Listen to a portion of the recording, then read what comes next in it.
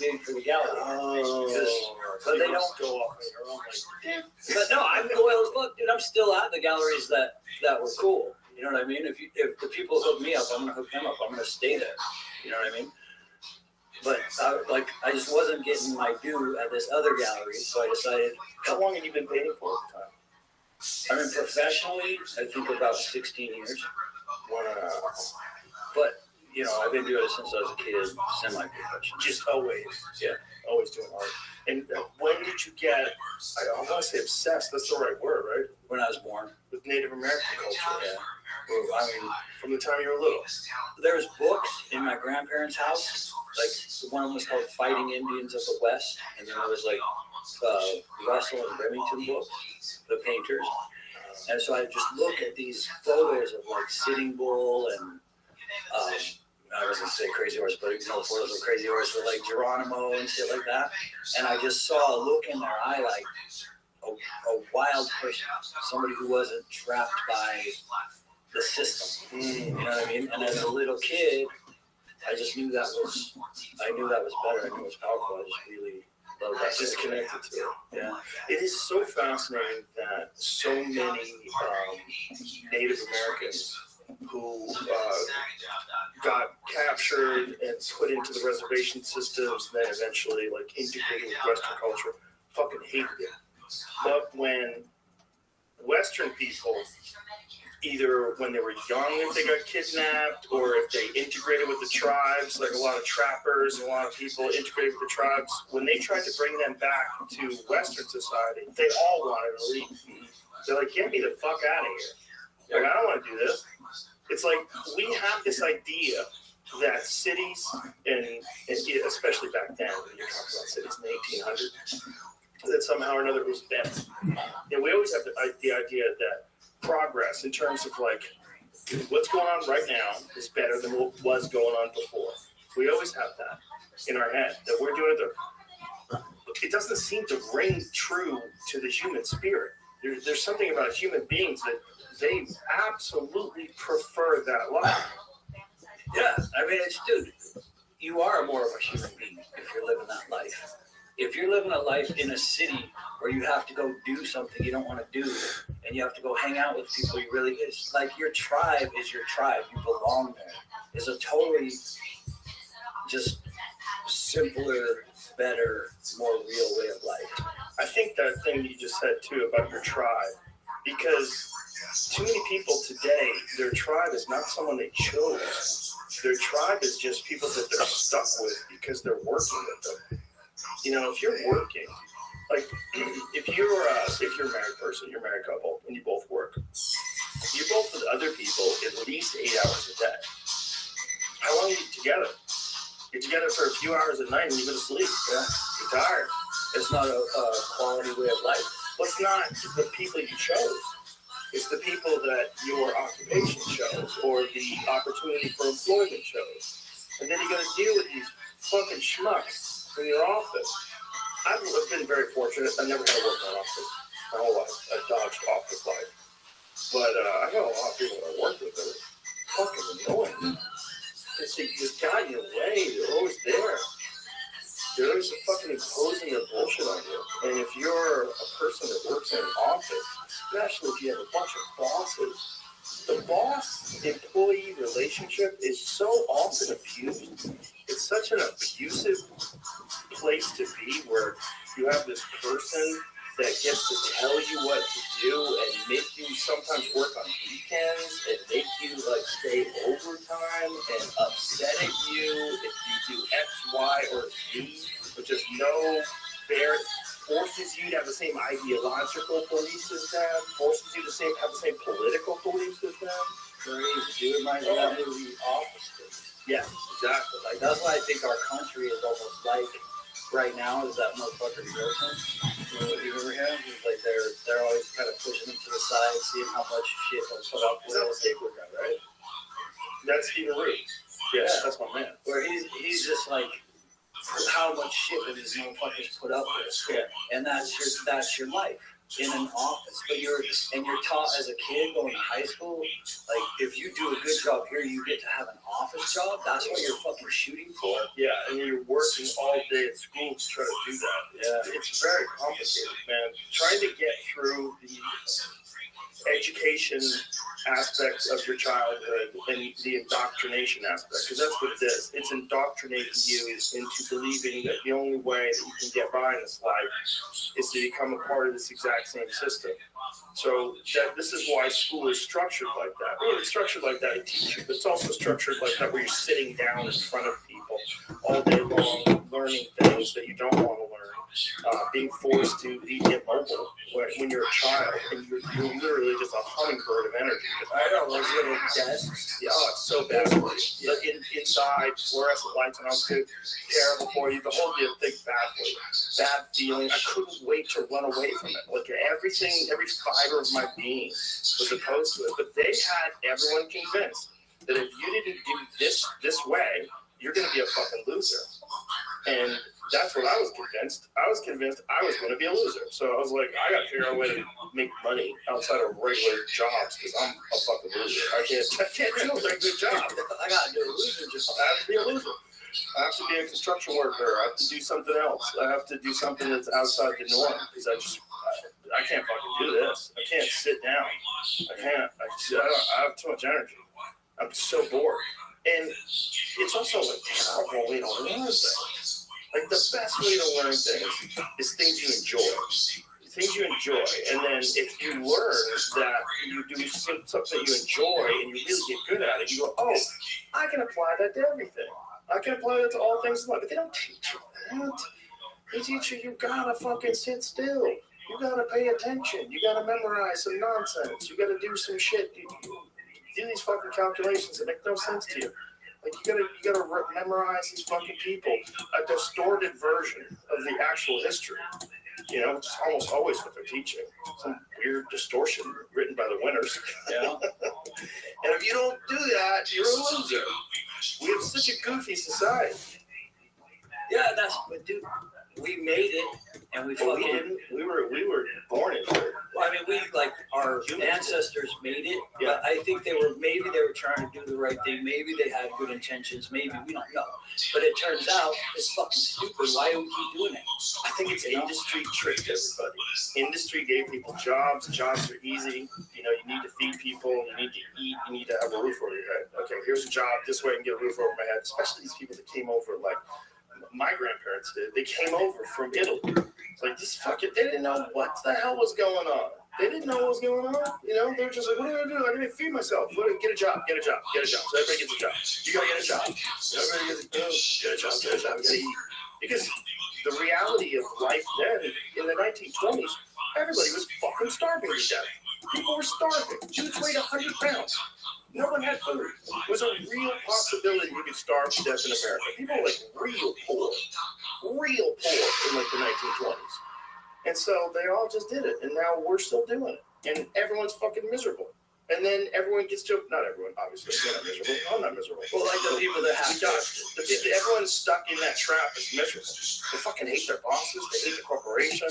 Can't wait to get out and talk shit about them. And they're pissed off at people that got out of it. Oh, yeah. Or people that are free of it. Yeah, they don't like people that are free of it. They, you know, like I was having this conversation with my kids about like podcasters and influencers. You know, they were talking about this girl, she's making $millions. That's not. I'm like, here's how you have to think about that. It seems ridiculous that she's doing that, but she has a product. Whatever that product is, she's making videos or TikToks or what have you. Someone's consuming that product. She's a business person.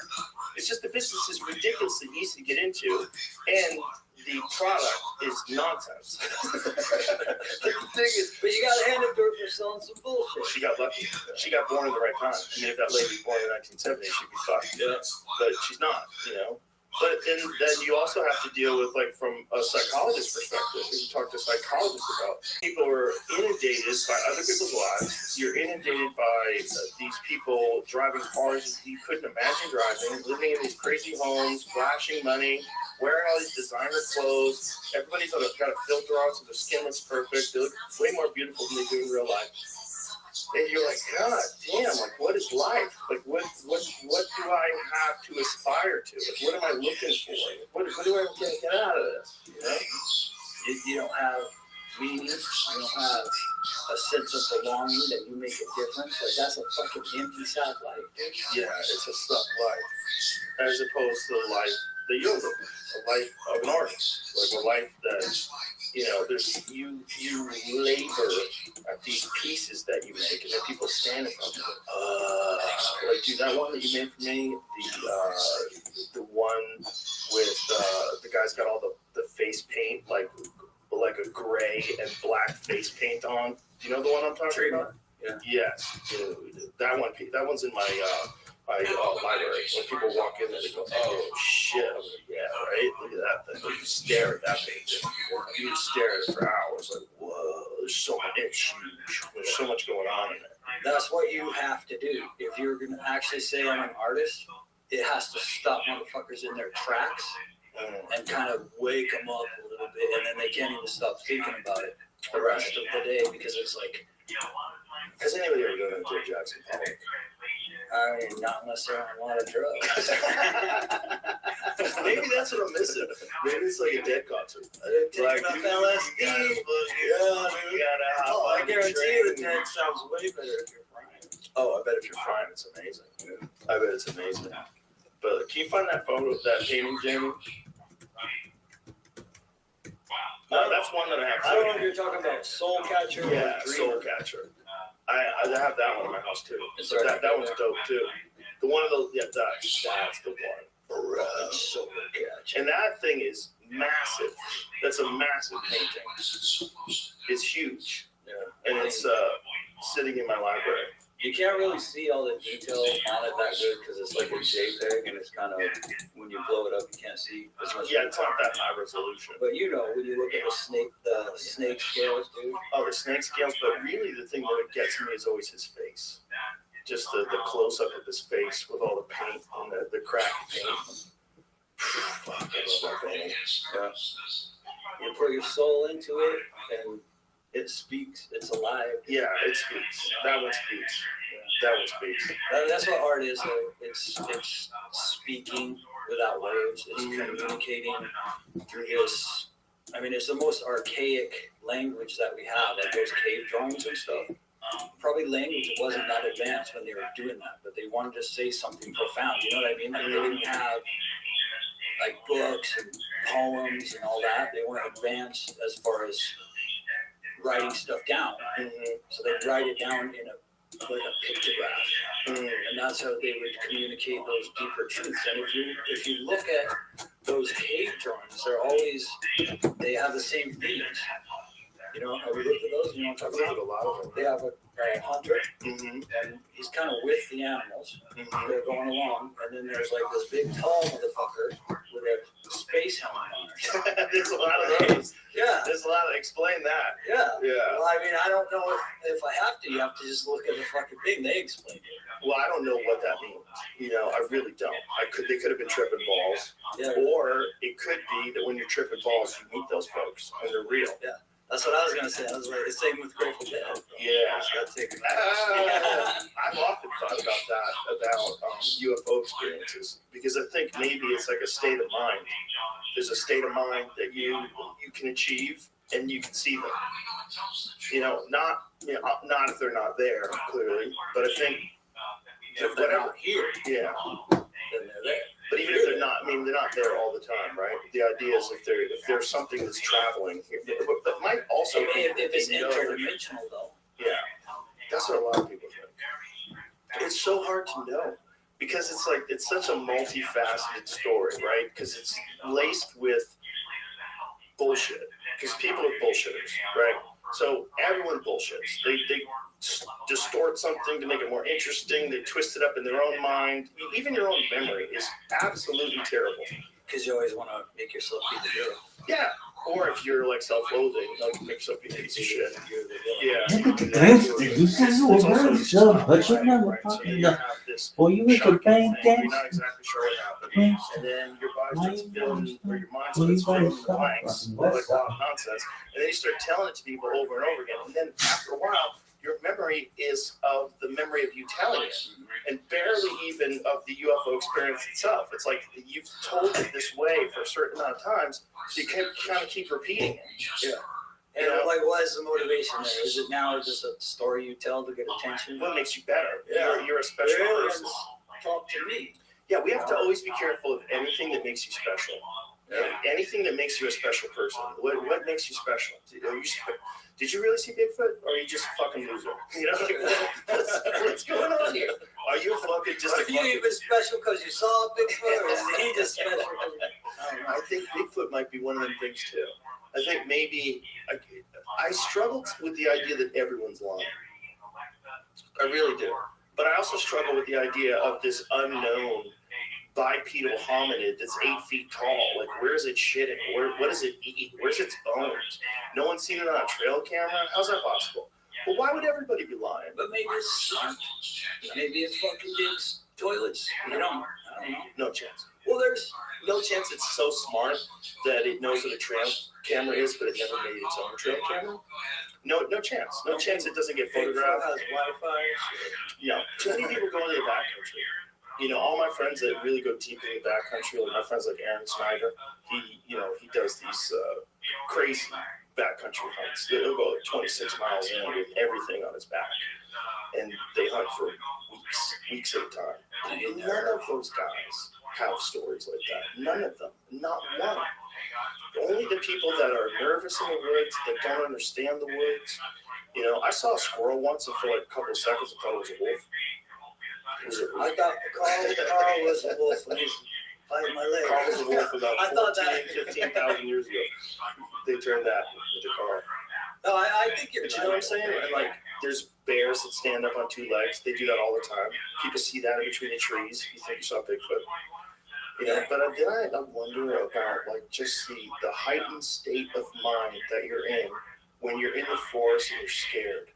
You know, because you've been to woods before. And for people that haven't, I really recommend it because it's so humbling. There's something about just the undeniable vulnerability that you have and that you don't really mean that much. You might think you mean a lot, but you're just a part of this massive system that's going on, this massive system of life. And if you're in that, and this is a new experience for you, and then you start freaking out, and then you think you saw something, and your brain goes into overdrive, and your mind starts pattern forming, you start looking for things. You've heard about Bigfoot, and now you start seeing Bigfoot, you know? Bigfoot! Yeah, I think there's a little bit of that. I'm sure a lot of people do. If they're getting drunk, or maybe they're smoking weed or whatever. Yeah. I mean, But then again, maybe if you are drunk or smoking weed, maybe you can hit that spot. Maybe there's a frequency you can hit where that motherfucker's really there. Yeah. I mean, I think it's cool to be real. It's very if it was real, it would be really cool. Some people are all in. You can't even talk about it. They needed a hobby. Like, I gotta sell some fucking t-shirts, man. There's a lot of that. Bigfoot. Like Finding Bigfoot. Yeah, that show. That show is hilarious. Yeah. Like, how do they pull that off? Like 3 or 4, seasons? 8 fucking How many seasons. seasons of Finding Bigfoot out? It might still be going They on. really wanted to. You can just keep. There's a certain amount of slack-jawed people, me included, that will just sit in front of that and just like this. Like the river monster show and shit. Well, the River Monster show, that guy's fishing. Fishing's fun. He's Not just just crazy how he just jumps down in the fucking swamp and just brings up this big demon of a big tiger fish. Yeah. That tiger fish, that crazy fish in Africa with the giant. And you're like thinking, would I do that? Would I jump over the fucking The original show ended and they brought it back as the search continues. We couldn't think of a better fucking title than the bullshit continues. There's also Finding Bigfoot, further evidence. Nah, further evidence. You got none. That's evidence. That's fucking way far out there. It's basically printing money. Yeah. As long as the people that are like on the TV show don't get cocky, think they deserve more money. It's Bigfoot. He's behind it. You might have to It's like, bring in they're new never gonna researchers. find me, motherfucker. Keep looking. If anybody gets cocky, you might have to bring in new researchers.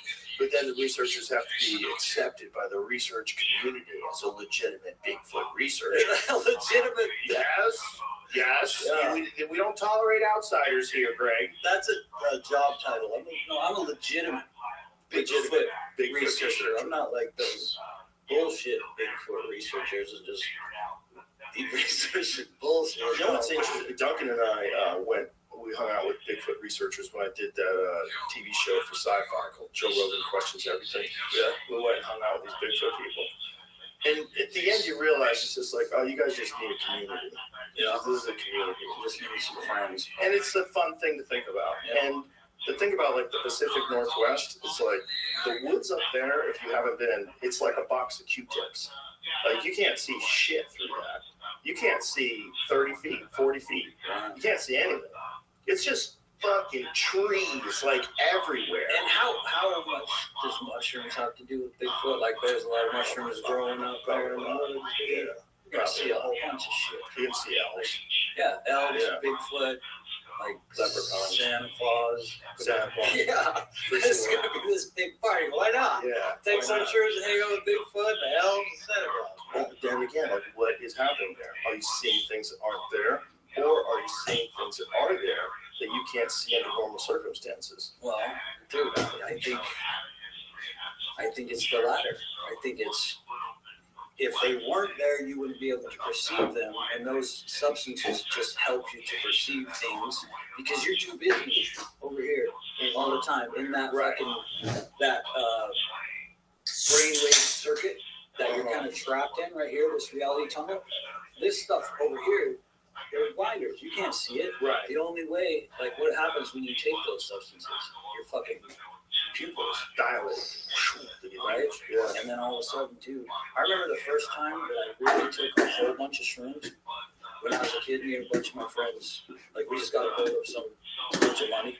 I'm not going to get into that, how that happened. You know, long story short, we turned this money into a big bag of mushrooms. And we all went down to the bowling alley and ate a whole bunch of them.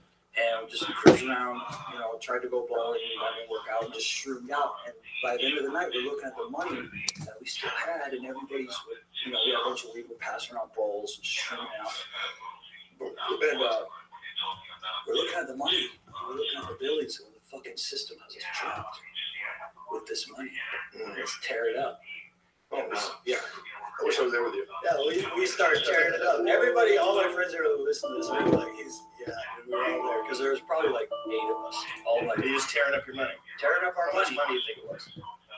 We had a fuck ton of money because I was a little shit when I was a kid, so I. We don't need specifics. Yeah, No, I mean, right. So anyway, It was enough money that it was a stupid thing to do. we were little kids. No, it's we paid for it later. We got busted. A whole bunch of shit happened after that. But long story short, we were $10 bills. It was the 80s. Like, oh, fuck, $10. Yeah. And the next day, you put it back in your pocket. Take it back.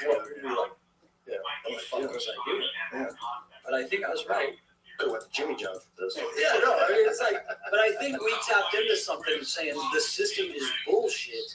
And if we didn't tap into that, you wouldn't make it to where you did today. Like the fact that I saw that and I started doing all those drugs and crazy shit when I was young is what led me here. And I was getting a bunch of shit for it when I was a kid. And people were saying, what are you doing, art?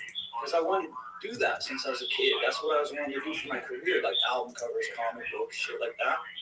And they were like, no, you're crazy. You're never going to fucking do anything with art. But I think just being, like a rebel, an outcast, that helped me. That made it possible. Well, it's the only way. If you're a person that has like some crazy corporate job and you get locked into that thing, it's going to be very difficult for you to break out and become an artist. Yeah. Although I actually did work for the government, for the feds for a while myself. I was an artist. I was a graphics guy for OSHA, for the Occupational Safety and Health Administration. So what did you do? I designed all the little pamphlets and shit? Like web Don't put your shit. hand on the machine. Don't carry stuff like this. Don't do this. Oh. And then they'd have me edit like pictures of people that got electrocuted and got their faces blown off, and say, try to make this a little less bloody. Oh, god damn it. And yeah, that made me rethink. Bro, there's so many videos on Instagram of people getting caught in machines. You want to know the worst one? The stupidest one that I ever saw was the 3 dudes wanted to get high at work. They were asphalt layers, and they're like, let's jump in the asphalt mixer. They fucking jumped in there to smoke a joint. All of them died, like 3 dudes. Oh, Because asphalt is deadly Yeah, toxic if you breathe it. it's terrible. You know? Oh my God. But I mean, I had to kind of get into the system before I started trying to do tattoos, and because I had young kids and stuff, I had to, and it's hard to get into our business, so I had to try to do that. Right. But then 9/11 came along, and we lost our contract because all the money went to military shit, and so I had to just make another plan. I tried to tattoo for a while, that didn't work out, and then got in fine art from there. How did you get into tattooing? How do you practice that? You practice on pigskin? No, I tattoo myself. But a friend of mine, actually, from Big Lux Tattoo, best shop in Salt Lake, and also Anthony Pagano, what's up, Anthony? But yeah, so I worked at Big Lux for a while. My friend Rich runs that shop, and he's like just a total gangster of tattooing and runs just a real tight ship. I apprenticed there for a while. Accidentally kicked my manager in the face and got fired. How'd you do that? But there was a bar next door that I used to go to after work, and I was over there just drunk as fuck, and there's some dude in there that like was trying to fight me or something. He's like, "You kick your ass." And so I was like, "All right, go outside. I'm gonna finish my beer. I'll be up there in a minute." And I was training lots of Muay Thai at the time, so I was, I was ready, like whatever. And so I walked out the door, and my friend's holding the door open, and they're like, "Where's this dude that just trying to kick my ass?" He's like, "Right here, my fucking kick the swing." Oh, I barely ducked it, went down the sidewalk. I was like, "All right, let's go." And I thought, as soon as he gets in the range, I'm just gonna hit him with that high kick. Right? And so he gets within range. I throw up the high kick. I spin around, and you hit your boss. Because he was going, I didn't even see him. Oh, no. He was running out of the shop because he saw us going by the sidewalk. The window was right there. He's like, "Oh, Greg, come on." And he goes like this, seriously, just hands out. So you went full rotation on the high kick. Good job. It wasn't good for his. It would have been good. Yeah, Good I technique. did. I mean, like I said, I got to train some good Muay Thai in Utah. There's a couple good schools there when I was young. We're tall dude too. Yeah, Good long kick. yeah. So that was my thing. If I can get you with a kick, say goodnight. So he fired you for that? Well, he knocked his teeth out. No, you didn't do it on purpose. They didn't really. Oh, come on. Well, They thought you were trying to hit him instead of hitting the other guy? yeah, they probably still do. I didn't fucking do it. But, well, how hammered were you though? Shit, ever. So fucking hammered, I couldn't even see. That's why I was like, I'm just gonna throw out the long kick and take him out, But then I saw it because the dude's still standing there like juggernaut, and I thought I hit him with my best kick. So I'm like, this dude has to go. Oh, no. And so then I'm like, all right, judo for you. I tossed him onto the concrete, and I started to, that when you have like a scarf hold and with your leg though. Yeah. So I was pushing out the hip, getting ready to break his shoulder, and his fucking girlfriend kicked me in the face because she was watching the fight.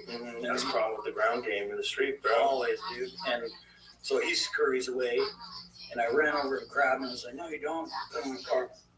I'm dropping elbows on him. And then she wasn't done yet. This dude's girlfriend was badass. She fish hooked me, fucking ripped up my cheek, and somehow I got her fucking finger out of my mouth. And then I was like, I'm just gonna kill this motherfucker now. He's gonna be no good to you at all. And then just, hit him with a bunch of knees and Goddamn, bar fights are stupid. that was long time ago. Like I was, Well, it all worked out. Yeah. Isn't it funny how those doors close? Doors close in your life, your door opens. well, I called up the next day, and I was like, "Dude, I'm gonna be a little late." And Rich is like, "No, you're gonna be a little fired, motherfucker." You kicked Mike in the face. Oh no, I did not. Oh no. So, but everybody's laughing about it now. So those guys are gonna kick us. Street fights are so stupid. Please, folks, if you're listening, Don't do it. Don't do it. We all could have died. We all Definitely could have died. And even the person who kills you, they wish they didn't do it. Yeah. Don't do it. No, I know people that have accidentally killed people in street fights and stuff. There's a guy who was a pedophile who just got caught the other day. There's a bunch of these videos where these guys, they like bait pedophiles. Like they bait them on social media. Like the old show. To catch a Oh, right, predator. to catch a predator. Yeah, there's a bunch of guys doing that on YouTube, right? Then this one guy got caught. I only watched the clip of the guy getting punched, and some guy walks up to him. I think the dude was wearing a mask, and he said something like, "I got kids, motherfucker," and he sucker punched this dude in the head. And the dude falls. He's an old guy too, with his falls, and you hear that bang, and his head bouncing off the sidewalk. And I'm like, "Oh my god, that guy's fucked." And I'm pretty sure he's dead. I'm pretty sure he died, which happens. I tried to follow up too. I don't know. Yeah, you heard about it too, right? Yeah, so this is it. I'm not gonna show. So, show real quick. I don't think. Oh, it's illegal? I don't think it's not our content. Oh, okay. Well, don't show on the screen then. There, right there. Bam. See, that dude bounces his head off, and the other guy runs off. But the sound of that guy's head hitting the concrete is just horrible. And that's how people die. People don't realize how strong they are to fucking hit someone. You're a full-grown man, you know? Did you Google it whether or not he's dead? It's just the follow up. That's a video, though. Did you Google it? Like, I read a story that said he died in the hospital. I'll check. I guess How long ago was that? 5 days ago. Yeah, I think I read a story much more recently that he died in the hospital. I don't know if that's true, though. Because, like, everything is just for clicks now. Like, Bill Maher just pointed this out, that there was an article that said there's a 300% rise in measles in the United States. Do you know how many cases that is? 35. 300 from nothing. Yeah, well, that is I was like, I don't know 300%. anybody with measles. I don't think I've ever met anyone with measles. It's very rare these days, But the fact that they wrote that in an article, a 300% rise in measles, and everybody goes into a hot panic, and then you But find see, out that's why, like, back in the day, maybe in the fucking 50s or something, wouldn't they have jumped on that shit if it was in the newspaper and we found out about it? Motherfucker, there's just so many people bullshitting these days, and we let them get away with it. Yeah, they've been bullshitting since the beginning. That's how weed is still illegal. Weed is still illegal because of William Randolph Hearst, who ran Hearst Publications. And William Randolph Hearst is the guy who started printing those stories in the paper about marijuana. Marijuana was a name for wild Mexican tobacco. It was a slang for wild Mexican tobacco. Cannabis was like well known.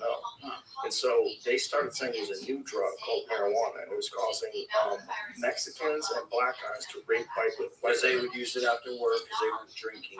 No, it wasn't real. They were calling it that because they were trying to get No, cannabis. but I'm saying they would legalized. actually get high. They were But trying. they weren't doing anything. They were trying to get marijuana to be illegal because they wanted hemp out of business for paper. That's what it was. For nylon. Right? Yeah, nylon. DuPont had come up with the patent for nylon, and then there was also paper mills. Like William Randolph Hearst owned forests that they would cut down to make trees. So he owned paper mills as well. And hemp paper was the superior paper. And so when they came out with the decorticator, which was a machine that was much better at processing hemp fiber, and they had it in Popular Mechanics magazine, so they started this campaign against hemp by creating this boogeyman of a drug called marijuana that made people crazy. Just So that was the So that's the newspapers in the 30s, man. So they've been doing this shit forever. They've been doing the same fucking thing forever. I wonder if there was ever a time when the media and the information was like working for us, like the you know what I mean? Like I think there's people that have been working for us. But there's always been stories that were like heavily influenced by the intelligence community and by by special interest groups, and that's always been the case now. Journalists have always been on the take, a certain percentage of them. There's a certain percentage of journalists that are just bullshit artists. Because all they are is people. They're all they are. And they're people doing a job. Like, that's their job. They work at this place that says, hey, I want you to concoct this fucking story. And they have to do it. It's the same thing as like, dude, I think the whole fucking problem with the government is lobbyists. When I was a little kid and I was super patriotic, like as a little kid, and I loved the Constitution, I think it's just so cool. The checks and balances and the way the thing is supposed to work is amazing, awesome. But then I heard about the lobbyists, and I remember as probably a 10 or 12-year-old kid going, "What?" And the teacher would say, "Yeah, it's their job to go and try to influence our senators." And I'm like, that doesn't seem right. And what do? They take them to lunch and they buy them shit to fucking convince them to make. Okay. get those motherfuckers out of there, and then we're good. Because then all they gotta do is answer to me, and I'm the one paying them. They're trying to get extra fucking money. That's the same thing as if I was like, working for a gallery and then selling art on the side or some shit. You can't do that. I mean, you could, and you know what happens? Like, customers will come up to you and say, I saw your shit at a gallery, and I want to buy it directly from you. And so then it's on you. Do you have a deal like with a gallery where like if you have your stuff up in the gallery that they have to sell your stuff only through that gallery? I mean, does it vary? Well, yeah, because sometimes you have to sign an exclusive, and then some galleries will front you a bunch of money, so every deal is different. But right now, I don't sign exclusive deals. I just say, you show my stuff. I still sell a ton on my own. But you do that now because you're established. Yeah, but if they see it in the gallery and they come to me and they say, we saw it in the gallery, we're going to say it there, then I'll try to get the sale to go through the gallery to actually still cut them in. Yeah. Because that's not really right. Right, that's right. That's the right way to do it. They saw it in the gallery. That's the whole benefit of the working relationship with you being in the gallery. Yeah. And that's how I found it. Galleries always surprise me to do it, but when you bought the painting, you buy it from me, you have to go through the gallery. Right. Yeah. But I could have said, no, fuck the gallery, right, buy it from me. Yeah, but that would not cool. Right, exactly. Right. In that sense, I understand what you're saying. Yeah. But is there a situation with some artists where they have their pieces up in a gallery and they're not even allowed to be commissioned to make a piece outside of the gallery? I think if they have an exclusive contract and they fronted you money, and if you come to them and say, hey, I haven't sold anything, can you front me some more money? And they're going to take care of you. Okay, so it's the fronting the money is the issue. Or that's hardly ever. Okay. So for the most part, let's say if I went to a gallery and I saw some piece and it was really dope, and they connected me to the artist, and I get her email and I contact her and I said, hey, I really love this. I'm thinking of something along this theme. Can I contract you to do something like that? Can I commission you to do something like that? They say yes. Would she still have to go through the gallery? What do you think the right thing to do is, though, for the artist? I think the right thing, if you find out about it through the gallery, is probably go through the gallery. Yeah, that makes sense. Yeah. And then, like, the gallery knows you're loyal. Yeah. Also, galleries are dope. Yeah. Like, we want to keep them open. Exactly. I fucking love going to galleries. I love seeing all the different. I just love different people's expressions. Whether it's through music, or through painting, or illustration, or sculpture, whatever it is. I'm just interested in the things people create. And so if there's a place where you can go, it's all just shit that people created. Like, I'm all in. Yeah. I love galleries. We need more of it. Yes. We need more of that. We need more encouraging people to create things. It's a very valuable commodity that's seen as frivolous until it's not. It's seen as no big deal until it's worth hundreds of thousands of dollars. It's a very strange world. It is, but when you think about it, it's like what we were talking about earlier, how this system is so much bullshit and it's so dry and fucking empty and there's just nothing to it, but they have to slot you in and make you fucking toe the line and your life's so fucking boring and shit. But if you get into art, whatever art it is, whether it's your music, at least you have a solace of some kind that you can come home to. So what I aspired to do was to provide powerful stuff that people that they're out there doing crazy shit all day, like you, doing stuff that's affecting the world. Like they got a bunch of stuff on their mind all the time. But just for 1 minute, they look at that painting and they're like, now I know I remember why I'm doing all this. It's for the spirit. It's for the essence of life. It's to try to make life better for all of us. Yeah. That's what art is really supposed to do, is try to communicate to you that you do matter. We all matter. We all matter together, and we're not actually separate, because if you can relate to this, and I can relate to this, maybe we can forget about all the bullshit that they're trying to make us fight about. Yeah. And just fucking check out a show. Yeah, absolutely. We matter to each other. Yeah. That's what's really important. Even if you think you don't matter in the great scheme of things, like when people get real morose and they start thinking about life as being futile and there's no reason why go on. And generally, that's people that are disconnected from other people. They don't have anybody real close that they can hang out with that they love. And people need that in life. It's you need you need a tribe. Yeah. You do. We're tribal people. You need a tribe. Like your family should be your tribe. Your friends should be your tribe. You know, you need groups of people, and that's a wonderful life. That's a joy-filled life. If you can have a life filled with people that you enjoy hanging out with. Yeah. If you can do it right. Yeah. And those people that think that they don't matter, that they are wrong, you know, don't underestimate the potential you have to actually affect people's lives. Sure, you can turn it around too. Yeah. How you feel right now is horrible and as dark as it seems. This is not how you're going to feel always. You just have to trust in this process. And you got to do something. It was a funny little Instagram clip that I put on my stories the other day. This lady was talking about how she feels down, and then someone asked her, "Did you get enough sleep? Nope. Have you been exercising? Nope. Have you been eating well? Nope. Have you gone outside? Nope. Have you stayed off your phone? Nope. Okay." Why should you feel good? Exactly. But that's our response. That's like saying, I'm broke. Did you go to work?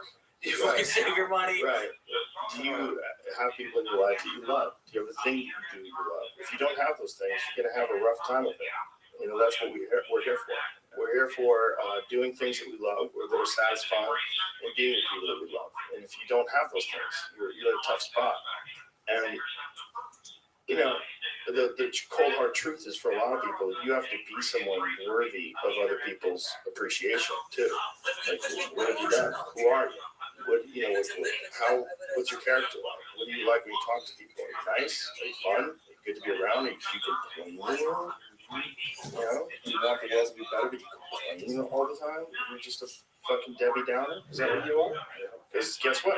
Nobody wants to be around you, and you're going to be depressed now. And if you're making people feel like shit, you got to get out of that whatever mindset spiral you're in, and come up with a better way to interface with humanity. Yeah. Because it's all about perspective, dude. Yeah. Like I was walking around Austin earlier today. I've never been here before. I was just taking along. This is your first trip? Yeah. No. I go to like art towns for shows. It's all about business when I travel. I'm just doing shows and going home and getting more paintings. But just walking around a little bit down here, I was just like, God, this really. So I can look around and just see how fucking cool this place is. And all these people build all this stuff and they're building and everybody's doing something. And I'm part of it.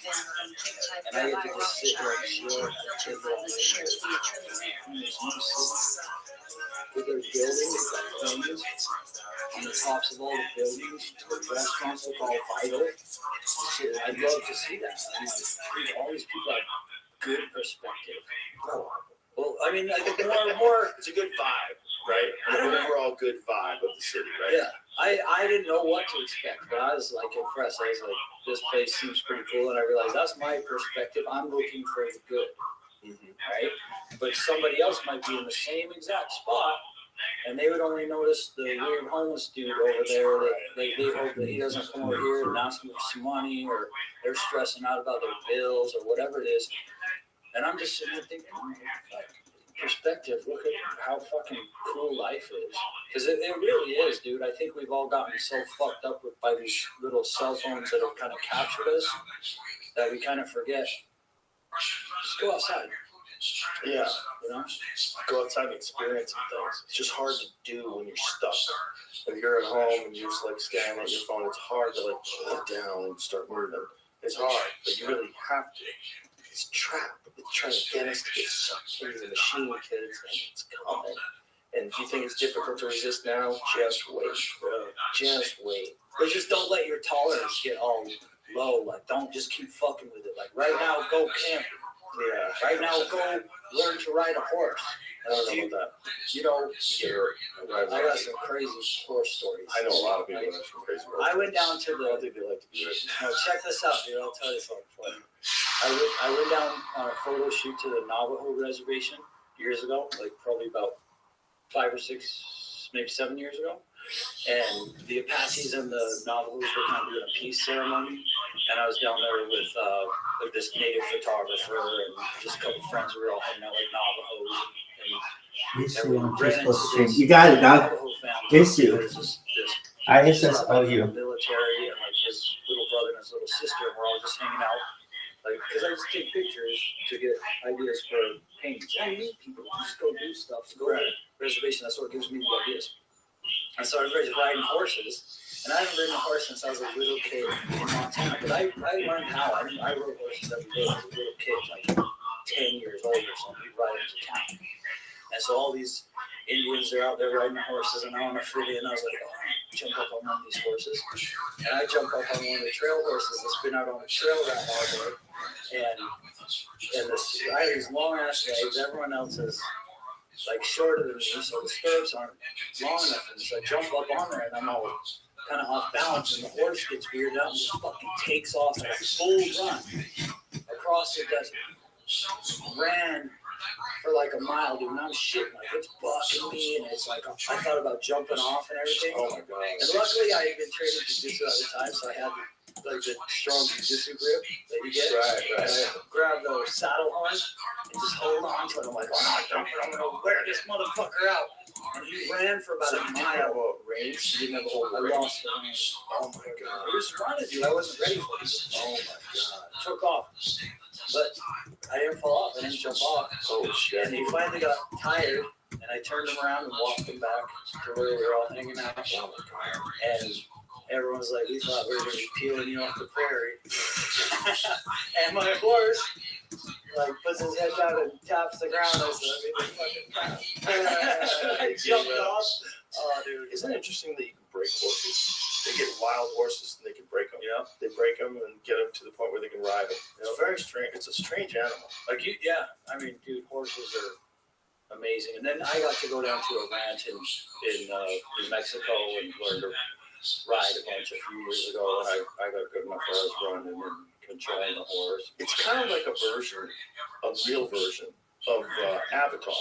When they have to hop on those dragons and they have to like merge with them. They are exactly fucking like that. It is like that, right? Exactly. Because it's this like thing that's way more powerful than you, but for some weird reason you guys sync up together. And if it likes you, it will like stomp out rattlesnakes for you. And if it doesn't like you, it'll go over the rocks and Chuck you off. Fuck off, bitch. Yeah, you have to have a good relationship with that animal. Yeah. And it has to be a real relationship. It can't be like fear.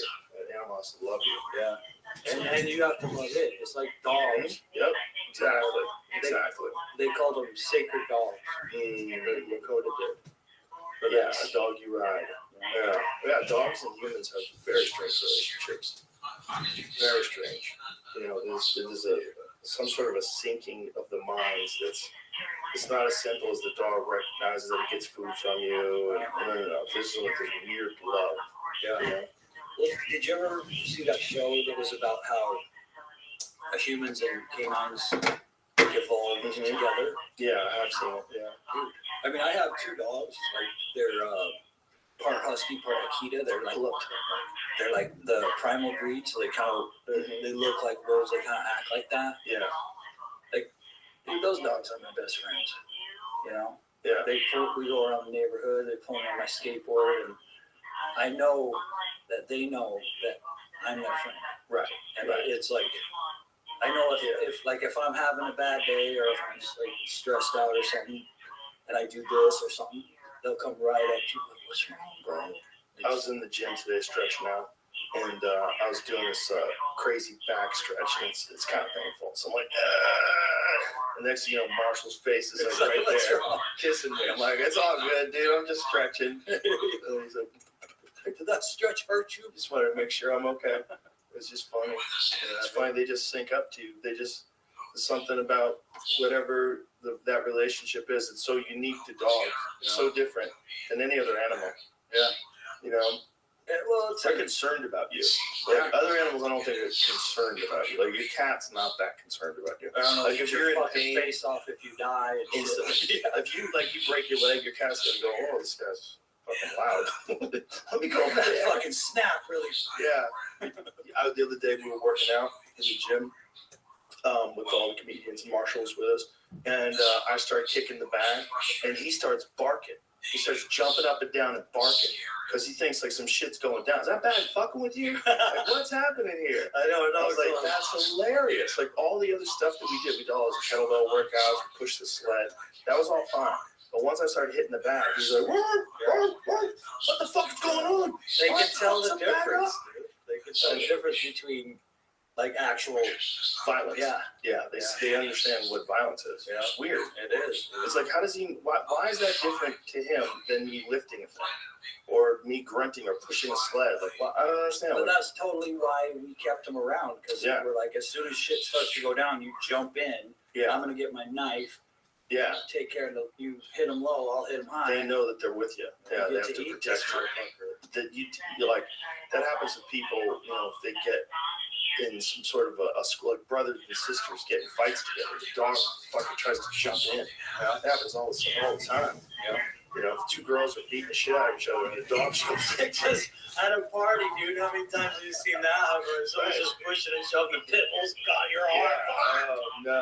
And then you got nerve damage now. You got Fucking bit by playing. a fucking alligator. Yeah. Yeah, they don't understand that either.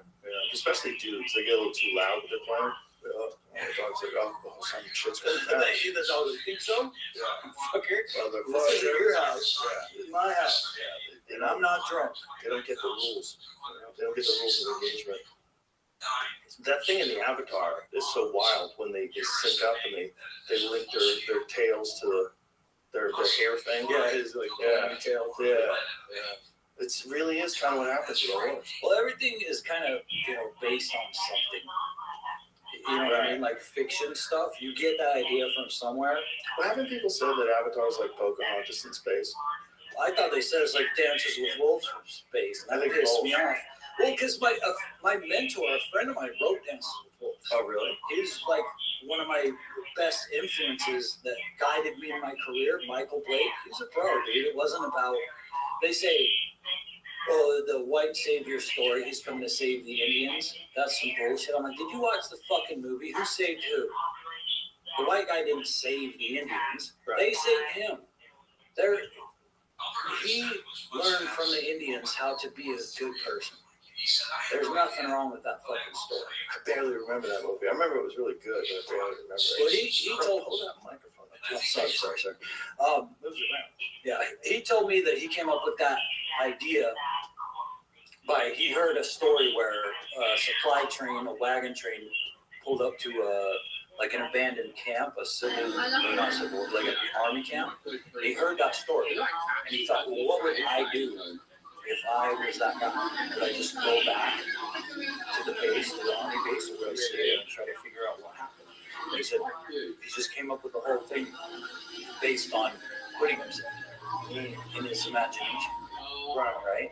And he's just such a cool motherfucker, dude. Like, I remember I was saying, this is years ago, I said, I want to be the next Howard Turkey, which is like the big Western artist. He's like, no, dude, don't be the next anything.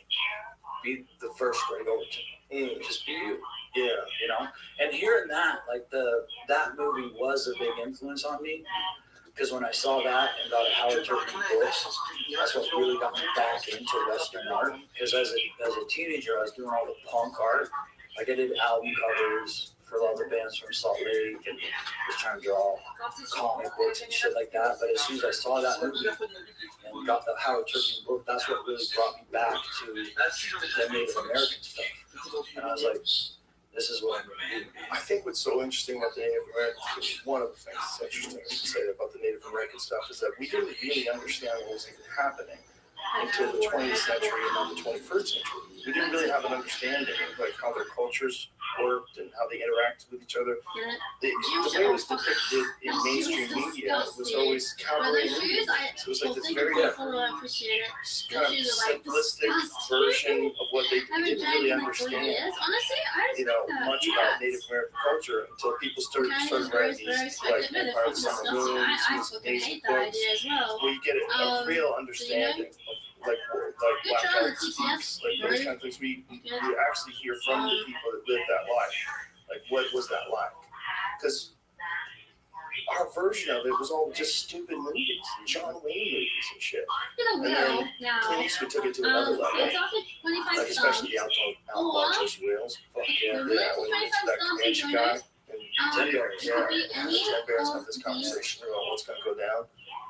Your words have iron. Yeah. Yeah, Yeah, it's a heavy suit. Will Sampson. That's like, yeah, that's one of the best movies ever. Dude. That's a great fucking movie. That's a great fucking movie. Yeah. That's a fun movie. But that's like the real Comanche Texas Ranger, because he was a Texas Ranger type dude. You know what I mean? And those are both just awesome icons of the West. We should respect both of those. Yeah. Because neither one of them were like a hero or a villain purely. I mean, the Comanche, they were a fucking empire. They were out for conquest. They were colonizing the fuck out of it.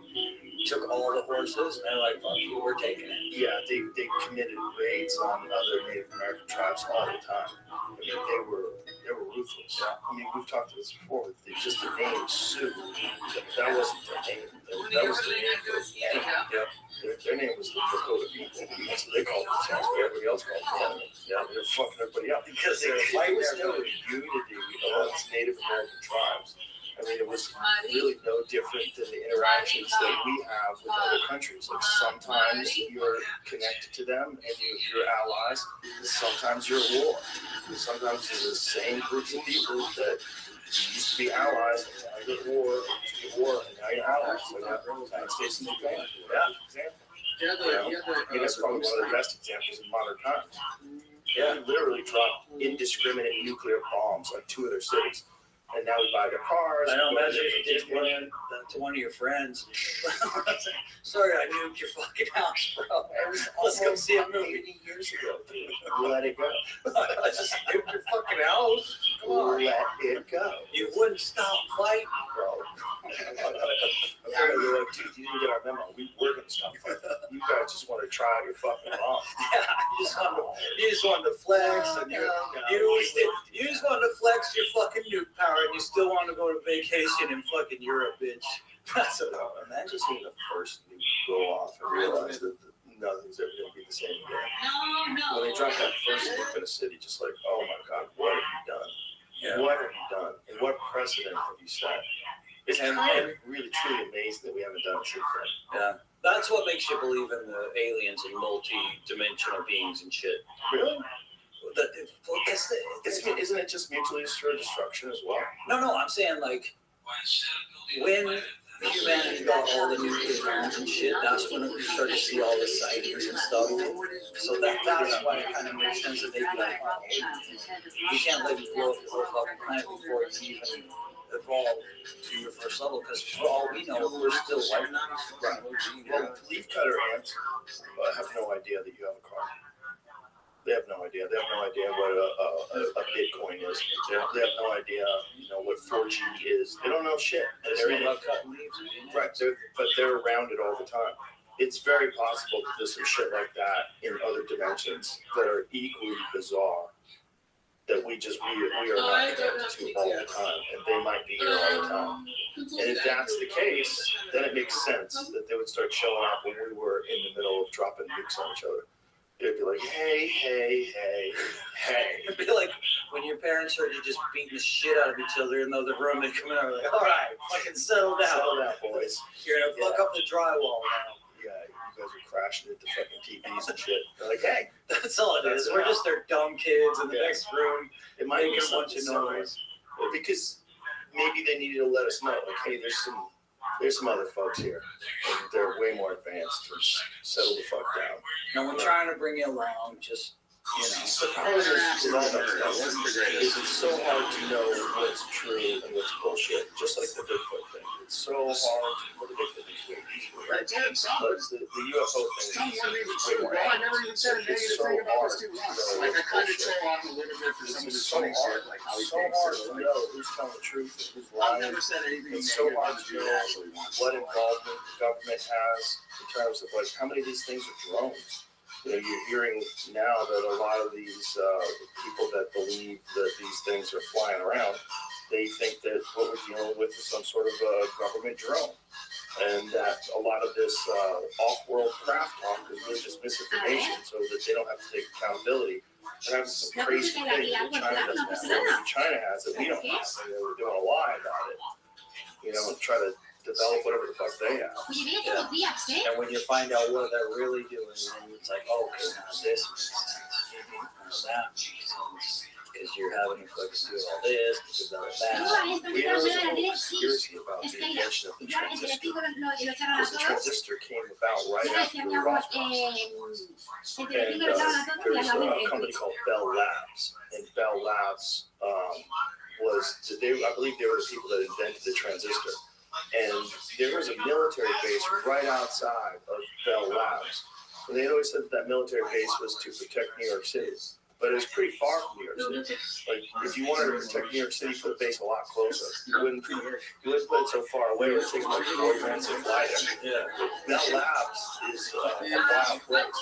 And that was one of the main focal points of conspiracy theorists when they were talking about back engineering stuff from crashed UFOs. It was fiber optics and transistors. And they all came about very shortly after Roswell. And people don't exactly know how to figure those My out. first language was Spanish They growing up, probably, but those then were I probably learned English like the most basic things that they recovered. I relearned So all they were my easiest to figure out, so that's why we had them first. And there's like, it's just like those fucking PlayStations. And they release a better one every few years. Maybe they had PlayStation 5 in 95, but they're still giving us PlayStation 1. They want to sell all 5. Well, they can't just give us they have to give us the spaceship first. Yeah, like first of all, we're supposed to figure out travel. And we won't even need a fucking spaceship once we got a time machine. Yeah, then we'll take the big bang machine. That takes time. You gotta get to a higher level of civilization. Have you heard of a Dyson sphere? You know what a Dyson sphere is? I've heard of it. What is it? Well, it's a massive structure that some astronomers believe could indicate highly advanced intelligent life somewhere in the universe. They've never been discovered, but they've been theorized. There was this article that I was reading yesterday about it. If you see, Ooh, this is good. where they think they're Really never seen anything like this before. literally like a structure the size of These people have. And somebody made that. Those fucking things are out there. Well, this is just theorized, right? When they're talking about the highest potential level of technological ability That you could get to. Yeah, I mean, imagine if you got to a place where you What had up, a baby? self-contained solar system Hey, that's completely yo, dog. controlled by Yo, what up, Zoe? Dude, somebody 2 minutes ago. Hey, dog. What up, baby? Zoe. Thanos is like the type of Zoe, you rock. Everything about you rocks. There's nothing about you that I cannot overlook or forgive. And I think you kick ass and take names. If there's anything else you'd like to know about me, my name is Rabbi Rothschild. And again, I kick ass and I additionally take names at no extra charge. Yo, dog. What are these people saying? Is it the guy? What does it get to? Zoe. Hey, yo. Each other by. Dog. Remember the 80s when you I understand. Right. I'm the same way, dog. I'll be able to, you probably thought it was still gonna be a cassette tape. Like when you watch The Fifth Element or Blade Runner, they're still using fucking television. They didn't even think of cell phones, right? But that's our most obvious thing that we have right now. Star Trek had a walkie-talkie. Yeah, Took out. right. Because you're still like relating it, like 1960 Dawn of space. right? Exactly. That's Bond. So it's going to fucking God of War. Yeah, it's gonna keep going.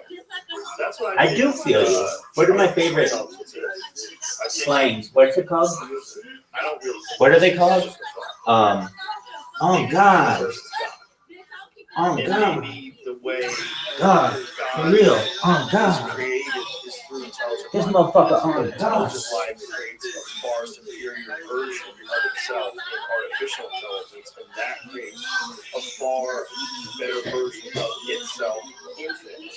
They just keep making better versions of itself as it has more of an understanding, more capacity, and it grows and makes better versions of itself. It's eventually going to get to godlike powers, the power to create universes, the power to create solar systems, the power to stop time, reverse time, the power to traverse immense distances instantaneously. It'll just have, have capabilities that we could only imagine. We just imagine it, and it can do that. If we look at how we're living right now in comparison to how people were living when they make those cave paintings. Like, wow. Yeah. Insane. Yeah. That's not that stuff right here. What was it? 3D printing? 3D printing? Yeah, it's fucking crazy. It's insane. I mean, that's what they think the spaceship is doing now. Yeah, like when Bob Lazar was first examining. Oh, that's my boy. When Bob Lazar was first examining the spaceships, the thing that blew him away was there's no scene. Didn't make any sense. Like, how can one even make something? Well, now we know there's 3D printers, and you could make something. Yeah, you could. I mean, I don't think It's not even fun anymore. It's not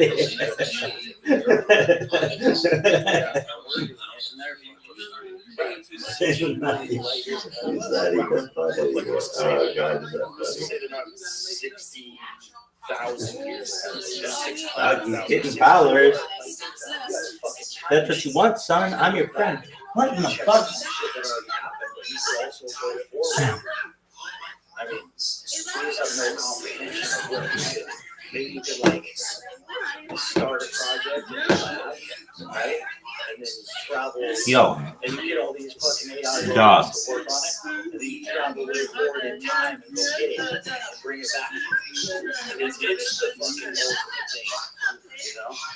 Like that's what I did during the last time machines. I'd be like, all right, I'm gonna get all these fucking helpers to build these awesome monuments, and I'm gonna go forward in time and check on it. All right, you know what I mean? Like it would just give you, if you could manipulate time and travel through time like it's an element. Like, have you ever checked that? You wouldn't be able to experience it because, like, you would always be involved in time being manipulated. So there'd be no static time. So even in this static time, something could intervene instantaneously, always. Forever. What if we don't really understand the nature of time to make those definitions? What if you could, if you could get this time machine, what if you could kind of like step out of time in a lot of different ways that you don't think, Right. You know what I'm saying? Right. Like, you could go into a timeline and you don't even necessarily affect that timeline. If you know how to just observe it Right. and not like physically disturb it. What you do is affect is you go forward in the future. The idea of a time machine, the current idea of a time machine, is that you can't travel where there are no roads. So once a time machine is invented, then everything from that time machine is invented forward becomes a completely different way of using time. Because time now is not linear. Time now, anyone so everything happens all at once. So people from the future will be traveling back to the moment where the first time machine is invented. So everything will change instantly. Because if you're gonna invent a time machine, you can live a million years in the future, assuming that you can the time machine gets invented, it might become obsolete almost. But if you were a live human being a million years after the time machine is invented, you would want to go back to the moment the thing was made. You'd want, and so the moment they turn that motherfucker on, everything changes forever. Singularity. Yeah, that might be the real singularity. That was one of McKenna's theories. Terence McKenna believed that we were going to come up with a time machine. He thought that was going to happen around December 21st, 2012. Well, you can check out time zero. Yeah. And you know how they came up with that? Those Taoist priests and shit. How did the fucking I Ching, dude? They Right. do meditation, they choose too. And they found out that the time maps and like predicted that's where the fucking I Ching comes from. People in the 60s got all into the I Ching. I Ching is a game, right? No, it's a book. Straight up I'm not like an expert, but isn't there a game? Oh, little. I Ching that McKenna sort of patented. That's time like zero on. I don't know if you made a game of it, but it's not. I Ching game. It's like a fortune telling. Right. That's what's like. It's like a form of divination. Right. Yeah, it is like a fortune telling thing. That's what it is about. Yeah. I was trying to remember how. Trying to remember how he described it, but most people that have looked at Highway Zero think it's kind of nonsense, including guys like Paul. They're like, probably sure they don't want to come up with that.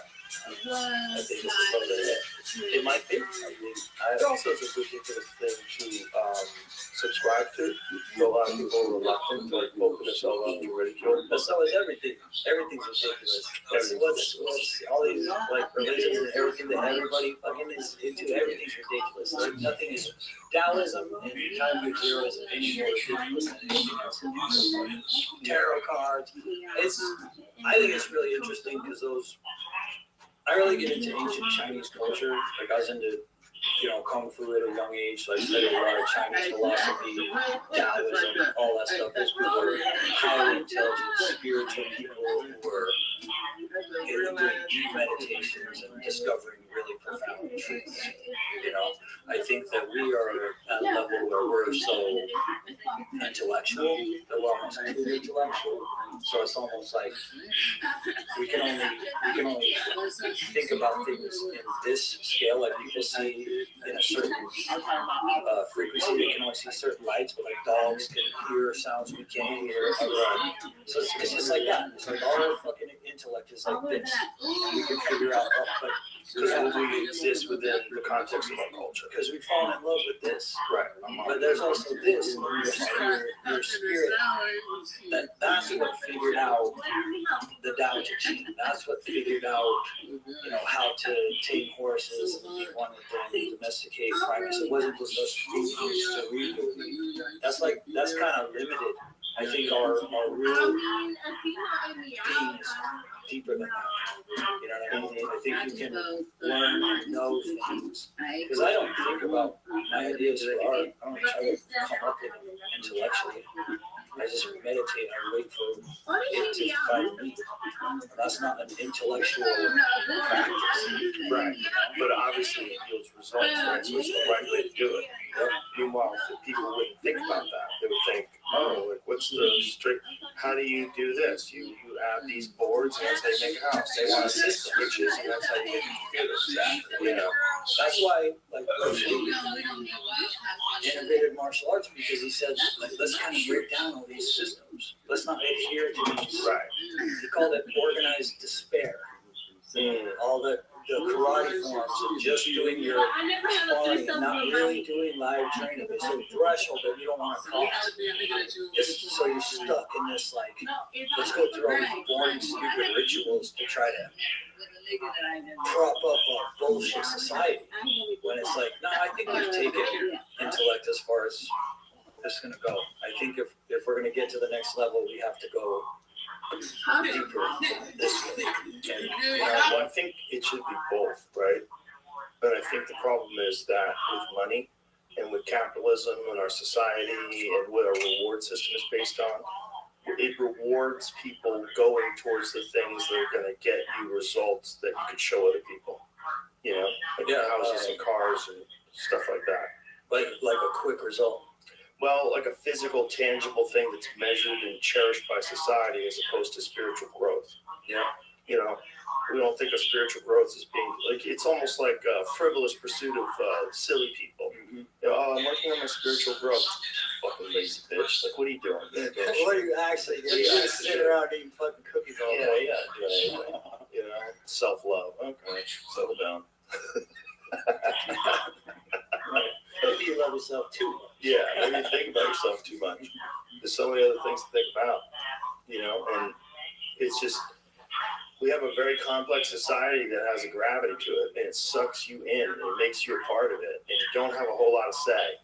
You get locked in when you're real young. You get indoctrinated in the education system, and then you get outside of it, and you have to make a living and take care of yourself and pay your bills. You get locked in.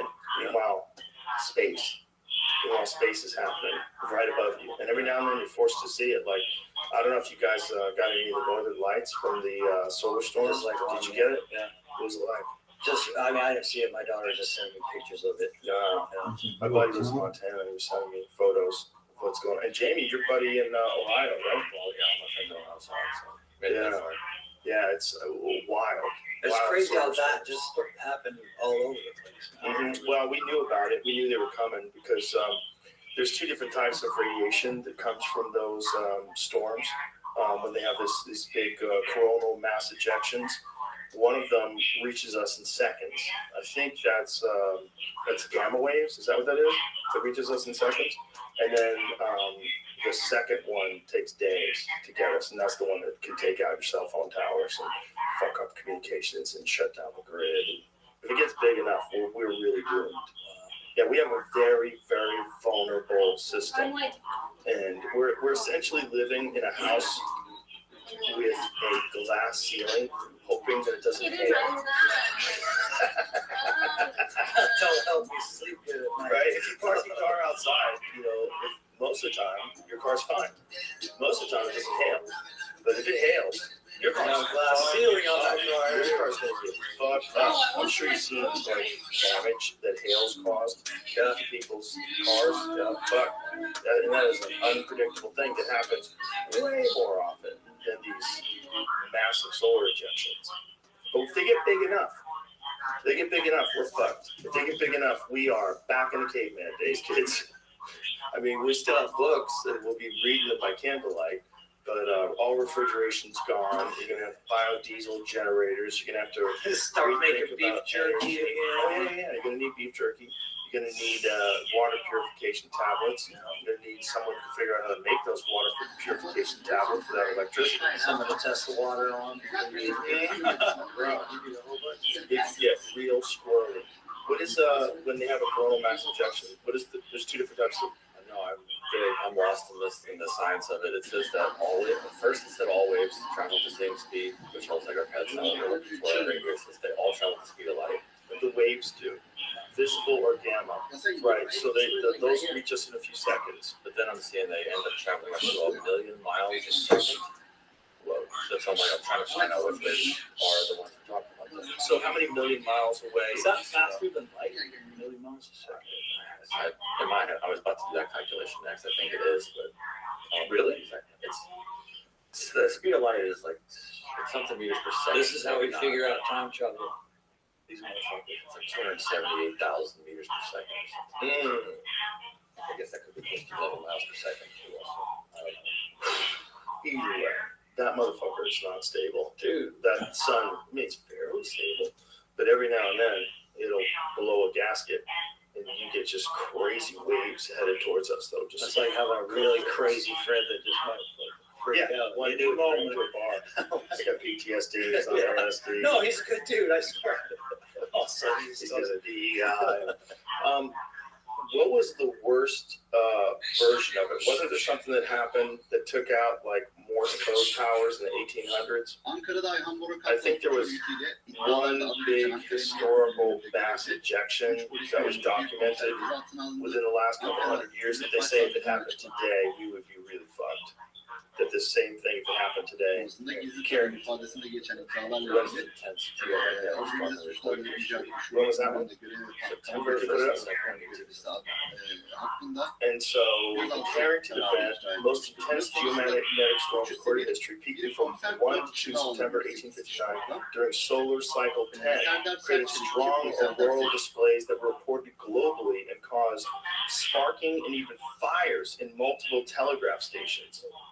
Yeah, so like, what the fuck would that do today? So it just blows up everything that has electricity in it. Yeah, it just cooks everything. Dude, what if everybody's car just blew up? Everybody's fucking house. Oh yeah, it probably would. Probably cook your fucking computer in your car. September 1st, as Carrington was sketching on sunspots, he was blinded by a sudden flash of light. Carrington described it as a white light flare, according to NASA spaceflight. The whole event lasted about 5 minutes. The flare was a major coronal mass ejection, a burst of magnetized plasma from the sun's upper atmosphere, the corona. In 17.6 hours, the coronal mass ejection traversed over 90 million miles between the sun. Okay, that's the distance from the sun here, 150 million kilometers. And unleashed its force on our planet. According to NASA spaceflight, it usually takes CMEs multiple days to reach Earth. The day after Carrington observed the impressive flare, Earth experienced an unprecedented geomagnetic storm with telegraph systems going haywire and auroral displays normally confined to polar latitudes visible in the tropics, according to NASA science. Carrington put 2 and 2 together and realized that the solar flare he'd seen was almost certainly the cause of this massive geomagnetic disturbance. This was a connection that had never previously been made according to NASA spaceflight. The solar storm of 1859 is now known as the Carrington event in his honor. Wow. So that happened today. What would happen if the Carrington event happened today? My fucking cell phone just blows up. Oh, probably. Probably cooks everything.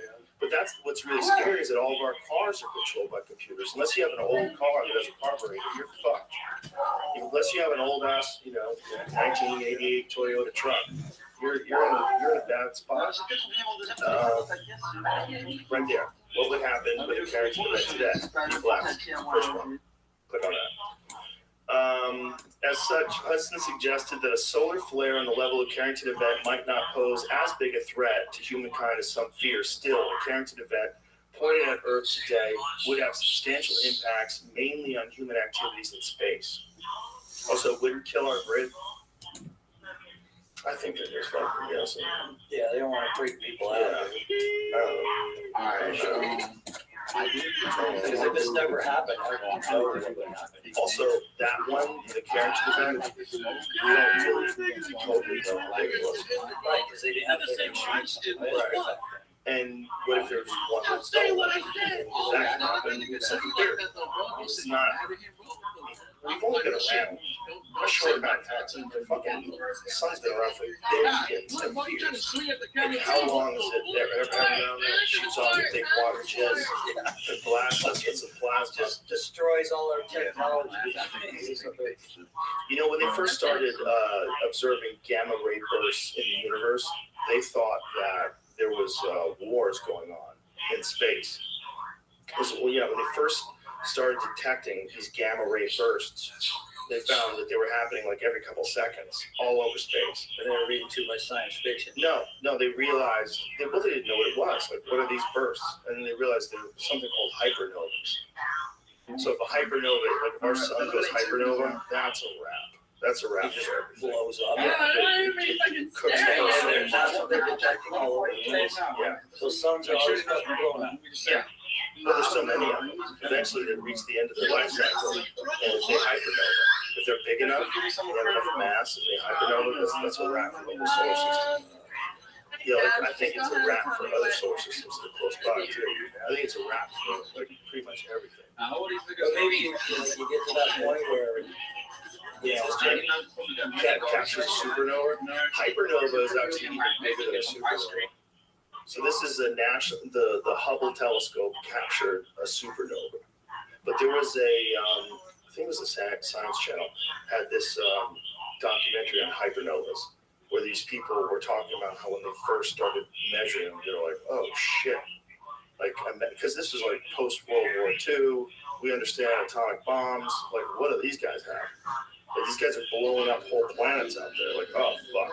Imagine thinking that the universe is teeming with life, and that life is so violent that it's blowing up planets. Yeah. Total Star Wars shit. Yeah, you'd have to, if you were that scientist, you just have to be like, holy fuck. That's cool. I tell you. Yeah. And you probably wouldn't want to tell them that, but you'd have to tell the generals. I think there might be fucking Star Wars going on. I'm sure they had meetings. When they first detected these things. I'm sure they were going, Jesus, guys.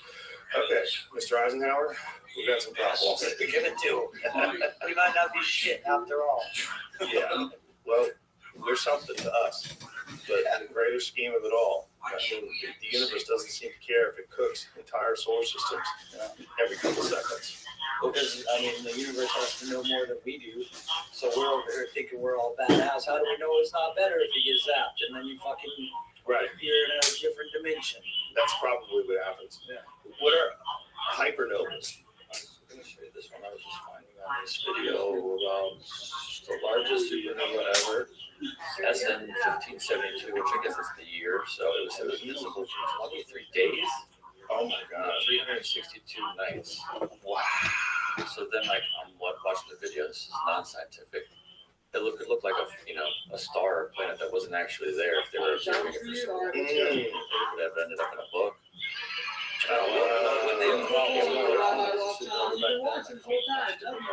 How big did they say they saw? Did they talk about it? Well, I'm trying to just go off without listening to the video, pictures, words, and stuff. not quite sure. Though. Can you imagine living back then? And you see some fucking flare in the That's sky. what they were. That's Yeah. what they were looking at. Look at that bullshit telescope. He puts his eye up to it and he just fries his fucking eye out. Oh, right. Imagine. Yeah, those dummies, they're still. He's looking right at this super. Did you watch the eclipse? The last one? Yeah. You didn't see it? No? That was wild. That was weird. I saw the one before that. I was down in Santa Fe. Oh, yeah? So I was outside, but I can't remember what I was doing. I was like, oh, there's an eclipse. That's not how to check my. Well, this was such a big one. Everybody was preparing, and broke us into some sunglasses. So I went out in my backyard and watched it. It was pretty dope, man. It's weird to hear all the birds stop chirping. Like everything stopped. All the sound stopped. And then we just have this bizarre moment for a couple minutes where it's dark out. Yeah, it's all weird. And then the eclipse looked amazing. It's so weird that the sun and the moon are the perfect size. That they line up that way. That gets people like weirded out. They go, what are the odds? Is there any other planet in our solar system that experiences that? Yeah, I'm sure. What are the odds that the one planet that has intelligent life, that it's blocked out perfectly by our moon? And what does that do? Like, Say it on around. maybe it's superstitious or something, but I think those cosmic cycles. I think it's a reminder. I think it's certainly a reminder of just the vastness and bizarreness of space itself. When you realize, like, oh, there's a giant nuclear explosion in the sky that keeps the lights on. Yeah, and there's this other. It's blocked. Yeah, the other fucking rock that just blocks it out is perfectly sized and shaped. And that rock is also perfectly sized to give us a stable gravity. We're not wobbling enough so that we don't vary too much in our temperature. It keeps us stable because it's pretty big. These things are like, Uh-huh. it's like in fucking Pearl Harbor, where fucking Cuba Gooding Jr. gets in that motherfucker. It's like that one dude when his kid's like, he's like, Are there any other planets in the solar system? oh my man.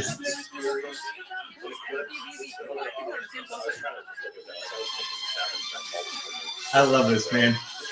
Such a good fucking spirit. Right, it would have to be a moon. Like one of them would have to line up. They would have to be the same size as the sun. In terms of like how it fits in the sky, the distance, it's a perfect size to block it up. And it's so big. Like all you see is like as it passes over, you see the outside light. Oh, hilarious. It's perfect. You gotta have another one in here. This guy's so great. So great. So great. That is just the best. I fucking love it. I love Indians. Yeah. I mean, I had an astronomy class in high school, and that class would just trip me out, hearing about how infinite and the white dwarfs and the pulsars and all the shit that's out there that they can see. Well, kids, it's so getting to the point where I'm just fucking far out there. logging these things And in, then I got really sad which that he said space is fake. that's cool. I don't think he's an expert. I'm like, Eddie, It's really I good trust joke about it. because you be older, I'll listen to you.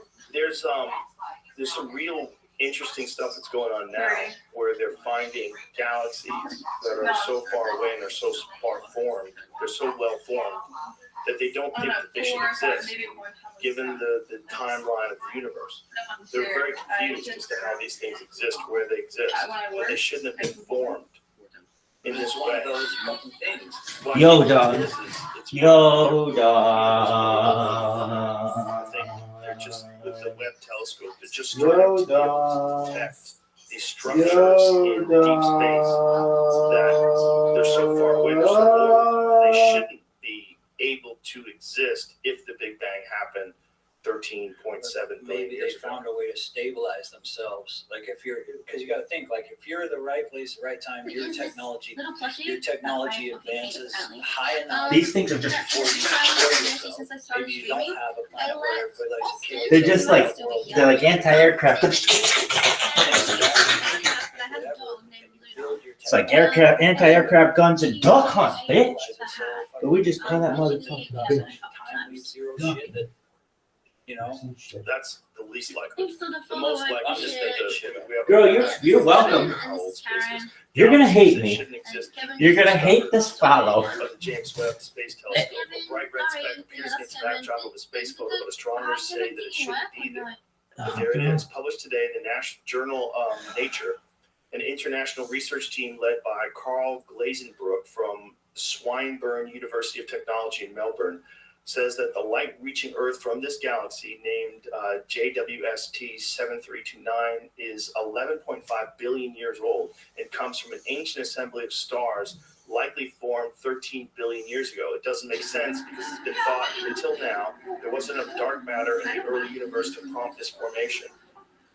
Current understandings of what grows a galaxy suggest that dark matter halos, which are fields of invisible material in space, coalesce and collect stars and galaxies within their structure. It's only because of the James Webb Space Telescope that the team has been able to clarify what the red speck was in 7 years of long observations using ground-based tech, the Hawaii Observatory and the VLT in Chile. All they could see was a faint red smudge. NASA's James Webb Telescope has been such an incredible thing. You know that you can spam people from 4 different computers, but it could be 5 if you could remember your fucking password from one of them. You even remember. You just need the OTP. Survey is looking for the oldest and most massive galaxies that formed. Duh. We did the calculations of how old it is, and it's way beyond the bounds of what's reasonable to form in the cold dark matter dominated. So I think I like when it does that. Relatively crude instruments for seeing that far back, and they keep getting better. And the James Webb is better than the Hubble, and the more they can see, the more it reveals puzzles. They're just not exactly sure what the fuck is going on out there. And it's big. And when they find out, dude, doesn't that make you wonder? What the fuck was the answer? Yo, Well, dog. I also don't even know if they there's a lot of people, including Sir Roger Penrose, think the Big Bang. Dude, what do you want? That's the thing that goes like this. What's it? And now, there's He's also a cool people good that junior. there might be this constant cycle of Big Bang, expansion, and then ultimately compression, and then Big Bang again. I Which mean, is that really wild. But that makes sense because it's like, how is there nothing? Oh, that woman How's there hates nothing, me. And then all of a sudden, A Big Bang. it'd be more likely like everything expands. Well, is that? contracts. But isn't it a weird thing to think? How is there something? If there wasn't nothing, why is there something? Why has there always been something? That seems even less likely. Like, what the fuck is that? Right, but I mean, we gotta assume if there's something now, probably always stuff with something. But how could it always be something? How did it start? That's the freak out. Yeah, that's the freak out. question. Like, if you ever got to meet God, you'd be like, what created you? Right. What created you? Right. You know? Right. And your mind was. And he'd be like, ChatGPT. Like, ah! And then you'd be like, I am a fucking cyborg. I think we're going to find out some very interesting stuff in the next 5 years. Yeah. I think in the next 5 years, it's going to get real fucking squirrely. Yeah. But, you kind of just, there's no other choice than to look forward to it. Well, I mean, no one's going to hit the brakes. Yeah. We're going to ride this out and enjoy it. So you just got to think, well, we live in interesting times. We definitely live in interesting times. Yeah. I think the most interesting times. Because, there was an interview recently where someone was talking about this, and they were saying that this is the first time in history that no one has any idea what it's going to look like in 20 years. Or probably even 5. Probably even 5. Yeah. Because the way everything's expanding exponentially kind of leads you to believe it's going to continue to do that. And then what are those unpredictable changes going to be? Right. You know, my fucking life is completely different than it was 5 years ago, bro. Unpredictable shit happened to me, but I don't know. Well, the whole world's different than it was 4 years ago, right? COVID comes along, everything changes. Yeah. The whole world's different now. So, like, what does that look like? What does it look like 20 years from now? It's going to be weird, man. I'll tell you that. There's no way it's not going to be weird. It's weird already, you know? Yeah, it is, but it's almost like do you live your life fucking worrying about it? Or do you just say, I'm alive, just fucking check it out. This is going to be wild, dude. We don't know. Because one of those solar flares could take everything out, and then we don't even have a show to watch. True. At least it's something to do. Well, it's definitely something to do, and you definitely can't stop it. So you definitely should just live your life and enjoy it. But it doesn't make it any less fascinating. No, it is absolutely fascinating. Yeah, this is the timeline that we're in for whatever reason. That's what gets real weird. It's like, why are we in this timeline? And everyone listening to this right now, everyone watching this right now, why are you in this timeline? Why is this the time that you exist? Have you existed before? Is this your first time in this timeline? You know, everybody wants to assume it is. Like, someone said to me once that they wouldn't, like, there's this theory, I'm sure you're aware of this theory, that you live the same life over and over and over again until you get it right. You know, that enlightenment is possible, but you have to, you got to go at it over and over and over and over and over again until you nail it. And I was talking with a friend of mine, like, oh, fuck, I wouldn't want to do that. I'm like, okay, if you wouldn't want to do that, do you like life now? Because I love life. I'm having a great time. So if someone said to me that I have to do this all over again, why would that be so bad? Why am I scared of that? But everybody's scared of that. Everybody's scared to start from scratch again, being a baby again. But remember when you were talking about just getting smashed with your choke? I'm talking about looking forward to learning. Sure. And maybe I should have said do that. But it's like, I got smashed a lot of people. I like looking forward to this big journey. You know what I mean? Like when I first started doing Kung Fu when I was like 19 or 20, I didn't know, and we didn't have to get choked, so it was just fun. Right. You know? And I was like, oh, I don't know anything about this, but I have so much to learn. It's going to be so cool. And then after years and years, I'm kind of jaded. I've done it so fucking long. I don't think I really even appreciate it anymore. I know what you're saying. Yeah, there's a thing that you can get jaded by a thing. Yeah. And new things are all very exciting. That's why it's really important for people. It's just for you to help with your mind. Try new things. Yeah, or try things. I'm never gonna dance again. Guilty feet, I got no rhythm. It's easy to pretend. I know you're not a fool. I should have known better than to cheat a friend and waste this chance that I've been given.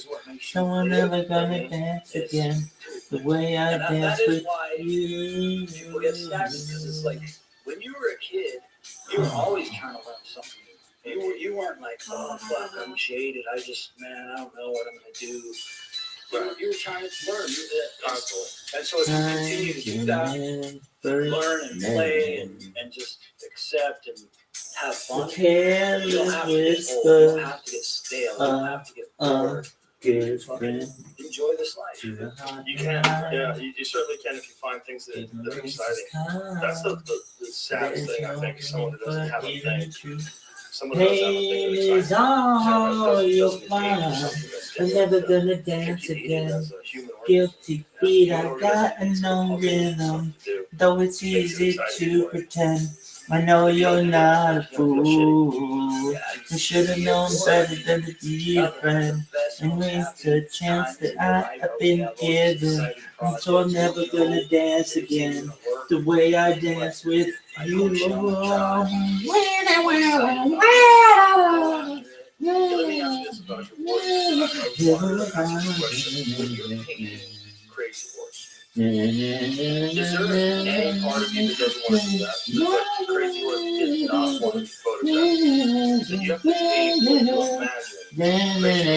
It's kind of crazy that dude. I got it, girls. Right here. Rabbi's got it. That's so famous. Tonight the music seems so loud. I wish that we could lose this crowd. Maybe it's better this way. We heard each other with the words we wanted to say. We could have been so good together. We could have let this dance forever. But now please stay. And I'm never gonna dance again. Guilty feet, I got no rhythm. Though it's easy to pretend. I know you're not a fool. You should have known better to cheat a friend and waste this chance that I have been given. So I'm never gonna dance again The way I dance with you.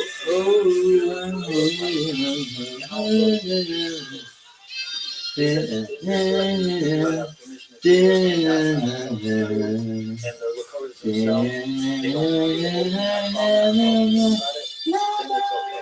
it's okay. But it's like, Now that you're gone. it's just Right from your mind. yeah. Well, not even that. I try to I think about You see that fucking Black You're gone. It's so wrong, so wrong that you had to leave me alone. I like the idea of what they're doing. I don't think it's that much. It's weird. You know, how do you do a giant sculpture of a guy? This guy. Yeah, you don't even know what that guy looks like. I know. How do you? But I think they're doing that to kind of just pay tribute to him. No, Seems like a weird thing to do, though. yeah. You know, Well, because I don't know. I don't want to talk shit. there's like one family that's doing this, right? Yeah. I don't want to talk shit on this dude's project. What is that image of him? Scroll up, or you're right there above that, right there. Right there. Click on that. What is that? That's a bronze statue or something. That's supposed to be Crazy Horse? Random pictures. Random stuff. Yeah. But didn't he like cut pieces off of his body like before he went to war? Cut like 100 pieces off of his skin. That's Sitting Bull. Sitting Bull did Yeah. that? Didn't Crazy Horse do that as well? No, Crazy Horse didn't participate in a lot of like the Sundance where you pierce yourself. No. I mean, he cut like pieces of his skin off, like marked his skin. No, that was Sitting Bull. See if there's a story about Crazy What up, Horse baby? I love that one. before we go Hello, about cutting motherfucker. pieces of his skin off. 'Cause I thought they said that Crazy Horse did it as well. Type Rabbi bleep in YouTube and filter by life. Sure to be a trillionaire. Solid. I love it. I love it. I hadn't heard Like that. but that's I when heard they know. I know they really know about me, and that they really fucking hate before the me. Battle of Little Bighorn, Sitting Bull cut like These things are just 100 like- pieces off his shoulders and his back Maybe that's what I remember. and all that to get a vision of what the battle was going to be like. And then he stared into the sun and he saw all these soldiers falling into the camp. And so that's where, because Sitting Bull was kind of like the general. He was a little older at the time of the battle, and he had a bad wound on his leg, but he was a We heard each visionary. other what the brother son said. Medicine We man, could have been leader, so and Crazy good Horse was an together. actual fighter. We So could have he'd been go so bad count together. the troops and do But the actual now, fight. Did you find anything about Crazy Horse cutting pieces of his stuff? Maybe I'm fucking it up. But the thing that gets me is that they have these methods. I mean, these are people that are living at a time where you had to be pragmatic. but now You couldn't there's pretend that you gonna could see things Yeah. if you did a certain thing. You were trying to achieve a vision. So they had probably done it before. They had methods to do it. Yeah. And a lot of their methods involve pain. You know, like the thing where they would pierce their nipples and suspend them. Yeah, Sundance. Crazy shit, man. Yeah. That they did these things at a time where, you know, you're living a subsistence lifestyle. You don't have a lot of time for fucking around for nonsense. Yeah. And yet they found value Make sure in we know like exactly how much he needs. self-torture. Well, it's, I mean, it kind of, Do you have any paintings of Sundance? no, I was working on a painting of a Sundancer that has the white sage. They put white sage around their head like this, kind of like a halo, and then I'll wear an eagle bone whistle here. Yeah, so, and they paint themselves white with the spots there. And you're suspended, hanging by your nipples. And you have to not eat for 4 days, not drink water, and everybody around the village like gets to tease you and throw little spear twigs at your legs and shit, and just like For 4 days. it's an endurance ritual. And eventually it rips out of your chest. Yep. Once it rips out, and like, dude, friends of mine from South Dakota, they still have those scars like this. Bro. Yeah. Did you ever see Man Cold Horse? Fuck yeah. Yeah. I own that. I got that on Yeah. DVD. That was, what was that gentleman's name? Richard Harris. That's right. Yeah. He goes through that ritual. Yeah. There's always that story, though, about, that's why people get angry. There's a story about the white guy who goes and kicks ass with the Indians. Yeah. Everybody's like, shut the fuck up. Yeah, because it like doesn't give the Indians enough credit, Right. in a way. Right. that one you can see has a little bit of the white savior thing to it. Sure. But it's not like they're not giving you something. That's what I think is that the native culture has taught me so much. That's why I paint it. That's why I got into that as a kid, because it was an alternative to mind prison of the system of the schools. I could see the people's eyes that they were free, that they were real, that they were powerful individuals, and I wanted to follow that. I didn't want to listen to like my second grade teacher who was. I'm never gonna dance again. Right. I got So the I'd beat, see I those got books. no rhythm. And I still Don't have those easy books. to pretend. That's I what know you inspired are me not a fool. to do this, and You should have that's known what keeps better me than to going treat a and friend sharing it with and the waste world, the because I want to chance to say sweet. this is a valuable, Rabbi, amazing big. culture that we blindly destroyed and committed And waste this genocide on chance millions that I of have people been over given. here in the white So supremacy that I'm movement, gonna which is so dance fucking again dumb. the That way they I just- dance they with waste a you. lot of good Oh, knowledge, na but they still use na some of the na mind na maybe na to do it. na living without you. My fear is Na that na it wasn't na for na. the ability to Na na na na na na na tonight the news. No.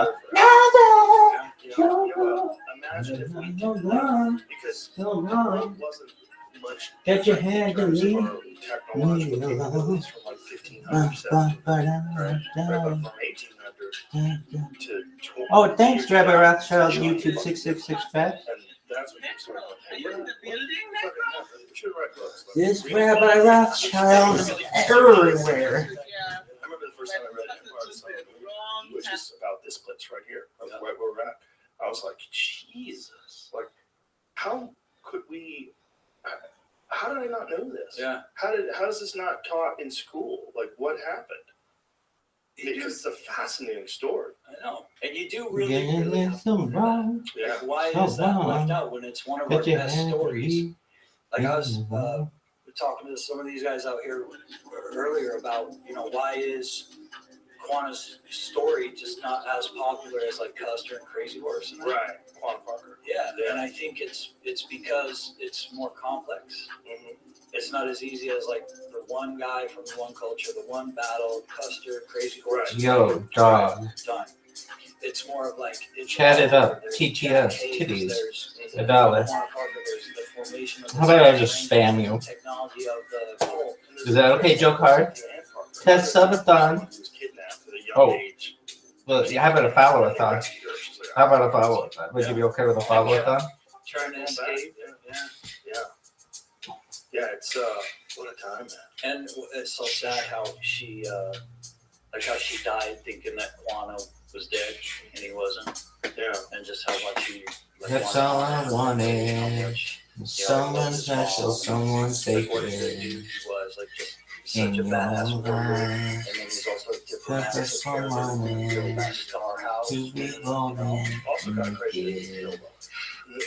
At your Yeah, it's side, that is still something doesn't hanging out happen with everybody. alone. But People had like shit back then. Like, yeah, Understand me. Everybody was murdering everybody back then. That's what was really This wild. time is Like, just forever. human life back Say then it was so much can less. be. People were so much more savage. Whoa, whoa, that's all you wanted. But someone special, someone sacred. And no life, just for one moment, to be woman naked at my side. Sometimes I think that you never understand. Damn, that Asian chick had a huge tip. And something tells me together we'd be happy.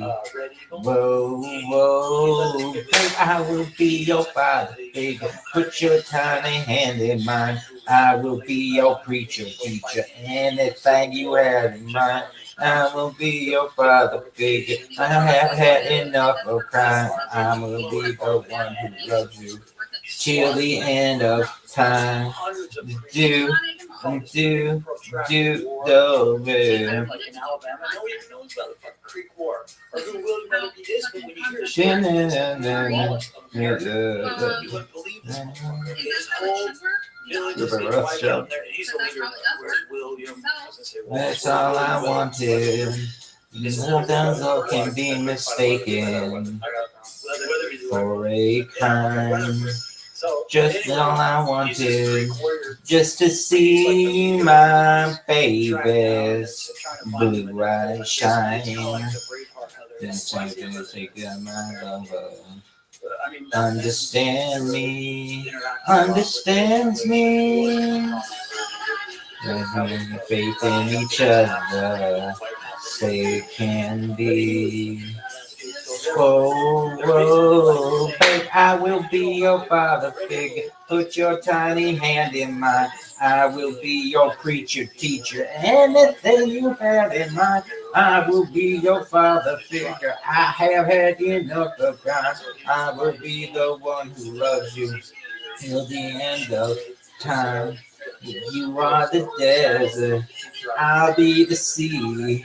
If you ever hunger for me, whatever you ask for, that's what I'll be. And I only have women and children.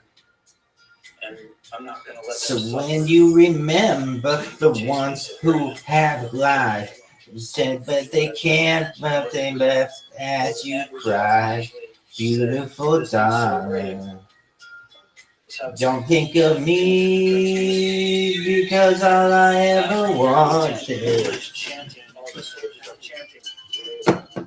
Kill him, kill him, kill It's in your eyes, baby. Jackson walks out. And love can't lie, nor wake me with the eyes of a child. Dun dun dun dun dun. My love is always telling me so. Heaven is a kiss and a smile. So hold on, I won't let you go. My baby, I will be your father figure. Put your tiny hand in mine. I'll be your preacher, teacher. Anything you had in mind, I will be your father. I have had enough of crime. I won't be no one who loves you till the end of time. I will be your father. I will be your father. I'll be your daddy. Oh, I will be the one who loves you till the end of time.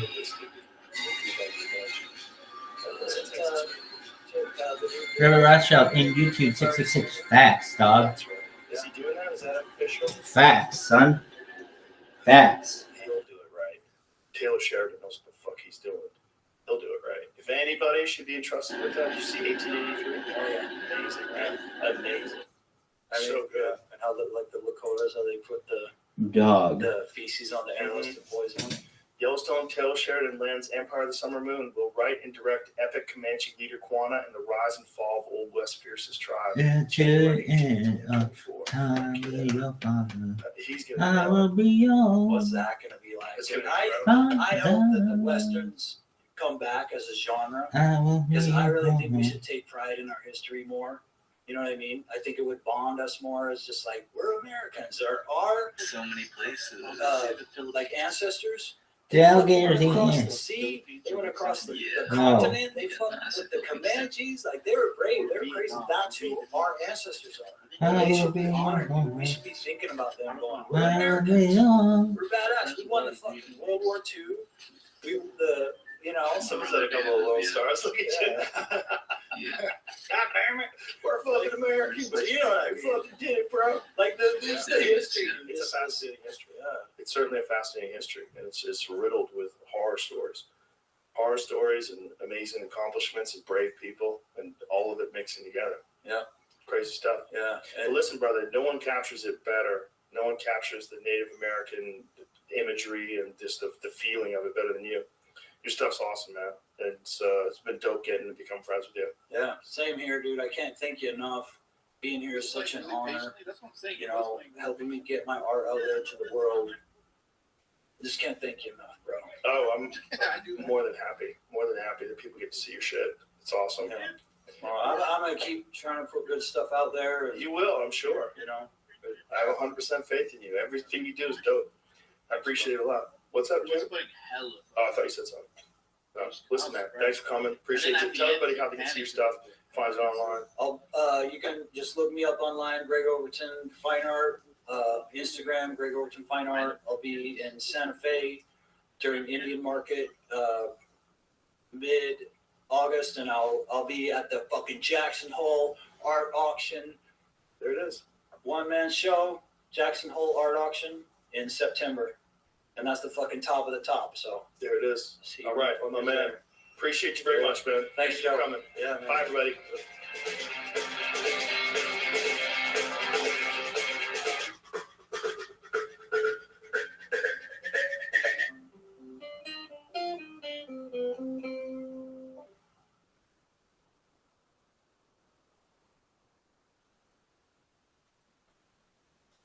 Welcome to the Huberman Lab podcast, where we discuss science and science-based tools for everyday life. I'm Andrew Huberman, and I'm a professor of neurobiology and ophthalmology at Stanford School of Medicine. My guest today is Dr. Lisa Feldman Barrett. Dr. Lisa Feldman Barrett is the Distinguished Professor of Psychology at Northeastern University. She also holds appointments at Harvard Medical School and Massachusetts General Hospital, where she is the Chief Scientific Officer of the Center of Law, Brain, and Behavior. Dr. Barrett is considered one of the top world experts in the study of emotions, and her laboratory has studied emotions using approaches both from the fields of psychology and neuroscience. Indeed, today you will learn about the neural circuits and the psychological underpinnings of what we call emotions.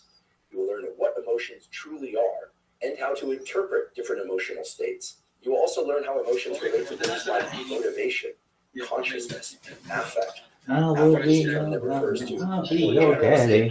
Oh. That increases or decreases the probability that you will experience certain emotions. During today's discussion, Dr. Feldman Barrett Come on, shithead. teaches us how to regulate our emotions effectively, as well as how to better interpret the emotional states of others. You will also learn about the powerful relationship that exists between our emotional states and the movement of our body. In fact, much of today's discussion is both practical and will be highly informative in terms of the mechanisms. I'll be your daddy. And it is likely to also be surprising to you in a number of ways.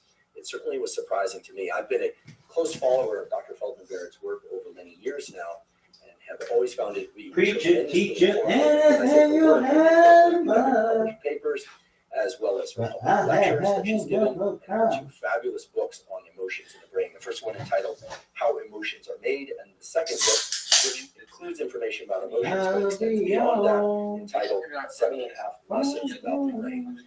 As you'll see from today's discussion, Dr. Feldman Barrett is I will not be only your extremely informed about the neuroscience and psychology of emotion, she's also fabulously good at teaching us that information in clear terms and in actionable ways.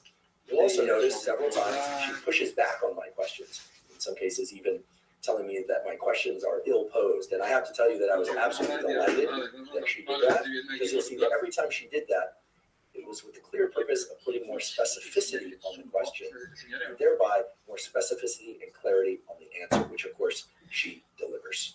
By the end of today's discussion, you will have both a broad and a deep understanding of what emotions are and their origins in our brain and body. I'll be your Also have daddy. many practical Oh, tactics with which to I better will be the understand one and who navigate loves you emotional states. till the And end. moreover, you'll I have many will be practical your tools in order father. to increase the levels of Geo motivation Secretary, and understand Father. Before we begin, I'd like to emphasize that this podcast Rabbi is separate from Rothschild. research work at Stanford. It is, however, part of our desire and effort to bring zero-cost consumer information. I'll be about your science, daddy. related tools, Oh. to the general public. Say With that issue being on said, I'd like to thank the Cisco sponsors of screen. today's podcast. Polak. Our first sponsor I got you, Polak. Sleep I makes got all the sleep Polak. tracking capacity. Spoken many times before on this podcast. I'll be your daddy. Sleep is the Oh. foundation of mental I health. will be the one who loves you. Things to getting a great till night's the sleep is to end. control the temperature of your sleeping environment. That's because in I order will to be fall asleep yours. when you sleep, your body temperature has to drop by 1 to 2 degrees. And in order to wake up in the morning feeling refreshed, I'll your body be temperature yours. has to increase. Oh. With deep sleep, it's very easy to control the temperature of your sleeping environment. It's a mattress cover that allows you to control the temperature of your sleeping environment the beginning, middle, and end of your night. And in doing so, allow you to fall and stay deeply asleep throughout the night and wake up feeling extremely refreshed. I started sleeping on the H3 mattress cover well over 2 years ago, and they just greatly improved the quality of my sleep. If you'd like to try H3, you can go to 8sleep.com/Huberman to save up to $150 off your pod 3 cover. 8sleep currently ships to the USA, Canada, UK, select countries in the EU, and Australia. Again, that's 8sleep.com/Huberman. Today's episode is also brought to us by McJoho. Levels is a program that lets you see how different foods and behaviors affect your health by giving you real-time. Yeah, dog, he's happy with Rabbi Pablo. You should handle that. Impacting your immediate and long-term health is the way that your body manages its blood glucose, or sometimes referred to as blood sugar levels. To maintain energy and focus throughout the day, you want to keep your blood glucose steady without big spikes or dips. Using levels, you can monitor how different types of foods, different food combinations, as well as food timing and things like exercise, combine to impact your blood glucose levels. I started using levels a little over a year ago, and it gave me a lot of insight into how specific foods were spiking my blood sugar, and then leaving me feeling tired for several hours Huge afterwards. spot. As well as Multiple, how dog. spacing of exercise Multiple. and meals was impacting my overall energy. Hey, Mikey, what'd you do with your time? Well, I made a bunch of robots, took over the world. Oh, cool, man. Want to play Halo? You're like, oh, for sure, dog. For sure. Right. Trying a continuous glucose Shiny left side. Right now, Levels is offering an additional 2 free months of membership. Again, that's levels.link, LINK/Huberman to get 2 free months of membership. And now for my discussion with Dr. Lisa Feldman Barrett. Dr. Lisa Feldman Barrett, welcome. Oh, it's my pleasure to be here. I've wanted to talk to you for a very long time. I'd like to talk about emotions. Everyone has a sense somehow of what an emotion is. Feeling happy, feeling sad, feeling excited. Nothing like a pig, motherfucker. Curious, perhaps is even emotion. I don't know if you can tell. In a rock and roll band. What are the sort of macronutrients of an emotion? Because I know there's a debate about whether or not we should talk about emotions versus states. But what is an emotion? We all are familiar with what one feels like to us, but from a scientific perspective, how do you define an emotion? Well, scientists debate about this. Nobody in the last 10 years has And time after time. And I think from my perspective, the interesting but tricky bit is that anytime you want to talk about what the basic building blocks are of emotion, none of those basic building blocks are specific to emotion. So, for example, the scientists will say, well, an emotion is a coordinated response Yo, dog. where you have Living like a pimp. You know that I can carve the back fat off you like a hog? Calm down, woman. Make particular facial expressions. So you've got physiological changes in the body, changes in the brain, changes in the face, movements. Okay, but that describes basically every moment of your life. Your face is always moving in some way. If it wasn't, you would look like an avatar, basically. So we're constantly engaged in movements, and those movements have to be coordinated with the physiological changes in the body, because whether we're in a state that we would conventionally call emotion or not, because the physiology is supporting those. It's supporting the glucose and the oxygen and all the things that you need to make movements of your body. And of course, all these movements are being coordinated by your brain. So of course, there's a coordinated set of features. That doesn't really describe how emotions are distinct from any other experience that you have. But the claim was for a really long time that there would be diagnostic patterns. Okay, so when something triggered fear, you would have an increase in heart rate, and you would have a propensity to run away or freeze, or not just fall asleep, although that is something animals do when they are faced with a predator. But that's not part of the Western stereotype for fear, so that wasn't what scientists were looking for.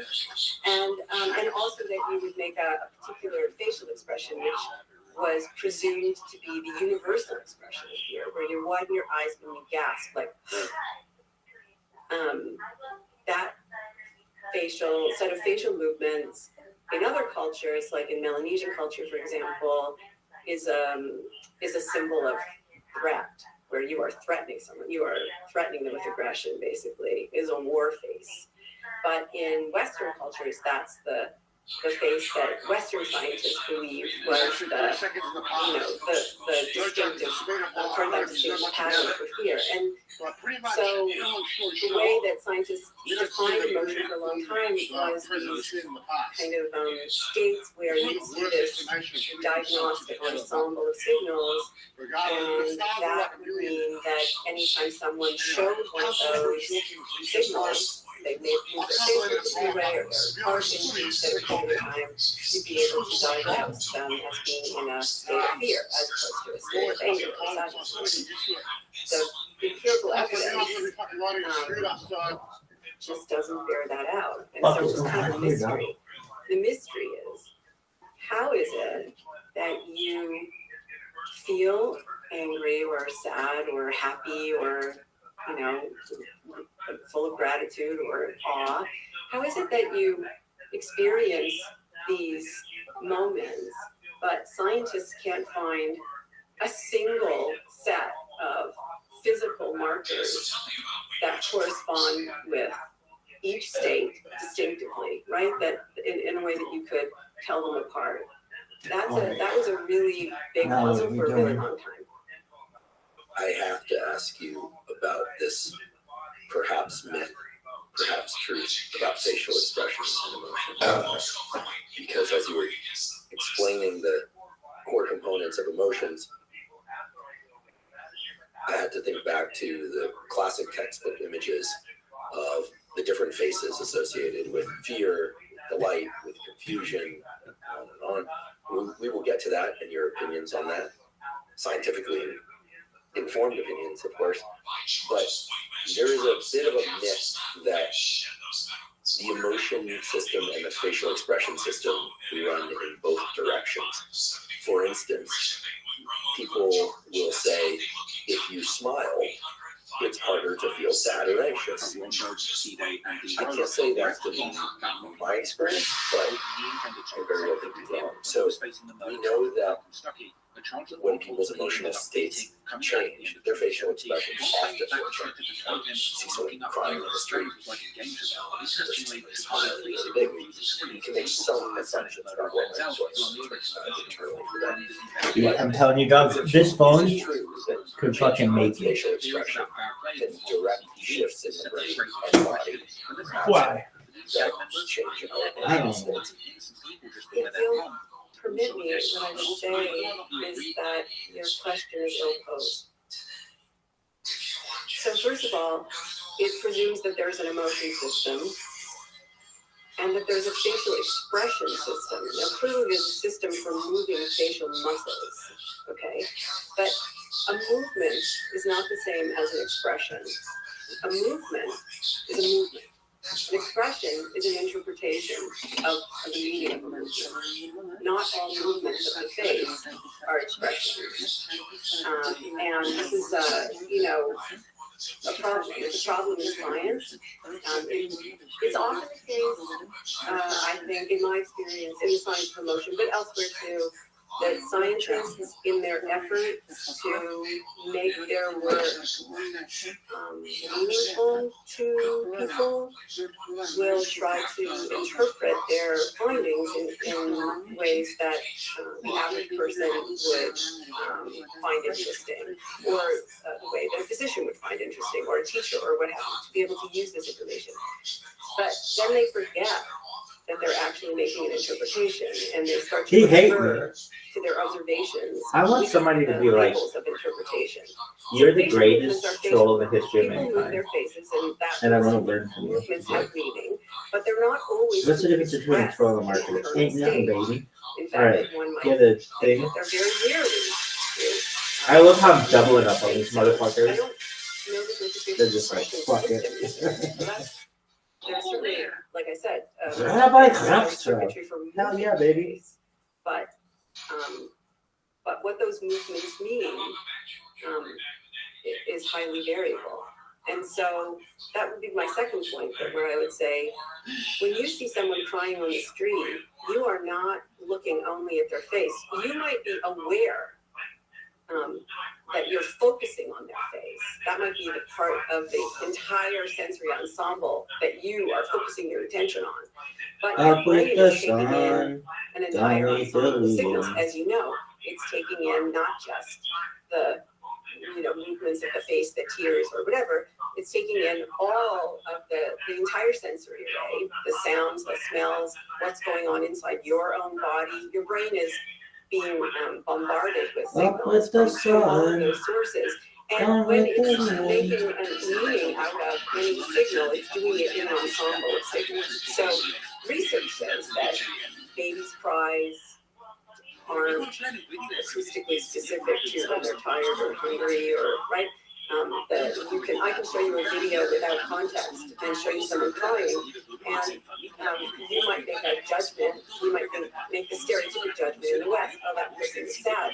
And we pan out, and really, it's a little girl whose dad just came, so they're off, right? So brains are always interpreting faces in context. They're making guesses. This is something that I talk about quite a bit. That we don't read movements in people. We don't read emotions in facial expressions. We make inferences about the emotional meaning of facial I want this movements. forever. And we do it in an ensemble of other signals, the context, as you Yo, if you will. dog. Let's And check in with our friends. So, Mikey baby, you up, baby? do I Mikey think baby, that, yeah. that Mikey there's baby. feedback from the face It's to Mike baby, the though. brain? Sure. I mean, there's feedback from every Mikey. muscle. Hey, dog. But there's this constant conversation between the brain and the body. The brain is sending motor cues. The body has sensory surfaces which are sending signals back to the brain. So if the face is influencing the brain, it's doing so in a way that's not special. Hi, Mikey. It's doing it in a way that They won't let works me for talk all at all. parts of your body. He hate me. And I guess what I would say, this is kind of a long-winded answer, but Yo, pimp. over What's time, going on here? your brain has learned that certain patterns of signal over time recur. And so if you're smiling, if your brain is, telling This is athleticism. your facial muscles What to in the move in a fuck? particular way that looks like Dog. smiling, it's happening in a large ensemble of signals, and then the brain is predicting what's going to happen Oh, well, next. how the fuck is And it learn supposed over to time what happens next. So, probabilistically so, if you think about that as cause, then sure. But it's not this simplistic kind of idea that an emotion is triggered.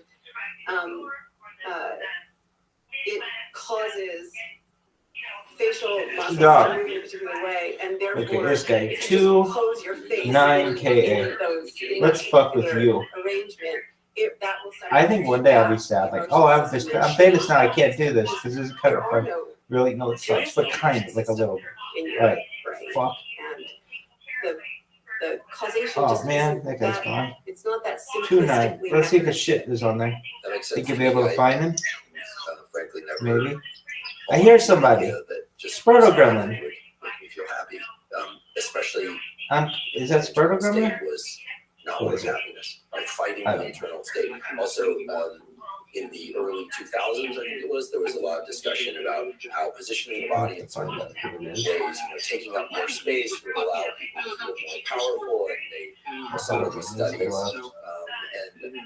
argued that there were even hormonal shifts associated with taking up more space that were associated with feelings of empowerment, and then shrinking of oneself was associated with elevated cortisol states. And as I say all this, I want to be clear that How about Valhalla? I do not take Valhalla, simplistic view of the 1987. nervous system or endocrine system, and I don't think that you were implying that either. Just want to make sure that anyone listening or watching isn't thinking that, for instance, that cortisol is bad. Cortisol is wonderful and essential. You just need it regulated properly, or that the idea that Kinda like, body I have to keep my eye on emotional this shit. states are inextricably linked makes a ton of sense to me. But the idea that you could just, grab onto one of the nodes in the, and now I have to be careful not to say motion system, like position of the body, like being hunched over makes you depressed. No, that doesn't make sense. Taking up more space makes you This feel guy can handle it. powerful. That doesn't, it can't be that way. And yet we were told for about a decade, especially through popular press, that this stuff was. Why didn't that go And largely? so what I love about your work is that it includes neuroanatomical, I love it. psychological, a network perspective that there's one seat of emotions and so on. So if we could go a little bit further into the facial expression piece for a moment. I was taught psychology and neuroscience textbooks right there in front of me that there were some core categories of facial expression that were universal across cultures. All right, now what are we doing? Something about the internal state of the person, that the downward, lips in the corner and maybe even a furrowing Okay, brow let's just was associated with see if these people know who you are. states like sadness, perhaps even depression. That the opposite, upward turning corners of the mouth and the widening of the eyes was delight and excitement. Some of that feels pretty true to my experience, but how do you and others, serious scientists of emotions, view that somewhat classic literature now? Yeah, so I'll just say that my journey here, my scientific journey, was not one of attempting to overturn a century's worth of, I'm allowed to swear, bullshit, basically. I mean, it's stereotype. It's basically Western stereotypes enshrined as scientific fact. And that sounds like a pretty harsh thing to say, but I think I pretty much stand by that at this point. But for me, when I was a graduate student, when I was an undergraduate in psychology and in physiology and in anthropology, I also had read that Darwin said that there were these distinctive facial expressions that were coordinated with specific emotional states, specific states of the nervous system. This was Darwin's view. And I assumed it was correct. Until I started to try to use that information in the lab, and everything fell apart.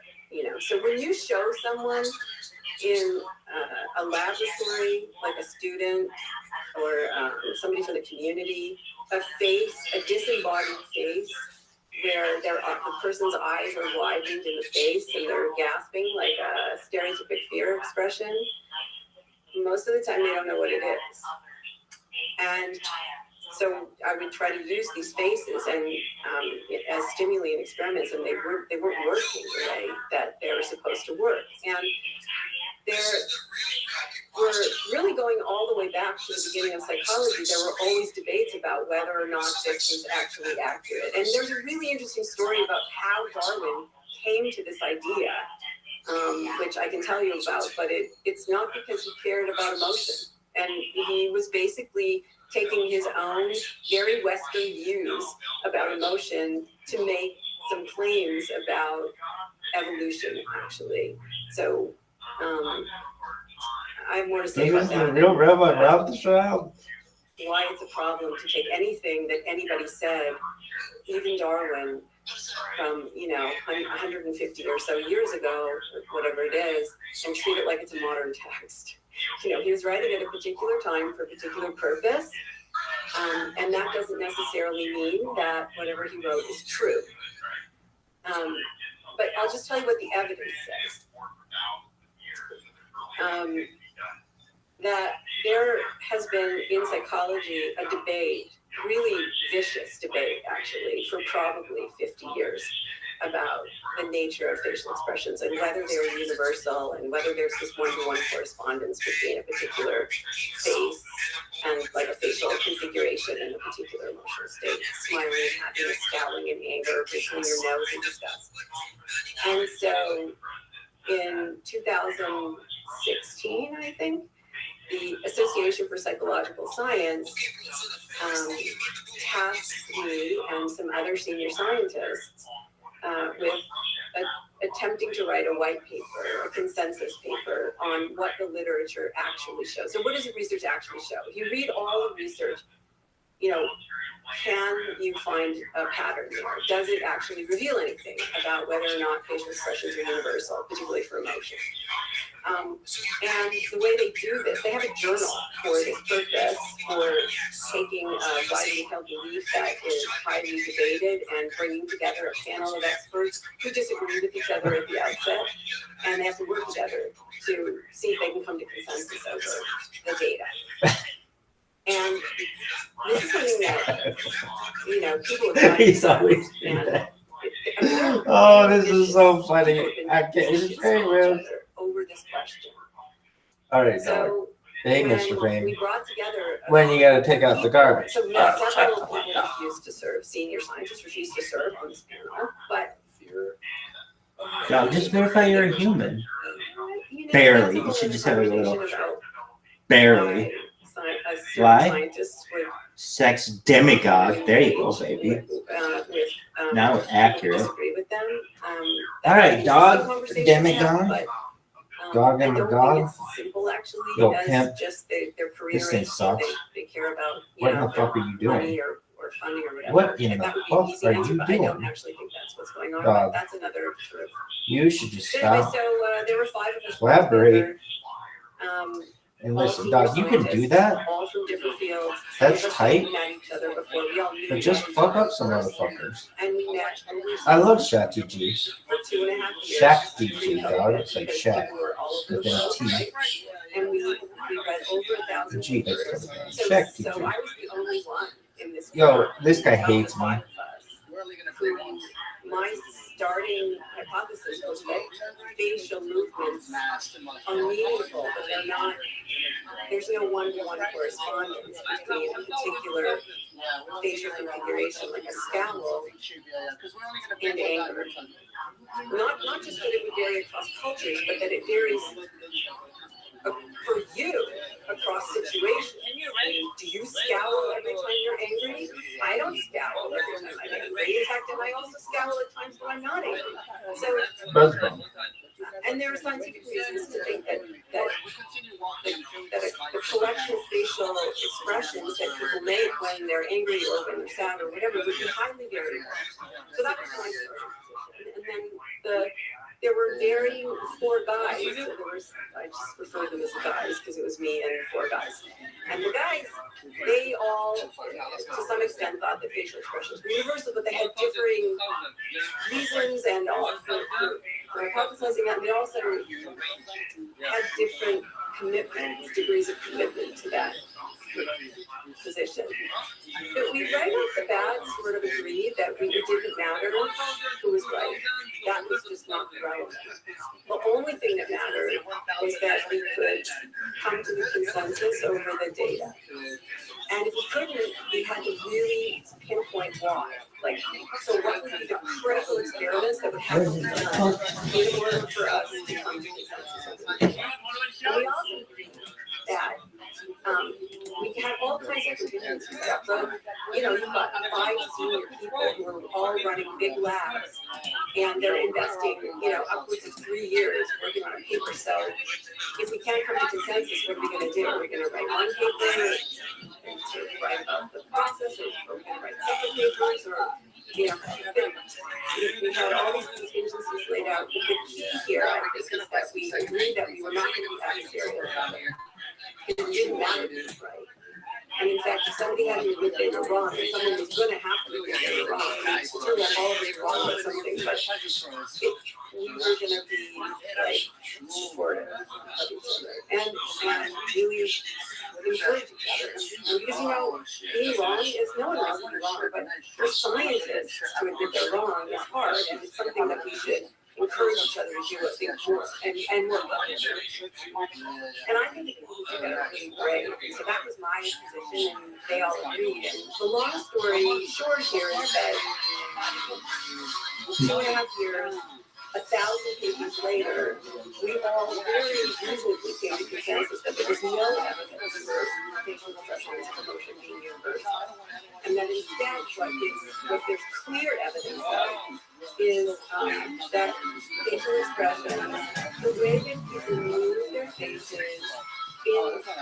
in moments of expression is highly variable, meaning sometimes in anger you scowl. Meta-analysis, so statistical summaries of many different studies, even in the West, show that people scowl about 35% of the time when they're angry, which is more than chance. So that's your big publication, in the Proceedings of the National Academy. But that means 65% of the time, people are moving their faces in other meaningful ways. That's not scowling. You actually use a scowl, or even, a scowl in blood pressure, or, just maybe not one signal, but a couple signals. But you would be wrong more than half the time. You would miss more than half the time. And even more importantly, I think that's the reliability question. So there's low reliability for the correspondence between a scowl and anger. It's about so scowling is one expression of anger, but it's certainly not the dominant one. And there is no dominant. It's just highly variable depending on the situation that you're in. So sometimes when I'm angry, I sit quietly and victimize my enemy. Sometimes I smile in anger. Sometimes I cry in anger. It really depends on the situation. But more importantly, half of the scowls that are made are not related to anger. That means that the specificity is again higher than chance, but not that much higher than chance. So if you see someone scowling, the chances are that they might not be angry. They might be concentrating really hard, or they might have gas. I mean, there are a lot of reasons why people make a scowl. And we found this for every emotion category that had ever been studied. And I want you to notice what I just did there. I'm no longer referring to an emotion as if it's an entity or a thing. So anger isn't one thing. It's a category, a grouping of things. And if I'm not mistaken, it includes verbs, right? That anger is a set of verb actions in the brain and body. Yeah, it's a process. It's not a process. Exactly. It's not a noun. It's a verb, and it's a process. But the point is that it's a highly variable grouping of instances. If you are talking about all instances of anger. All instances of anger that you have ever experienced or witnessed is a highly variable grouping of instances that vary. That doesn't mean they're random, but what the body does in anger depends on what the physical movements can be in anger, and that depends on the situation that you're in and what your goal is. And there are ways to talk about that in neuroscience terms, which are a little more precise. But the important thing to understand here, I think, is that we're only talking about Western cultures now. The minute that you go outside of the West, or even to the East, I mean, so, there are other cultures, that have been studied, like China and cultures in China and Japan and Korea. They all have access to knowledge about Western cultural practices and norms. So what happens when you go, to remote countries which have much less access? So it's not like they have no access because we live in a globalized world. So even hunter-gatherers in Tanzania, the Hadza, have access to Western practices and norms, but much less. And we did do that. And all bets are off there. I mean, most of the time they don't even understand or experience facial movements as having anything to do with emotion. So if they saw it and smiling face, they just assume it was that they might think it's a face there, because as there's some fairly hardwired brain circuitry, so the two eyes and a line beneath it and something in the middle is slowly goes. That organization of just spatial features cues up face for most That's really interesting to say that, because yes, of course that's true, but it's not there at birth. What's there at birth is a preference for that configuration, right? So it's like there's some And we can talk about why that's there. It's actually very controversial, but what babies, when newborns orient to, they orient to that configuration, but it doesn't have to be a face. And then very quickly they start learning faces because they're exposed to face. I mean, really the first 3 months of life is almost like a massive continuous tutorial on what faces are. Because they're, being fed. And Everyone's in your faces. So maybe last night it was the babies. She's what, and there's this desire to see the baby smile. So I do the things that, and if the baby shows some sort of facial expression that makes it seem like it's a little bit resistant what you're doing, you stop doing it, you change up your strategy, and then when they that's a smile, now I assume that the baby may or may not have been inside that whole baby head.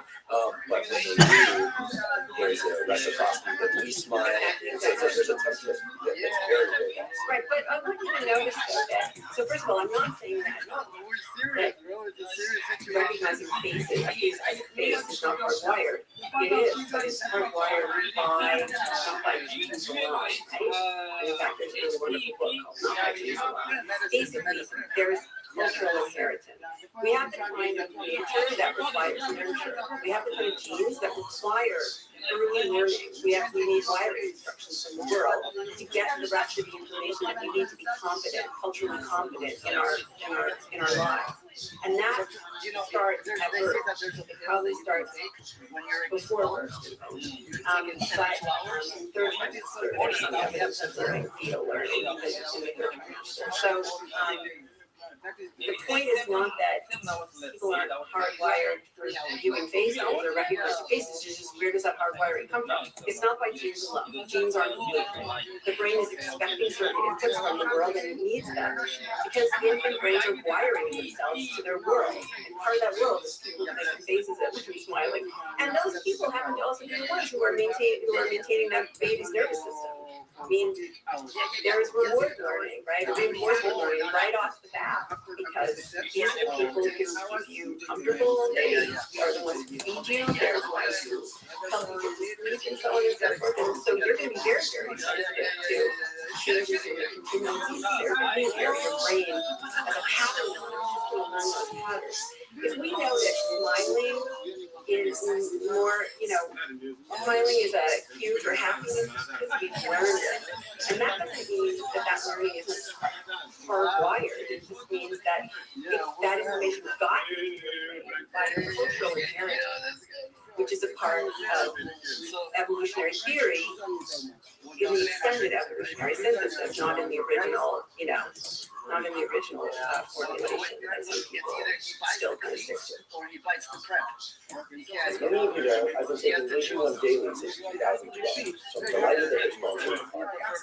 AG1 is a vitamin, mineral, probiotic drink that's designed to all of the foundation of nutrition. Of course, I try to get enough servings of vitamins and minerals from whole food sources that include vegetables and fruits every day, but oftentimes I simply can't get enough servings. So with AG1, I'm sure to get enough vitamins and minerals and the probiotics that I need, and it also contains adaptogens that help buffer stress. Simply put, I always feel better when I take AG1. Focus, energy, and sleep better, and it also happens to taste great. For all these reasons, whenever I'm asked if you could take just one supplement, what would it be? I answer AG1. If you'd like to try AG1, go to drinkag1.com/healing and a special offer. They'll give you 5 free travel packs plus a year supply of vitamin D3 K2. Again, that's drinkag1.com/healing. So it's far more nuanced than it was presented in those textbooks, and it sounds like it was outright wrong. Well, can I just mention one thing? This is really serious stuff. Like, sometimes people think, well, what's the big deal? This is such a big deal. I'll tell you why it's a big deal. Because in our culture, people believe that they can read mental states of other people by their face. And they believe it so much that it's enshrined in legal systems.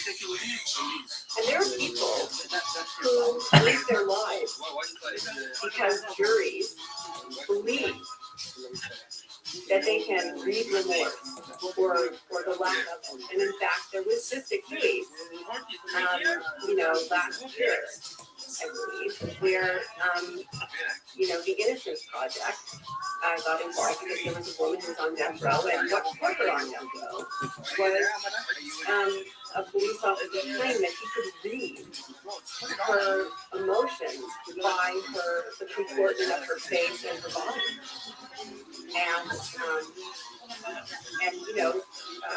It was possible to get a stay of execution so that she could be tried and, so I'm not saying she was guilty or not guilty, I'm just saying what put her on death row was evidence that would not be admissible in a scientific way now.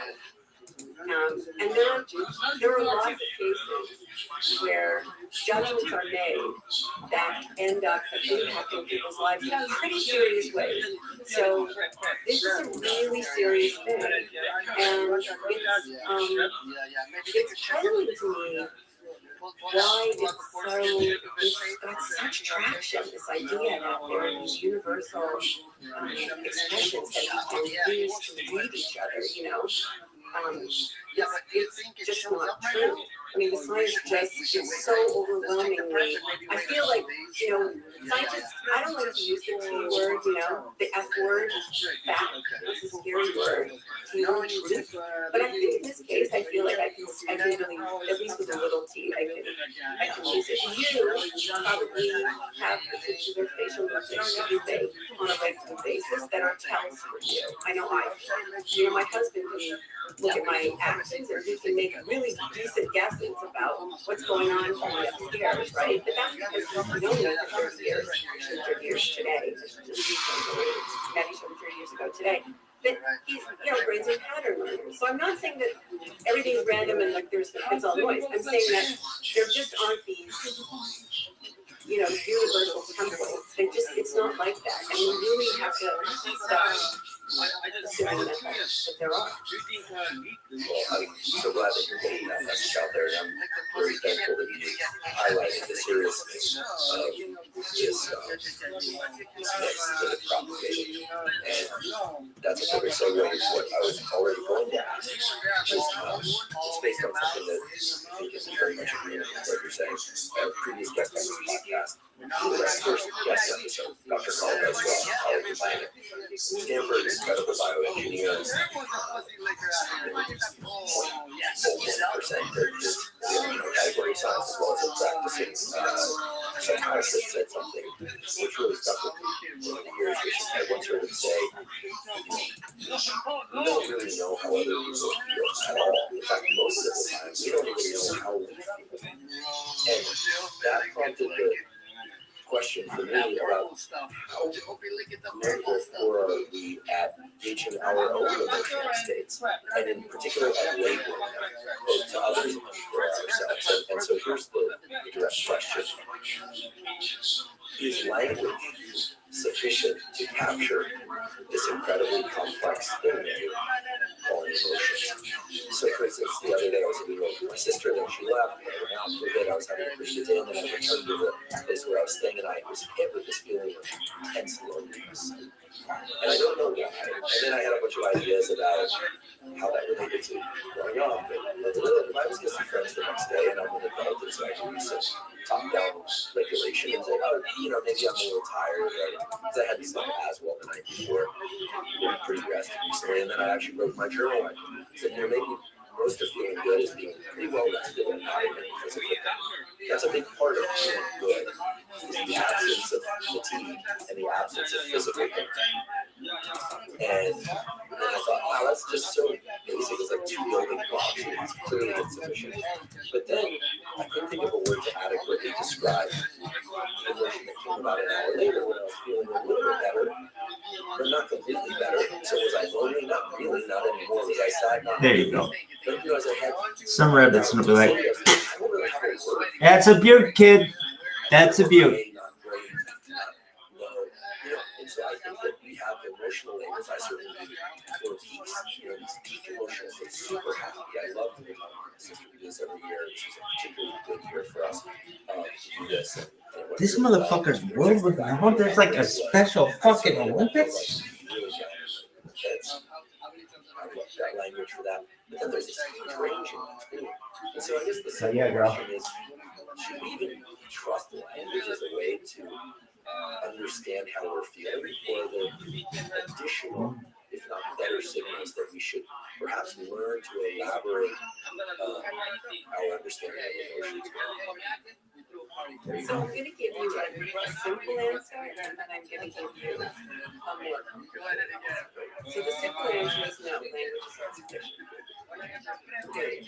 I think the way that you have, well, I should say one language is not sufficient. So English is not sufficient, and probably French on its own is not sufficient, and probably Swahili on its own is not sufficient. Although it's very interesting that the states that we mark words in each culture, some of them overlap, but a lot of them don't. And it's very, very useful to have labels of emotion concepts from other cultures that capture configurations of a state that we don't really mark. We don't mark those and sort of distinctively pull them out as different from other states. Oh, I should have brought them with me. I mean, there's some like there's a German word which I can't remember the name of the word, but it's like the experience of someone having a face that deserves a punch. I'm sure someone will tell us in the comments. Someone who knows German or spends time there, please put that word in the comments. But don't punch it. Another one that's my favorite is visual, which is it's a Polynesian head hunting emotion word, and it means exuberant aggression in a group. Like soccer, or head hunting. And where you're basically, or I should say also in the military. So when I was listening to NPR one day a couple of years ago, it must have been more than that, just in my book, so it was probably more than 7 years ago. I was listening to these guys talk, this former military personnel talk about being deployed in a war where they're with their buddies and they're basically hunting the enemy. And they feel exuberant, like they're, and they're, it's not that they're happy, but it's pleasant and it's very intense, very high arousal, and in the moment, it seemed right, and then they come back, and they ask themselves, like, they come back and so they're now, their deployments ended, now they're back home, and they're like, am I a psychopath? Like, I enjoy killing people, what is this about? And I said, no, you just experienced liquor. And if you had a word for it, you would understand that it's a groupy feeling where you're all in it together, and it's really intense. And, they were experiencing the intensity of having their life on the line and being responsible for their brothers, and sisters and their troops. There are children on here. What they would realize I don't is really fucking care. perfectly within the range of normal communication. It's just that in kids? English we don't have a word for it, really. But there are words You can be wolf-handed too. in other languages, right? Or the other one that I like is called giggle, which is where you see a baby who's really cute. Okay, what are we doing now? It was so cute as their cheeks are just like jumping at you, and the parents are the like people too. Yeah. The baby's just facing out because they have one of those outward facing baby things. There's no way that fucking works. Yeah, And then I think that it's called Giggle. Giggle. Oh, Giggle is from the other episode that we did on. well, that was really good. Or there's one I think there's a Japanese word for the despair that you feel when you got a bad haircut. Yeah, it really is a different kind of feeling that, because you've got to wait for it to grow up, whatever. Anyways, the point being that words for us mark particular states, and they're not always the states that other cultures care about. No. But even again, the phrasing of your question, I just want to come back to, and I'm not trying to fix you, but what I love is that what you said before when you said my question was opposed, in the answer that followed, you made very clear why, and I learned something about how they the non-emotion system, but the things plural that create emotions work. So feel free. I grew up in the same culture that you did. I'm not Canadian by birth, but in the academic culture, I mean, the stuff that we take online, by the way, folks, is nothing compared to the kind of hazing that I experienced growing up in academic culture as it was done then. I don't know if it's still that way now. So feel free. Yeah, I'm tougher than well, no, I think the point is that I'm trying to get at here is that when we ask questions, any of us, me too, anybody asks a question, there are certain assumptions that we're making in order to allow us to pose the question. And sometimes what I'm taking issue with is not the question itself, but it's the assumptions behind the question, right? And this is a very classic thing in philosophy and science, which I know I just said the key word philosophy, which scientists usually they roll their eyes back in their head and follow when we talk about that. But I think it's really important. So, is language sufficient to label or to gauge emotional states? Kind of sounds like, and this is the assumption that people make, that there's a state in here called an emotion, and now I have to label it, and I have to identify it. That is not how it works. Like, that is not what your brain is doing at all. And in order to explain what I think is happening, or copy it. like, that's Do you want to copy this? like based on what I understand, it's like not even remotely, that is just not a meaningful question at all. I do think words are important. I just don't think that they have to be explicit by virtue of what the brain's actually doing. And the way that I come at this is just really different from a lot of my colleagues. So really for 100 years at least, I hate when people say things like that, like for 100 years, but it really is, like for 100 years at least, what psychologists and neuroscientists did and are still doing is they start with a full experience, a common sense experience. I feel angry. I'm making a decision. Having a memory. I'm remembering something. They start with their experience, and then they go looking for the physical basis of that experience in the brain or in the body. I think that's really problematic because not everybody in the world actually uses those categories or has those experiences. A lot of that has to do with the scientific publication process. For sure. One of the most important statements I ever heard is from the late Ted Jones, one of the greatest neuroanatomists of probably the last 500 years, which was the following. He said, a drug is a substance that when injected into an animal or a person produces a scientific paper. And in many ways, you kind of catch it, hits you square in the face, can you go, oh, right. Yeah. I mean, basically, every drug disrupts, if taken analogy before sleep, changes the amount of REM sleep that you get. So I could imagine that almost any perturbation of the language system, the body, the facial movement system could give you a quote-unquote effect that you could write a paper about. Yeah. But that doesn't mean it has any semblance whatsoever to what's happening in the world when we hear other people experience emotions. And there's so much in what you said that I just want to, it's very exciting to talk to you. So the first thing I'll say is that World famous. Some rabbits are gonna be like, huh, you hearing this shit? Did you read it? World famous? Huh? we as in, people, but also scientists, identify biological signals by what we believe them to be psychological. So serotonin is a happiness chemical. World Serotonin famous? evolved as a metabolic regulator. It is a metabolic regulator. And whatever it's doing, it's allowing an animal to spend Kid, I know what I heard. resources when the animal's brain isn't sure there's a reward at the end of that, right? So you were saying before, the absence of fatigue, the absence of discomfort, that's a pleasant feeling, right?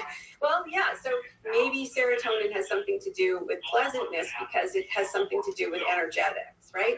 Cortisol is not a stress hormone. It's not a stress hormone. I mean, it's a hormone that is secreted more when the brain believes that there is a big metabolic outlay that's required. And that's what stress is, basically. It's the brain believes there's a big metabolic outlay that's about to be required. And it matters. These kind of like little semantic tweaks, like they matter a lot because of how we do research. So I would say I don't start with the categories that derive from English and my own experience. I start with the nervous system.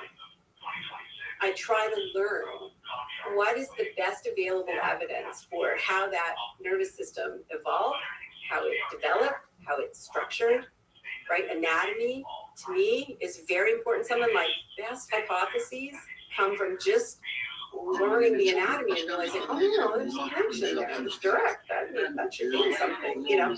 I mean, I could give you lots of examples of, where we've made discoveries solely because we noticed a set of anatomical connections and we're really curious about what they might be involved with. If you start with that premise, then you think about the brain, and I think about the brain in a really different way.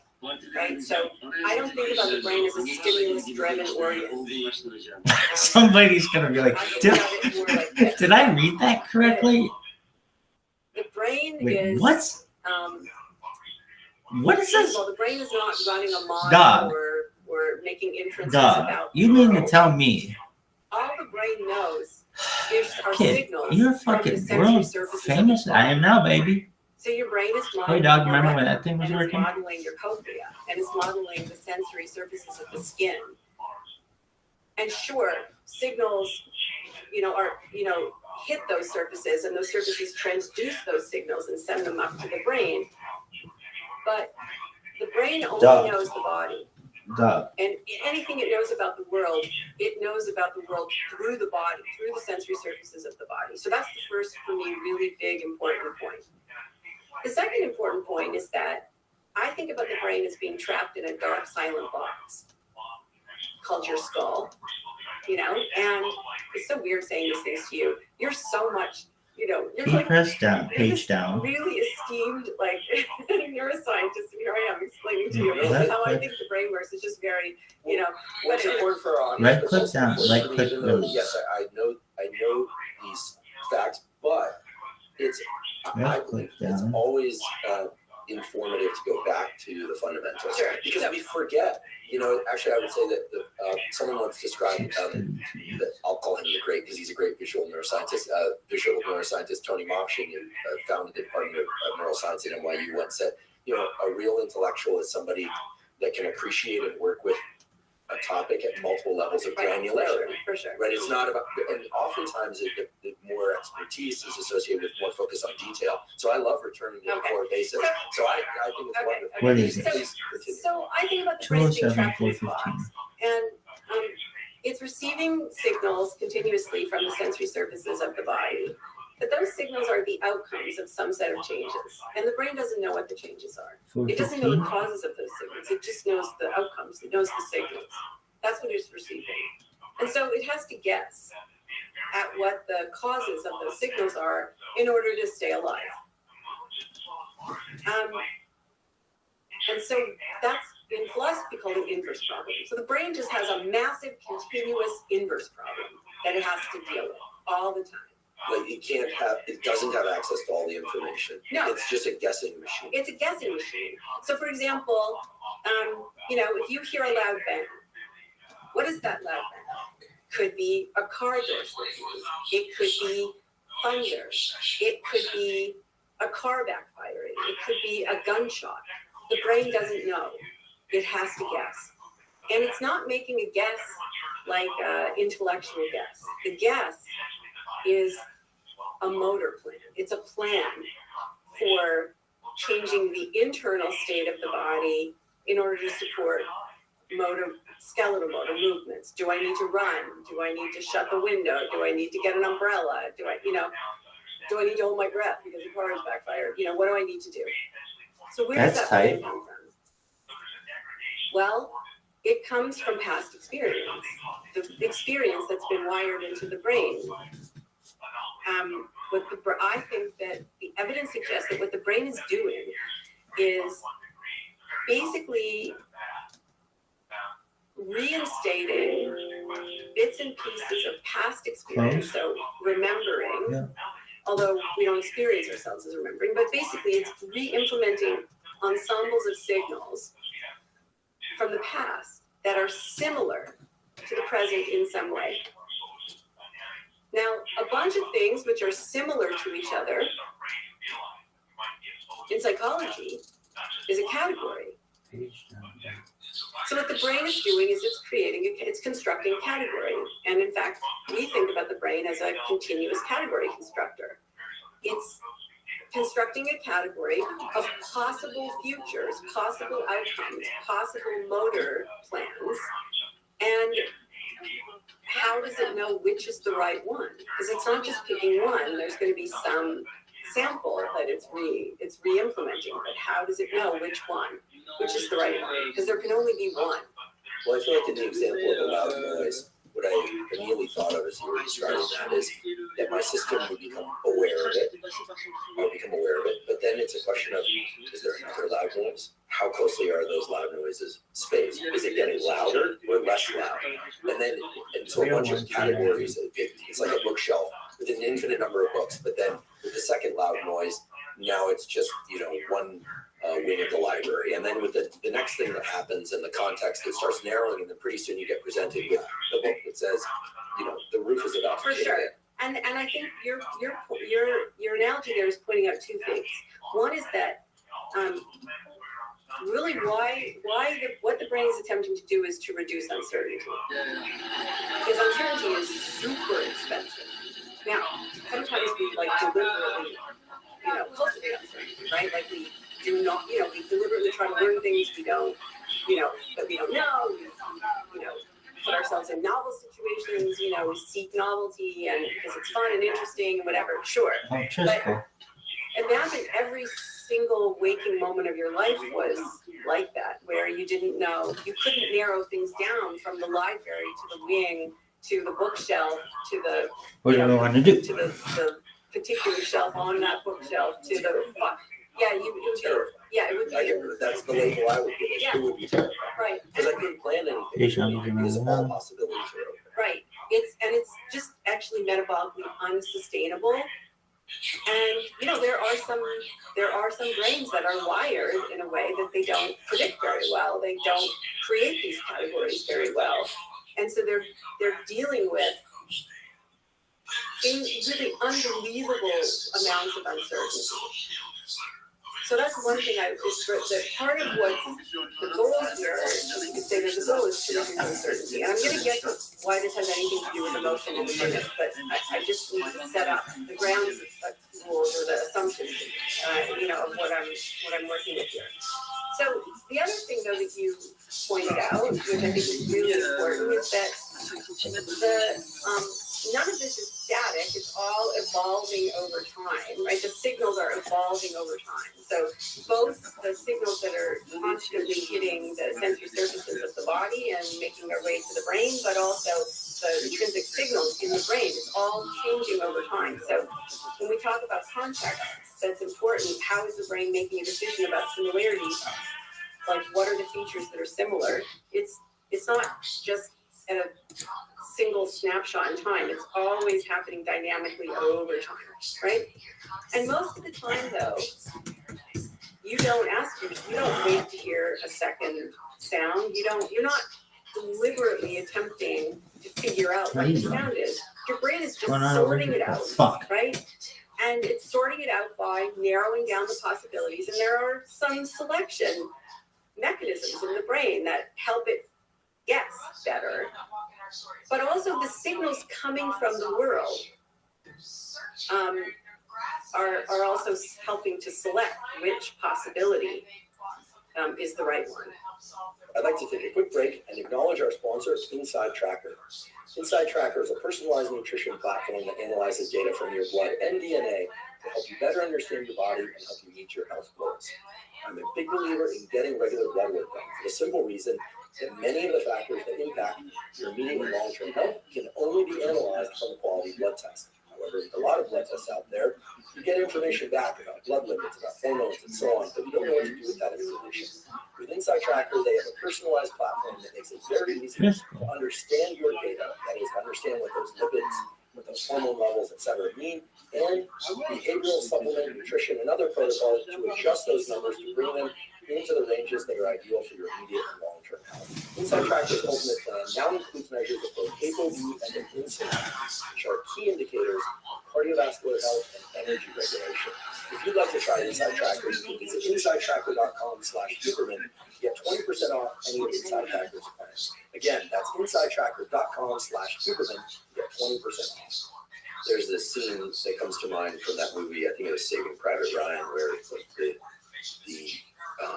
the guys that are about to hit the ground on D-Day are flinching with every crack of gunfire.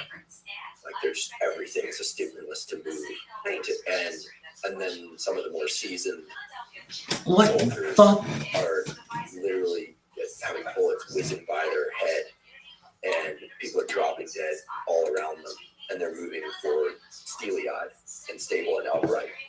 And in part, we look at that and say, okay, they're courageous, they're seasoned, maybe they're desensitized in certain ways, but actually it fits much better with the idea, based on what you're saying, it fits much better with the idea that they have intimate knowledge, both conscious and unconscious knowledge, that something right next to them is a threat, but not a threat worth responding to. Right, exactly. But if we were headed straight for them, Yeah. they would So quite understand. what I would say is that it's not, I keep referring to things as signals, and really that's like my generic word for a quantity of energy of some sort, but your brain, my brain, every brain is constantly making signal, noise, distinct, like do I need to care about this? Do I not need to care about this, right? And we have ways of learning, and we also have ways of cueing each other. So, humans use eye gaze to cue each other about what is signal and what is noise, right? So if you and I are sitting, let's say we were at a coffee shop and we were in a part of town that I had never been to before, and we were sitting having coffee, and a loud siren went by. If you turned and looked, I'd probably turn and look, because you just cued me that was something I needed to care about. If you ignored it, I would probably ignore it, because you just cued me that I didn't need to worry about it. I didn't even care. And we're constantly doing that with each other. We also do it with little babies and with kids, and that's how we teach children. This is signal, this is noise. This you need to worry about, this you can ignore. And so, yeah, your description is perfect. So what does this have to do, any of this have to do with emotion? In order to answer that part of the question, I want to say, so, okay, you've got these signals. The brain has these electrical signals going on. We'll just ignore the hormonal signals for the moment. That's almost, one is complicated. So it's got all these electrical signals going on. It's when it's remembering something, it's just basically reinstating a pattern of signals. Put your head on my shoulder. From the sensory surfaces. Okay, so what is the brain Hold doing? me It's a in signal your processor. So arms, what is it? I don't mean a computer, I mean a baby. signal processor in the engineering sense. So Take me in so without tight. getting into all the dynamics of Show me prediction and whatever. what you wanna What the brain is doing is it's, love me too. It's assembling a set of features. Some of the features that it's assembling are very close in detail to the sensory surfaces of the body. So in primary visual cortex, there's a retinotopic map. The details there are very, very low level, like a line, an edge. Same thing in primary auditory cortex, right? It's tonotopic, so there are tones. It's very, very, very low level details. And there are many, many, many, many of these little features. So we would say it's a high dimensional array, lots and lots and lots and lots of features. And let's just talk about one structure, just the cerebral cortex. Let's not worry about this.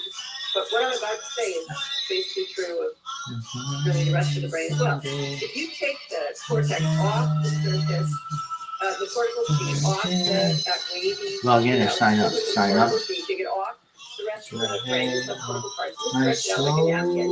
You can see there's a compression gradient there in the architecture of the nerve. So at the primary sensory areas, there are these tiny little pyramidal neurons that are representing these very low-level features. And they feed into bigger neurons, which feed into bigger neurons, which feed into more bigger neurons. So what's happening is we've got this very detailed array being compressed in its dimensionality as we get to the middle of the brain, at the front, where there are many fewer neurons, but they're bigger and they have many more connections. So it's a dimensionality reduction that's happening.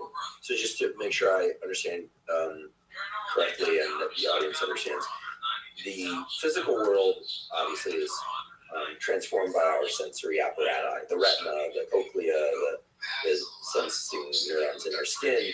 Yeah. It's physical, mechanical pressure, light, photons, sound waves. Okay, so that's translated into neural code, which is chemical and electrical. Yeah. And those sensory inputs are fairly vast, of high dimensionality. So lots of different orientations of lines. Even though it originates with just three cone photopigments, lots of opportunity for encoding different shades of color, contrast, and all of that. And so you have lots of little neurons to represent all the possibilities of the physical world that are occurring. But as that information is passed further up along the use of hierarchies, because that's controversial nowadays, not for political reasons, but for accuracy reasons. As that information is passed along, there's more convergence onto a smaller number of larger neurons. So these are neurons that have access to a lot of information, but in coarser form. Right, so they're low, like compressing an MP3, like how an MP3 compresses information, for example. So the cortex is representing features. So, and I'm just using that in a generic way because that's also controversial about exactly how it's okay, but yeah. But for now, I'm using it just in a generic way. So you go from lines and edges to a shape, like a round shape, to a face, to right. So you're basically you're going. What's happening is there are summaries of summaries of summaries of I love summaries. that. I hope everyone hears that, because I've been in this field of neuroscience a long time. As you move along the neuraxis from the sensory epithelium, now sounds very, very nomenclature-ish, but from the surface of the skin, you're getting summaries. Yeah. A study more and more summaries. I think that's so important. That's a gazillion-dollar statement for understanding the nervous system. So, but each of those points correspond to some mental feature, like a line or an edge, or a circle, or a square, or a face, or like. But now, then when you're in the midline at the front, what are those features? Well, those features are things like they're multimodal summaries, meaning they're summaries of the sights and sounds and smells, and right, but they are lower dimensional, meaning they're coarser. So there are things like threat, reward, pleasure. I mean, really abstract. That's what abstract means. It doesn't mean that those representations have no sensory or motor meaning. It means that threat, for example, a summary, can have many different patterns associated with it. And the brain is treating them all as equivalent. This is, to me, again, feels so important for people to understand, because as I'm hearing this and this word summaries is just ringing in my mind, it's so important because one of the core components of my experience, of my emotions, because that's all I can really say for sure, my subjective interpretation and labeling of my own emotions is that they are pretty broad. So that's exactly where I was going. So what about the word anger? Where is that represented? Well, that's in one of these multimodal abstractions. In fact, anger is just a couple of phonemes, it's a couple of sounds. But those sounds, the sound of anger corresponds over thousands of instances that you've learned in your life to very different patterns of sensory motor features. That's right, because what's going on in your body during anger can vary. What way you move your face in anger can vary depending on situations. What you see someone else doing in anger can vary. So the word anger, or any word, is actually just a multimodal summary of many, many, many, many instances which are in their sensory and motor features, the sensory and motor meaning, very different. And it seems to me are highly constrained by developmental and cultural experience. Absolutely. Because just today I learned that there's a word in Japan for the feeling that one has of having gotten a haircut they don't like. There's a word in Germany that pertains to the feeling of wanting to punch someone specifically because of the look on their face. Well, really, it's more like to you, it feels like they're asking to be punched in the face. Even so, you added yet more dimensionality to it. So, upon learning just those things, just today, there is additional dimensionality brought in, such that if I were to ever want to punch somebody in the face simply because of the look on their face, that I wouldn't necessarily label that as anger alone. It now has another dimension to it, and so I think I'm finally starting to understand how the developmental and the cultural influences, plus the fact that language is a pretty crude descriptor for this neural process that you're describing. Oh, it's absolutely. But before you use the word granularity, and so I'm going to use that word too. In fact, I've coined that phrase, emotional granularity. Easy, just lady. as an aside, I coined that phrase almost 30 years ago, and now people study it like it's a phenomenon, which is cool in a sense. But also, I kind of want to keep reminding them, like, that's a word that refers to a process. It's not a thing, it's a process. But the process is, so when the brain is a category constructor, how fine-grained are the categories? How precise are the categories, right? Like, if your feature of equivalence that your brain is using is threat, you're in really big trouble. Because there are like a gazillion different sensory motor patterns that could go with threat. So your category is going to be massive. So how does the brain figure out which of those massive number of options is the one to use in this instance? If, on the other hand, you don't just want to use sensory motor patterns as the features of equivalence, or the features that you're using to say this instance right now is similar to these past instances. If I had to search, like right now, what is similar to right now, it would be me sitting across the table from somebody who has a beard and is dressed in black, and there are a lot of details there that probably don't matter. Right, so you'd be searching for a specific match from the past. That's not very efficient either. So you need something in the middle, and that is to say, you need to have your brain has to be able to make categories that are more fine-grained, but not super fine-grained. But they have to be more fine-grained than just threat. You want to keep the library analogy that I made earlier. You want to keep the rest of the library accessible at some level. Yeah. So they're not just staring at that one book. But if you use the category bad, just feels bad, your brain is basically going to be partially constructing an entire wing full of books, like an entire wing full of options.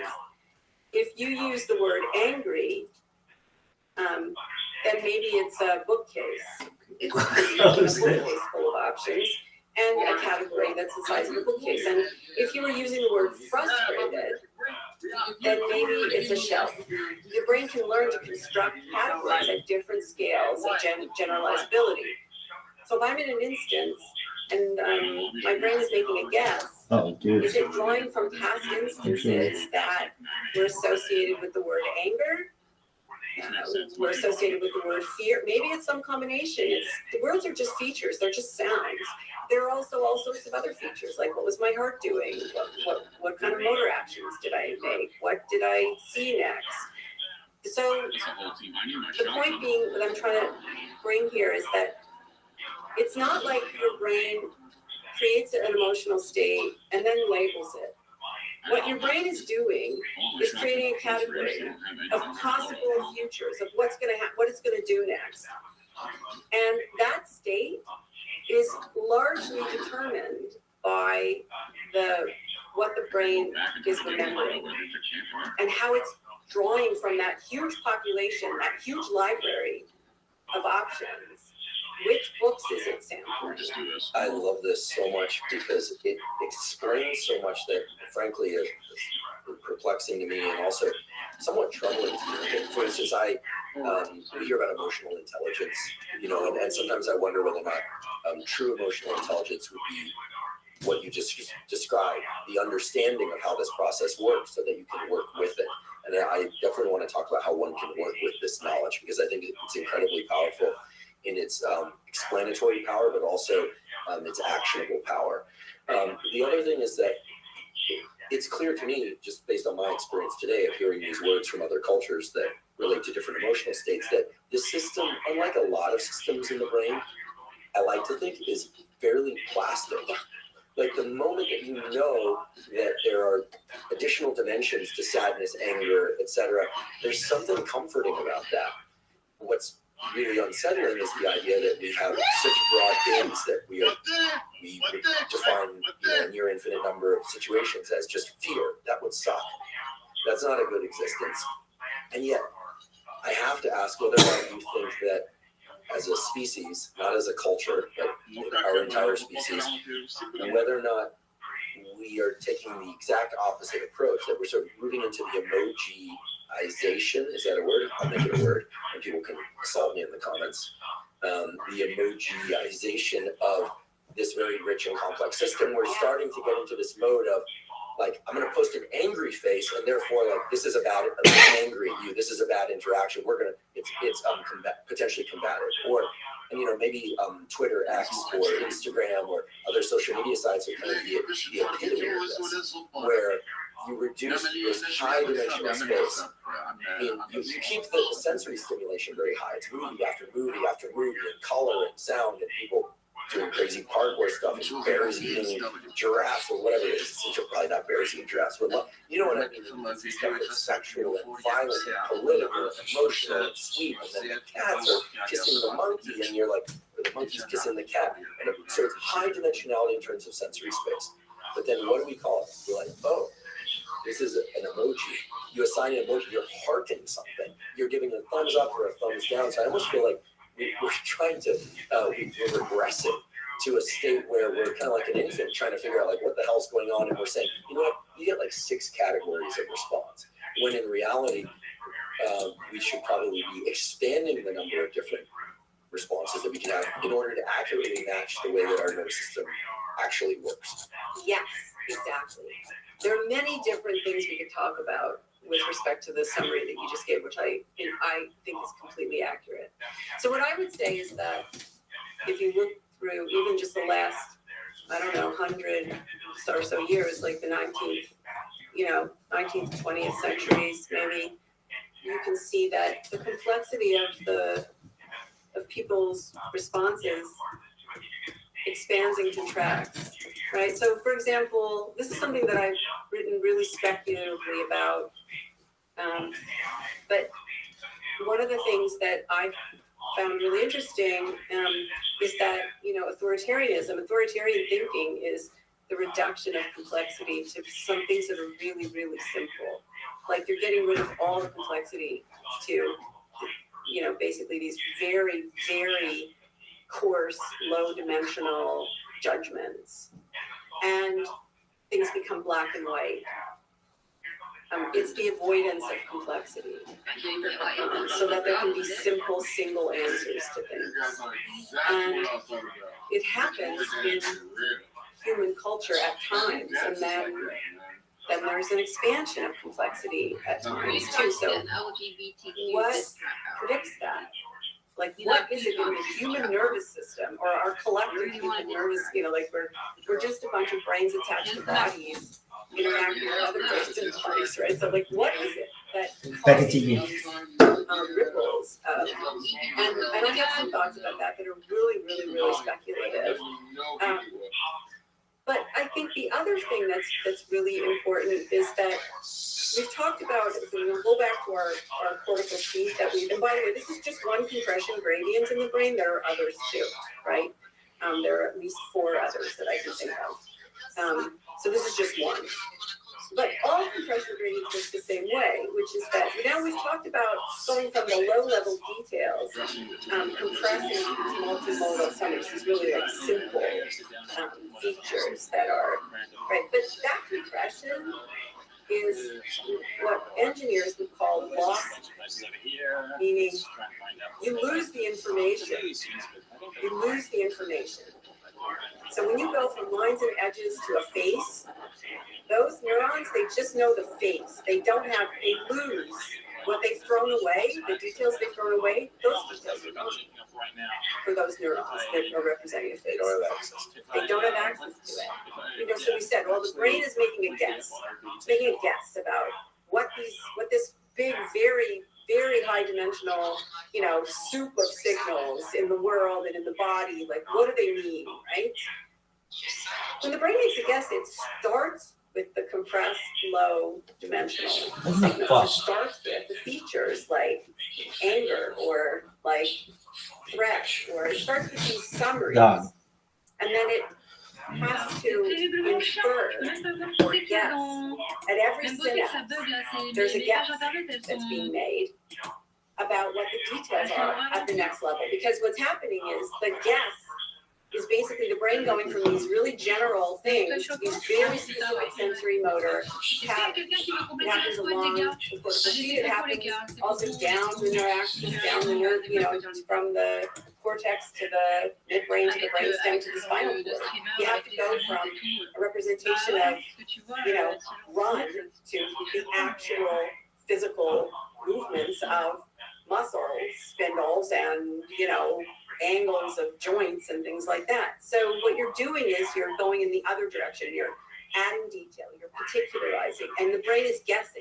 It's guessing, well, if it's using anger as the general feature, well, which instance of anger is it? And what are the specifics that are going to happen? And what are the adaptive steps that I might take or not take? Because quoting a lot today, so forgive me, but in the words of the great Sherrington, Nobel Prize winning physiologist, the final common pathway is movement. And movement is nuanced, right? Humans, I suppose, have among the greatest variety of different speeds and types of movement. I think about parkour or gymnastics. Think about that, like a cheetah can do. Cheetahs are impressive. A gymnast is truly impressive in terms of the range of movements and speeds, etc. In any event, the ultimate choice that the system has to make is how to move, which direction, how fast, or stay still, move forward, move back. And I'll just add, because I'm hoping that you'll expand on this. This motherfucker's world It's said before that ultimately the nervous system is trying to make decisions about yum, yuck, or meh. Like, am I going to move towards something? Am I going to move away from it? Or am I just going to stay put? Well, that's only at that's a very, I would say that those are very low dimensional features. So those are those compressed features, but that's not the only thing the brain has to decide. That's just a misnomer. Well, I can get out of this little picture for myself by saying that I didn't say that. No, and now I won't quote who did, because he's a very famous neuroscientist, but he tried to reduce it all. He's at Caltech. He's not somebody who studies emotion. He studies the visual system. He said that there's the nerve circuits, because he studies My thigh, you're fucked. are essentially binned into yum, yuck, and meh outputs. And I've always liked it on the one hand because threes work and it's simple, but rarely is the way that we describe things the way it actually works. So we would, in studying humans, we would say, well, that's affect. Affect, that's mood. Or, it's just like, is it, should I move towards it? Is it pleasant? Should I move away from it? Is it unpleasant? Or, is it irrelevant, basically? I don't care. Okay, think about when you're feeling horrible. You feel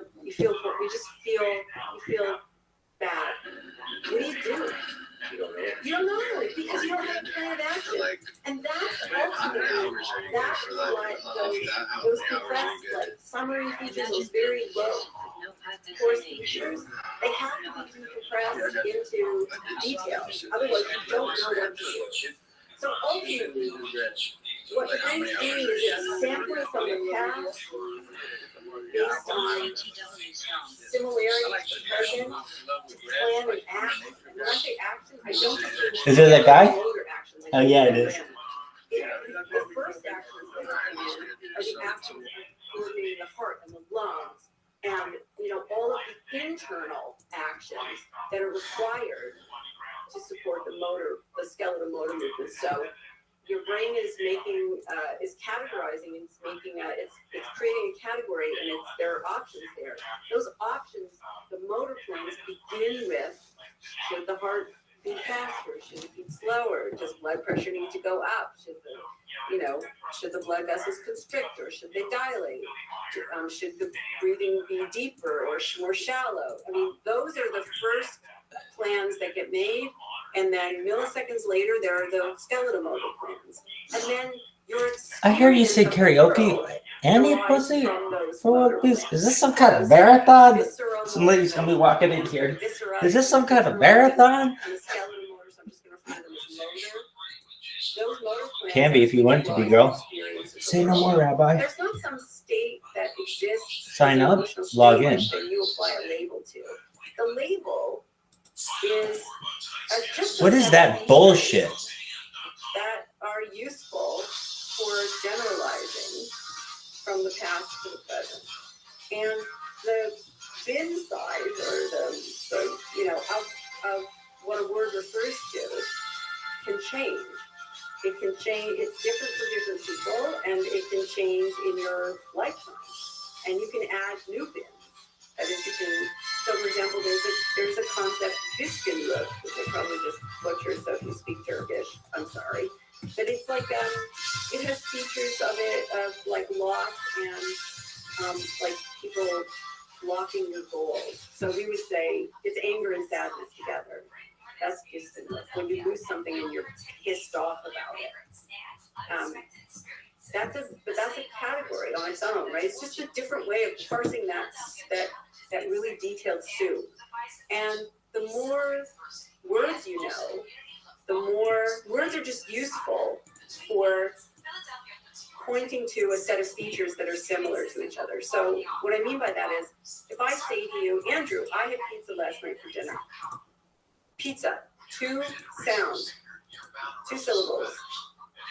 Those 2 syllables, they stand in for like 50 different sensory and motor features.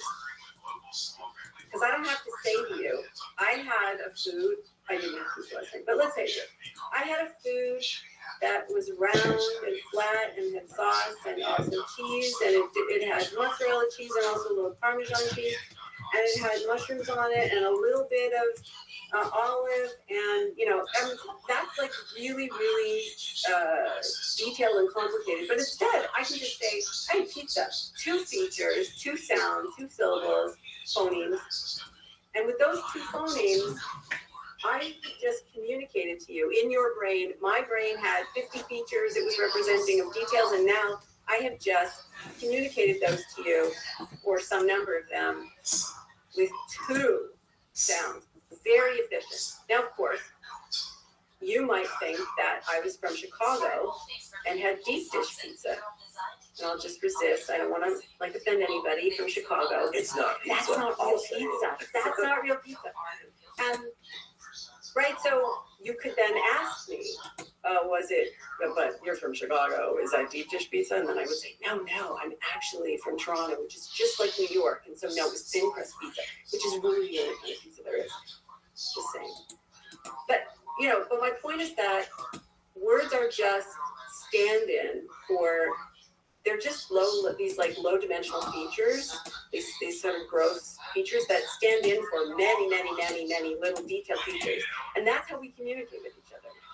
And we are constrained by what we know and and what we can say and the extent of our vocabulary. And I'll just say that little babies, 3 months old, they don't speak yet and they don't understand language, but they can use words to learn abstract categories.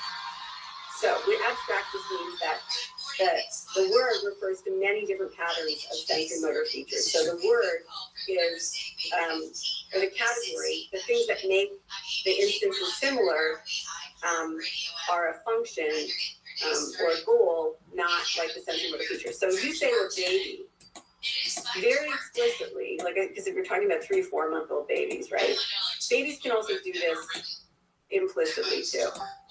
But in experiments, you say to a baby, look, sweetie, this is a bling. And you put the bling down, and it makes a beeping noise. And then you say, now this looks different, feels different, right? Smells different. Look, sweetie, this is a bling. It beeps. Now you take something else, which also is different, and you say, look, sweetie, this is a bling. Now the baby expects. Crazy Tom. By the way, folks, just listening, Lisa just gave 3 examples, first with a pen, then a coffee mug, and then her very own watch. 3 very distinct objects, but all of which make, the baby is told, make a booming sound, and they will spin those 3 visually distinct objects, functionally distinct objects into one single thing. Because they are very functional. Is this guy still talking about toes? So important. Money, toes, bitch. And if I may, I want to ask whether or not we can take this incredible understanding of emotions. That's really what we're talking about. We're really talking about how the brain, my version of how the brain works and how emotions emerge out of this system, basically. And absolutely, you described it far better than I could. And anchor that to this concept of movement. That the movement is the final common path. With the understanding that the movement system, and forgive me, but that we have systems in the brain and body that allow us to move, that's for sure. Systems, plural. That they run in both directions. In other words, how we feel, what we feel, our emotions has some bearing on the movements that are more or less likely for us in a given context. And our movements clearly can also influence the way that we feel internally. Well, I mean, so if we just look at how things are happening, here's what the anatomy tells us. That when the brain makes a guess, that guess starts as a motor plan. Starts with a visceral motor plan and a skeletal motor plan. So heart rate changes, breathing changes, blood pressure changes, and potentially skeletal muscle. And literal copies, afferent copies of those signals are sent to their propagated sensory areas, telling the brain, telling those neurons, this is the last time we made this, in this context, this other stuff just happens. So there's this temporal context, right? And we made these movements. Here's what we saw next. Here's what we felt next. Here's what we smelled next. So, yeah, I think of this as an image that pops in my mind. We should explain to people what Ethan's copy is. In neuroscience and neuroanatomy, the connection to a structure is called an afferent with an A, and the connections out from the structure is called an efferent. But it doesn't even matter. It's just basically the point here is that in our experience, in the way your brain conjures an experience, okay, and that experience is that you feel something first, you see something, you feel something, you act. That's not it. What's happening is the brain is preparing the action first, and the feeling and your experience comes from that action first.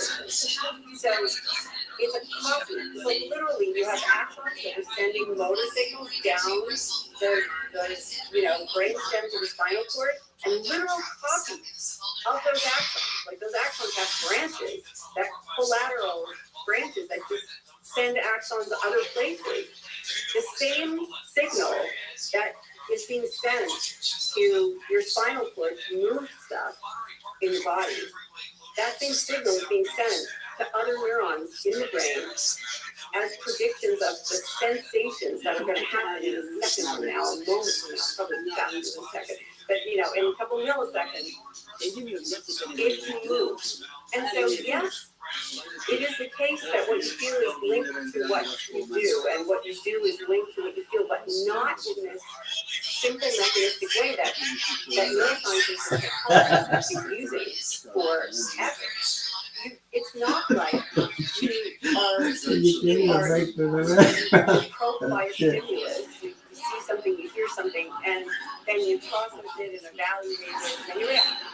No, that's not what's happening. What's actually happening under the hood is that based on how things are right now, your brain makes a guess, or some guesses, and those guesses start as motor plans, and the consequence of those motor plans are predicted sensations. And then, of course, sensory signals are coming from the sensory surfaces, and here's to me the most mind-boggling thing about this whole explanation. If your sensory neurons in your sensory areas are already firing, the action potential, the spiking has changed based on prepared movements. These are sensory predictions. And when I give talks and on my website, I have some cool examples of how this works. You can experience it yourself. World famous pussy eater Rabbi Rothschild takes care of it. Rabbi, you can go vibrations in your chest that aren't there. Rabbi Rothschild, please should be a So fan. the sensory signals, I should say. So the sensory signals from the sensory surfaces of the body make it to the brain.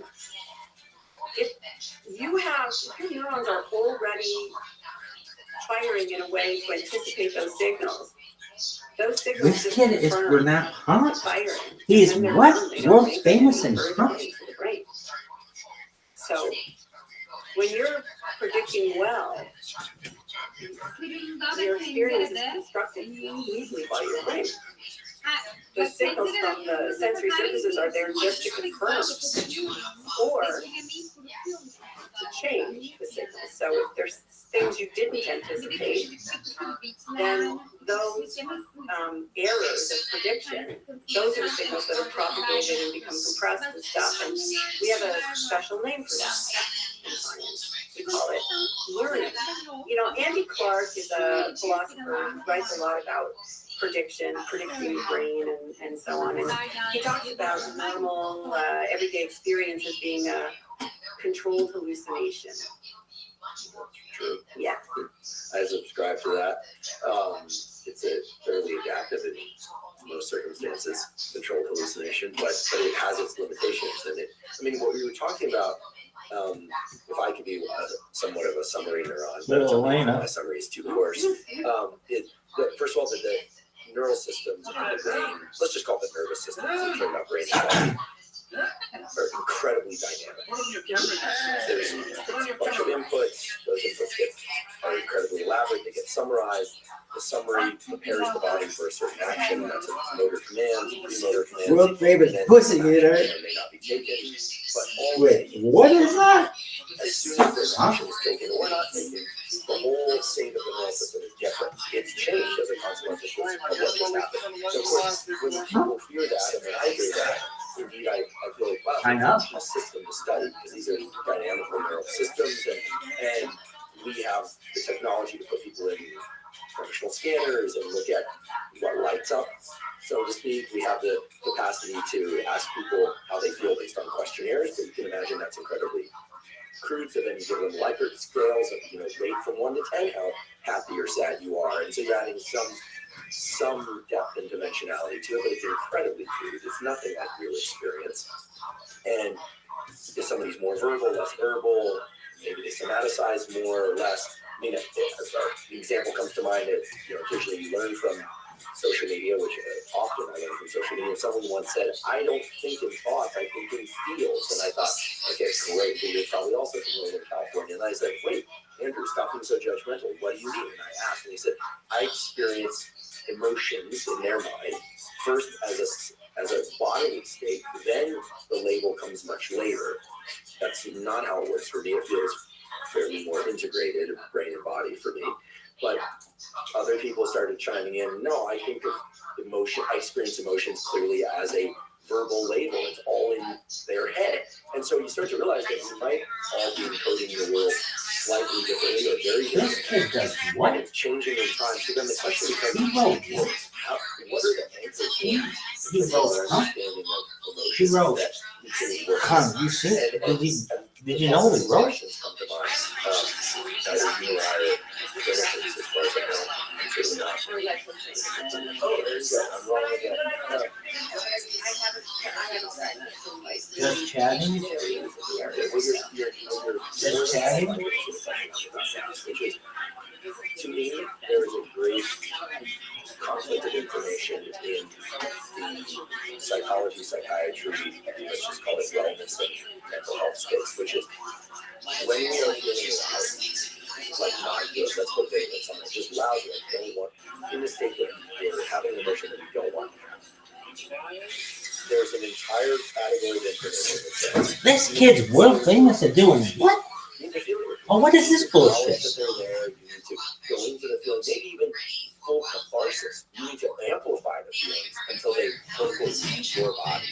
After all, Steve Jobs was into screen therapy and you helped him expunge his anger. Who knows? You get these examples. He's probably the worst example because it seemed like he was angry a lot from what I hear.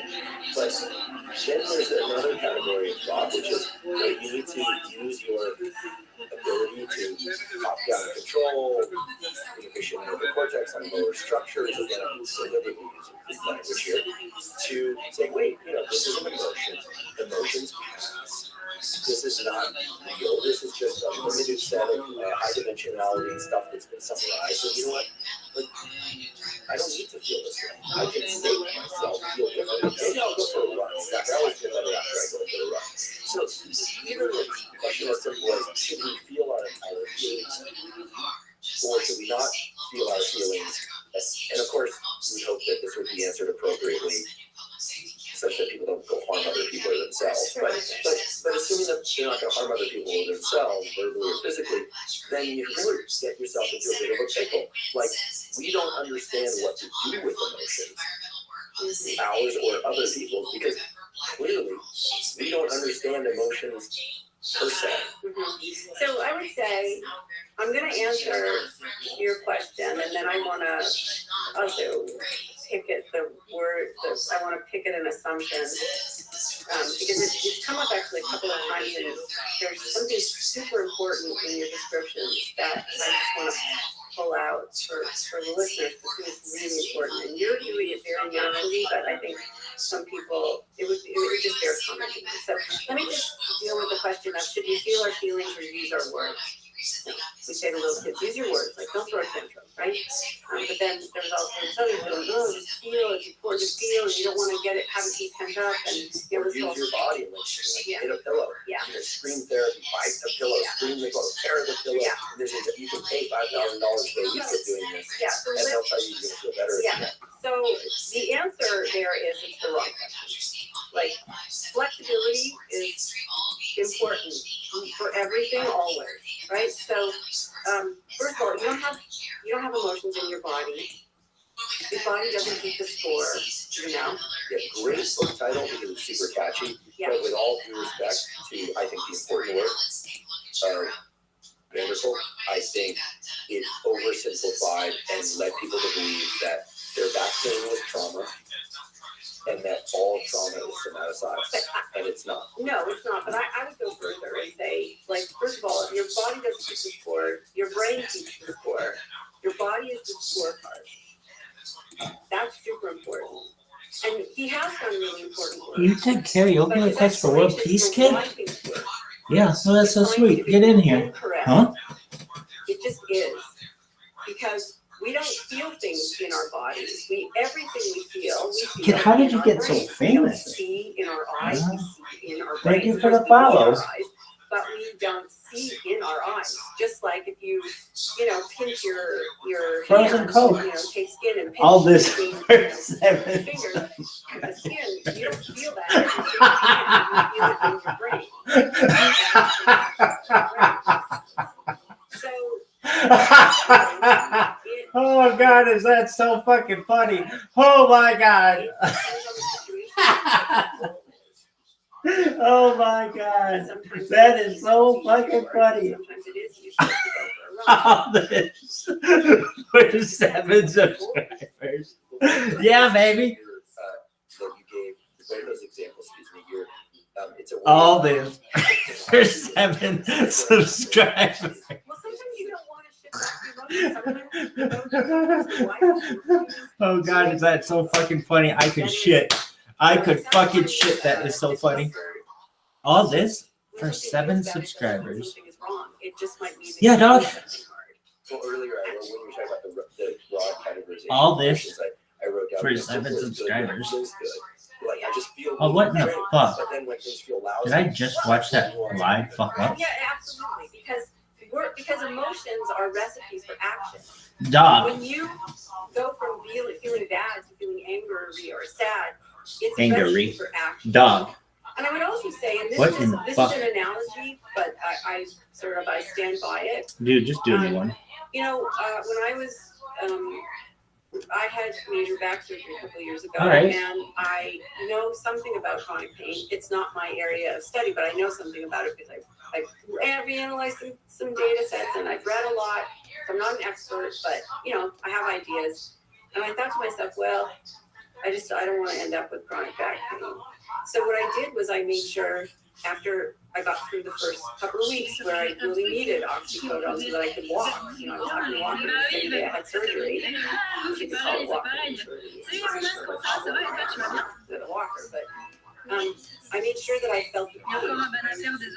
That is, I dosed myself with discomfort quite deliberately because I wanted to make sure that, and I'm sorry for using, you know, Cartesian language, I don't know how else to say this.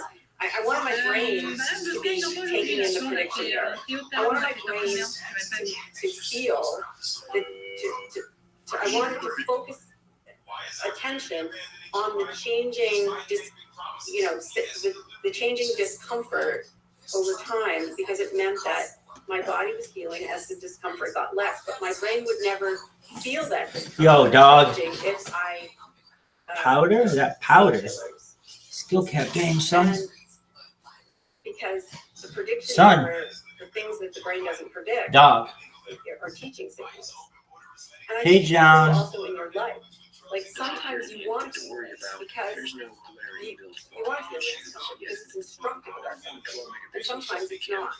And maybe that's not really an answer, but the only way that you can figure that out for yourself is to do it sometimes. If you're always getting rid of discomfort, you never know when it's useful, and it is useful. But now I want to get to this point that I was thinking before. Like we are talking about feeling and emotion like they're interchangeable, and they're not. Right? So here's how I would do it. Your brain is always regulating your body 24/7. And your body is always sending sensory signals back to the brain about the sensory state of the body. And our nervous systems aren't wired for us to experience those sensory changes that are happening in the body in any degree of detail. We're just not. And it's a good thing. Like right now, as we talk here, our hearts are beating and our, pancreas is squishing stuff out, liver is, filtering and oxygen concentrations are changing. Like, there's a whole drama going on inside each of us and our listeners. And we're largely not aware, and I hope our listeners aren't aware, because if they were, they would not be listening to anything we were saying. They'd be completely, enraptured or in discomfort at what's going on inside them. Instead, the brain creates a low-dimensional summary, this gross kind of like barometer, which is feeling, affective feeling, we call it, or you could call it mood, but scientists call it affect with an A. Feeling pleasant, feeling unpleasant, feeling worked out, feeling calm, feeling comfortable, feeling uncomfortable. It's kind of a general barometer of the state of the body. And it's not emotion. Those feelings, those features of feeling are features of consciousness, because your brain is always regulating your body. Your body's always sending signals back to the brain. The brain is always representing them in this low-dimensional way, whether you're paying attention or not. Like whether the brain is focusing, applying attention to those neurons or not, those signals are there. And even when we're not emotional, like if you're driving on the highway and somebody cuts you off and you think, what an asshole. The asshole-ness of that person, that intensity of that negative affect, is you experience it as a property of that person, but really it's coming from you. It's not a property of that person. That's a feature of your experience in that moment. And affect is always there. Sometimes it's in the foreground, sometimes it's in the background, but it's always there.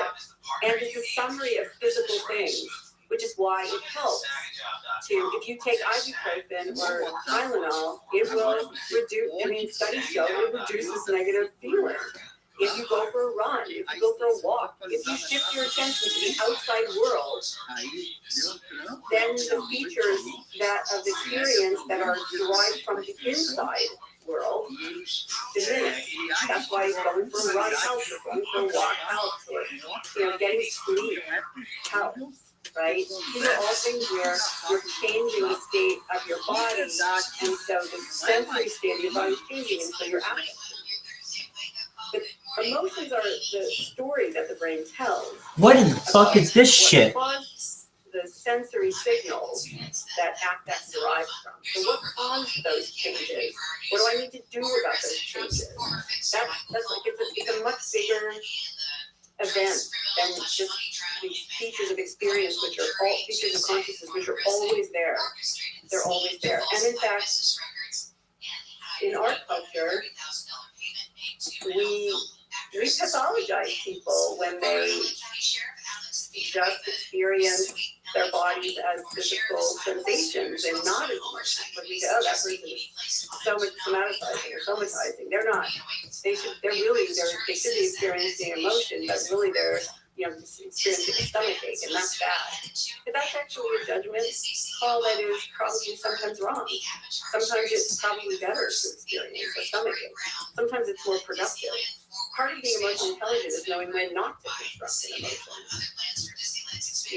Like right before the COVID pandemic was announced officially, I was in New Zealand giving talks, and my daughter, who was in college at that time, was flying literally, like, I think less than a week before the pandemic was announced.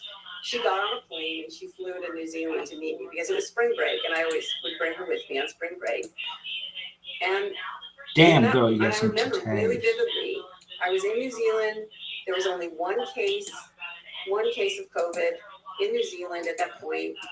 And I got on the phone to my husband and I said, I'm experiencing a very high level of arousal, and it's very, very unpleasant. Now, my husband knows me very well, and he said, yeah, there's a lot of uncertainty. And I said, I know. Now, he didn't say to me, well, you're anxious and you just don't really know it. Like, you need to get fucked, girl? I was feeling... If a girl calls me and says, I have a very high level of arousal right now, I'm saying, girl, get over it. Or I'm on my way, whatever you want. And when there's a lot of uncertainty, there's also a lot of arousal, because the brain is attempting to learn, and the neuromodulators that are important for learning new things happen to also cause a subjective sense of arousal, and they actually also modulate your autonomic nervous system, so your heart can be faster, or whatever. Our go-to explanation for what that is to experience that arousal as subscriber. And remember that brain is the story of telling yourself the category so fucking funny. What like, do you do in anxiety and fear? Maybe the funniest shit of all time. What do you do in uncertainty? You forage for information. You tolerate the discomfort and you forage for information, which is what I was doing when I called and said, what should we do? Should I meet her at the airport and turn around and come back? Should we have a vacation? Like, I don't really know. And what I ended up doing was foraging for information for another couple days, and then made a split-second decision. World famous pussy eater. We were flying from one island to the other. Huh? We went home. I had to read that like 8 times, and I still don't believe it, kid. My point is that this is not just, Girls, this kid is so happy. He told the whole world he was world famous for it. You know what? Experience your heart pounding in your chest as determination. When my daughter, this is all in How Emotions Are Made, these examples, but they're true. I mean, my daughter, this book I wrote a couple of years ago, when my daughter was 12 years old, she was tested for a black belt. Hey, Dick Fine and Champs, how you doing? Fine, and she was testing against these like massively large adolescent boys, okay, who were like a foot taller than her. And her sensei, who was a textbook truly black belt, didn't say to her, don't be afraid. He said, get your butterflies flying in formation. And I was like, enraptured. I was like, oh my God, this guy is totally brilliant. That is the best, meaning to give to arousal. That changes the meaning. What you do when you create an emotion is you're giving meaning. What is that horse shit? Dog. And Dog. you have more control.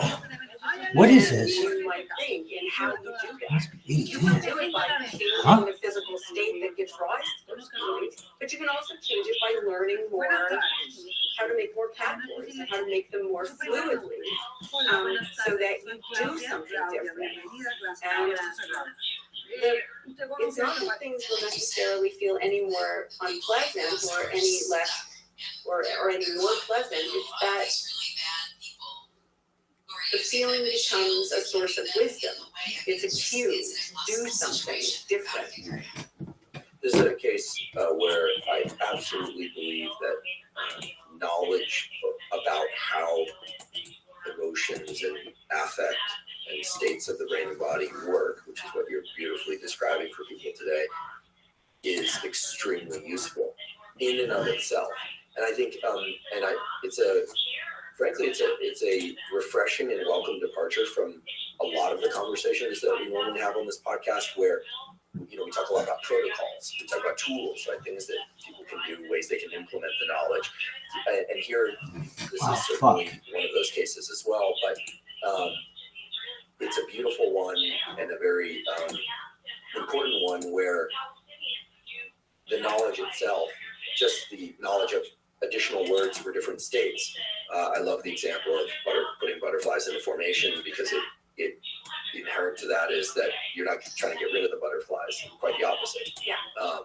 You're deploying them in certain ways, and there's an action step and a psychological step there, of course, that's required, but that it isn't, view morning sunlight for an average of 10 minutes to set your circadian rhythm, which is something that I say over and over again. I'll go into the grave saying that. I'll probably put a window over my grave so sunlight can get in at this point, but which would be fine with me. But in any case, knowledge is power, is something that we hear, but it's not always true. Often it's knowledge is power, but you need to do X, Y, and Z in a certain order. But here, what you provided and you're continuing to provide is knowledge that people can use, that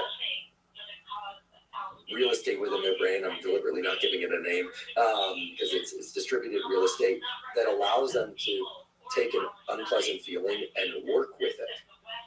That it has more dimensionality than we probably realize. That's becoming clear to me, that rarely, if ever, is there less dimensionality. You can always give it more dimensionality by just shifting your attention.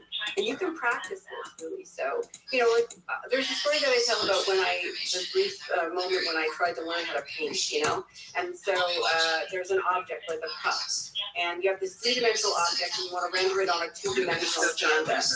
So you could just try to draw the cup. And then what you get is a pretty shitty-looking, cup. But what a realist painter will teach you to do is to take the cup and to break it apart into pieces of light. And then you try to paint other pieces of light. So you're transferring.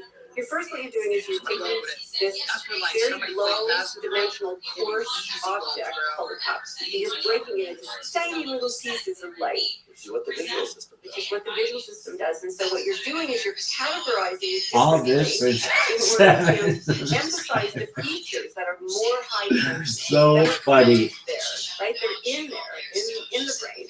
TCS, world famous pussy, Rabbi Rothschild takes karaoke requests live on What? What is this? What is, these are like unrelated. For Whoopi. God, Rabbi Rothschild. Please share the extraordinary. The two-dimensional canvas. And what you get is a pretty piece of looking three-dimensional cup on a two-dimensional canvas. Unless you're me. And then it still looks shitty. And so maybe I'll take it up again sometime in the future. But my point is that you can do that with your own. Damn, this girl can do it. What's her name? Emotion. Hey, girl, want to get food? focus on what your heart is doing to the best of your ability to be sensitive, Yeah. right? Or you can deliberately focus on your breathing, or you can deliberately focus on what your muscles are, how tense they feel. You can change the dimensionality of your experience by the shifting of your attention. Love it.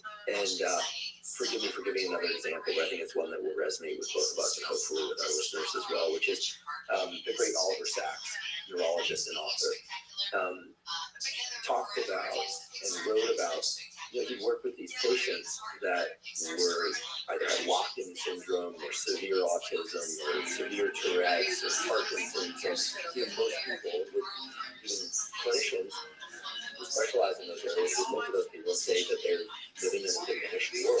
It's lack of capacities that other people have, and it's all about the absence of certain abilities. And what he did eventually was incredible. He loved animals. So he would spend time thinking about what it would be like, for instance, to be a bat hanging in the corner of a room and experience the room not through vision, but mainly through echolocation. And he would spend a lot of time thinking about that. He also did a lot of drugs at one point. His career stopped, because they were very destructive drugs, not just psychedelics, but also methamphetamine. So yes, he has that, but he eventually changed his practice to trying to experience human emotion, but first think about animal sensory experience. And he would do that for lots of different types of animals, octopus, bats, and all these other things. And then it allowed him, in his words, to interact with patients in a way where he could feel, maybe even empathize a little bit with how they experience life. And then he would write books about it in a way, and here I'm borrowing someone else's words, that storied these people into almost greater, larger than life characters. And now, of course, he wasn't trying to detract from their suffering, but he was trying to give people an understanding of what that suffering was like through their actual experience. And he did, in my opinion, many other people, a masterful job of doing that. But it came through much in the same way that your art teacher said, pay attention to the way the changes in light across the object, as opposed to trying to draw the object themselves. So the takeaway here that I think we're arriving at is that, what you provided, is that if you add dimensionality to our description of or experience of the sensory inputs, and there's a ton of it to reach to, and we maybe come up with some new internal labels or language-based labels, that we can experience the world in much richer and much more adaptive way. Absolutely. And I love your stories, and I love your story in particular about Oliver Sacks, because it resonates with my experience when I was reading Ed Yong's new book. Oh God, that's so funny. And then, what is the recent one? Right, with the animals. An Immense World. And what I was thinking was, first of all, it's a masterful book. I wish I had written that book. I wrote in a fan letter. I was like, this is amazing. But because he helped you experience, so what I want to say is this, that there are all these animals that have different sensory surfaces than we do. They can detect signals in the world that are not relevant to us. We don't have sensory surfaces for them.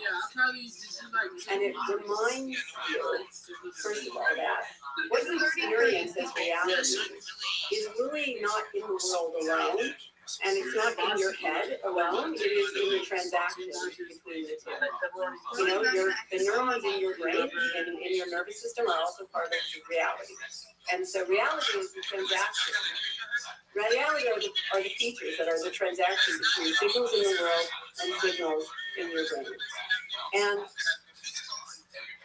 the parts of the world that some other animals experience that we will never experience, they're not really part of our reality because they don't interact with anything that we have. But for those animals, it's part of their niche, it's part of their, niches for the parts of the world that matter to you, basically.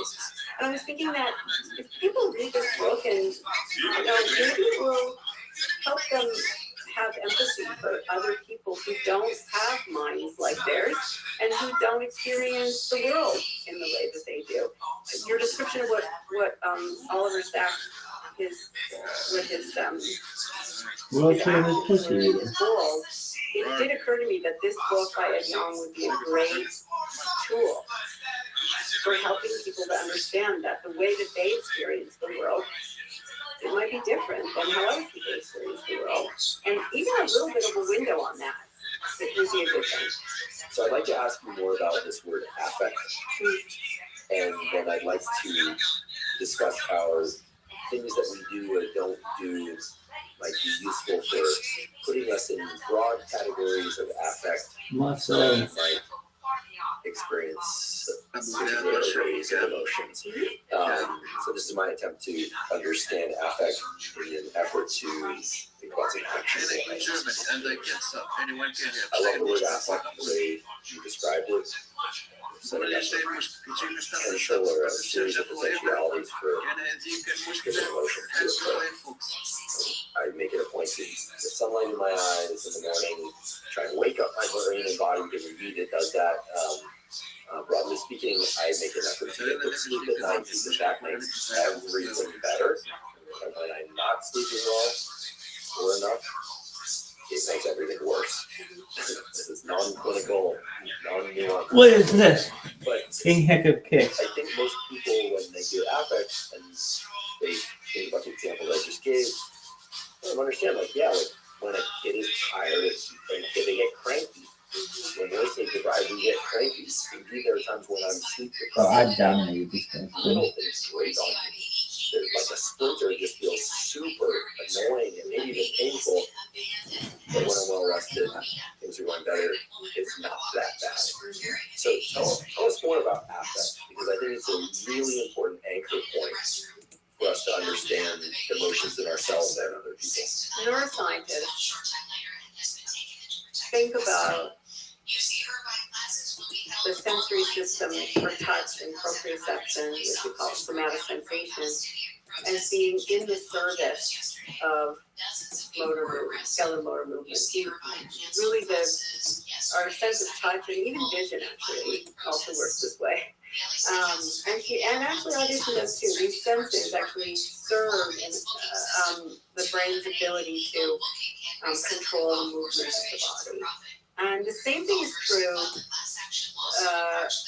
for the regulating the systems of the body. So brains, one of their fundamental jobs are to coordinate and regulate systems inside your body, your heart, your lungs, your gut, all the moving parts.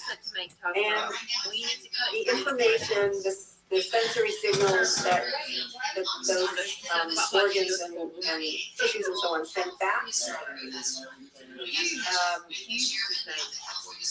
As I said before, those sensory signals are important to the brain's ability to regulate the body, but we don't feel them directly. Fuck. We usually experience them as affective feelings, these very simple physical sorts of feelings. And then we elaborate them in various ways. They really, when they get very intense, those are the moments when the brain creates emotion out of them. So the brain's regulation of the body, the predictive regulation of the body, the technical term is allostasis. But when I'm explaining this to the public, I use a metaphor. And, all metaphors are wrong, but some metaphors are less strong and useful. So the metaphor that I use is your brain is running a budget for your body.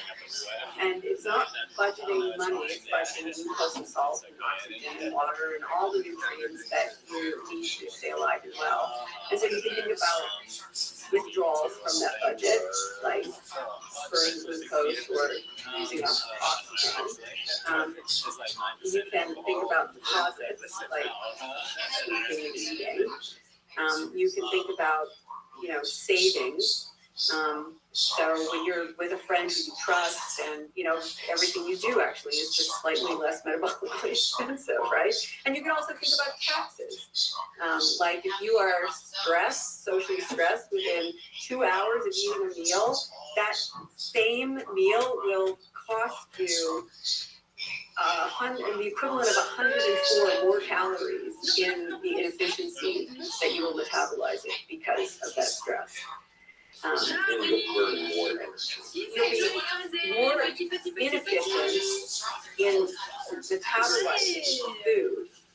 So it's as if you had eaten 104 more calories. So I had exactly backwards. And so over the course of a year, that's 11 pounds. So when you say that people are taxing on us, Yeah, we like literally. their Yeah. language was. Yeah, they're their like, language so was- the way I describe it is that you can think about affect as a quick and dirty summary of the state of your body budget.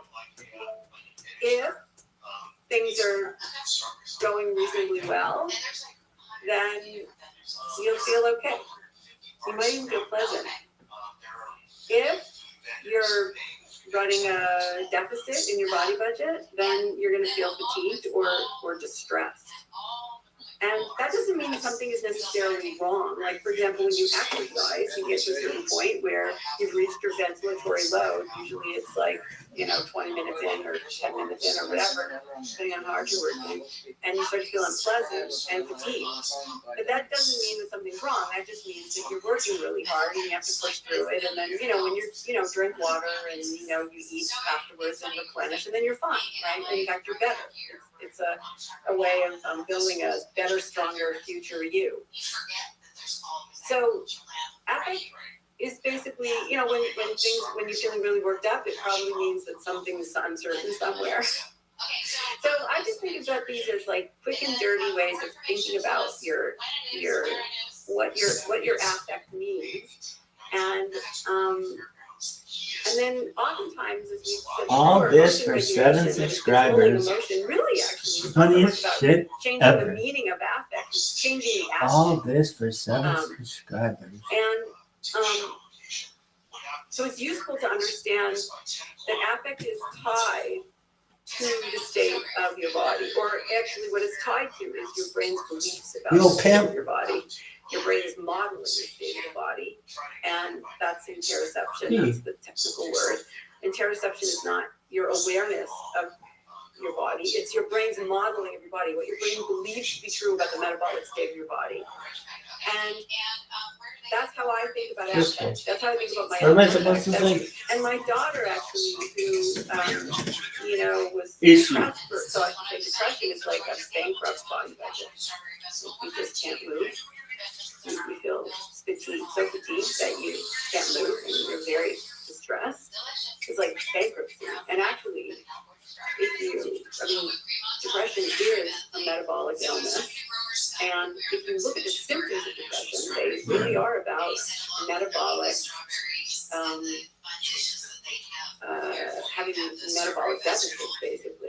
And it's interesting that one of the hallmark features of depression, subjectively speaking, is the lack of positive anticipation about the future, which makes perfect sense from the perspective of a depleted brain. What does issue mean? Exactly. Which is like, You're basically, what? think about the Worst thing fact you ever that call anybody. prediction error. Like, oh, Right, so if you're this feeling is- unpleasant, you're not going to be anticipating pleasant things. And even if those things that are in the world that give you pleasure, you won't notice them.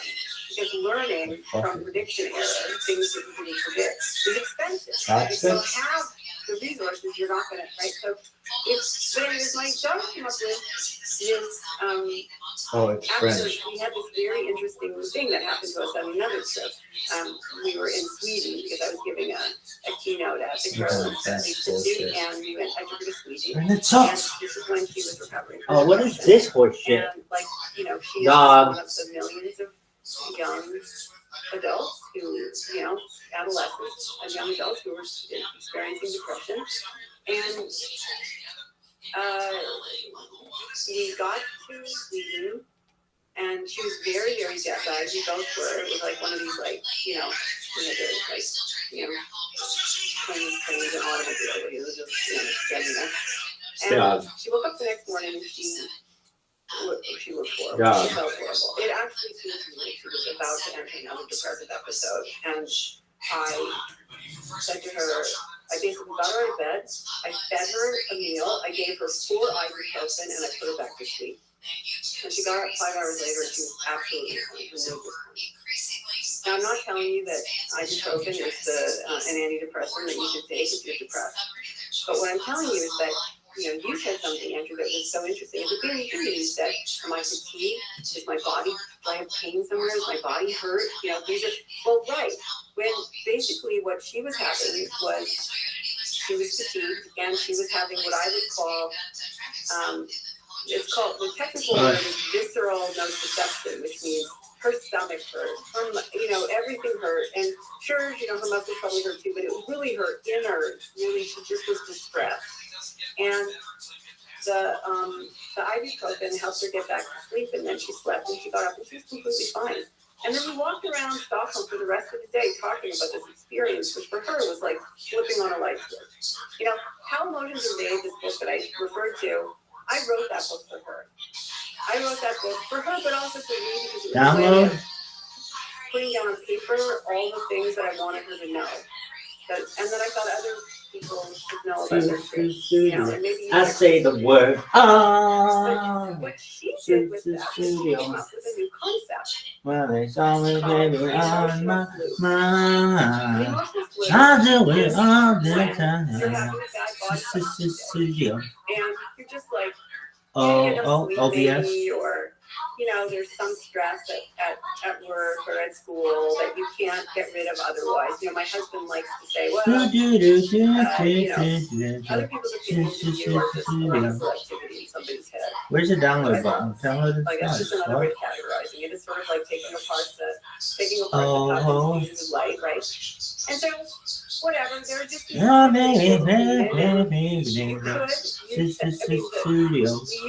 often back to well, she's on me, on my mind. if I feel bad, Yo, dog. Oh. It's just that you didn't get enough sleep, or you need to have a little bit more, protein, or Right. The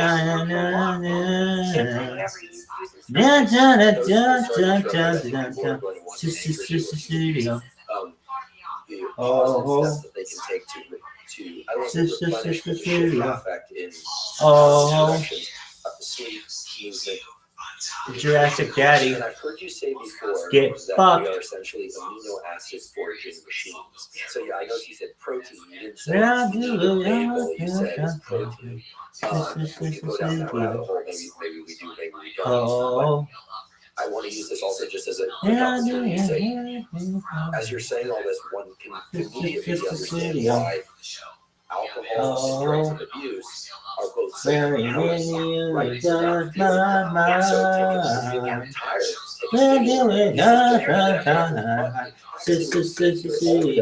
Body budget. In a way that then puts you in a more depleted state later. Well, she's always baby on my mind. Friends I have who are like a magic elixir. It made them Studio. that's their language. But then of course there's a because then it drops your baseline below where it was. Studio. 110%. But I just also want to say that so is serotonin. Like so are SSRIs maybe. And when I say maybe, what I mean by that is, if you really have a metabolic problem, like say something's wrong with your mitochondria, Oh, she really on my mind. or there's just some metabolic problem. We do it all the time. That metabolic problem is real. If you start to feel unpleasant, you will. Feel unpleasant. You will feel your mood will be negative.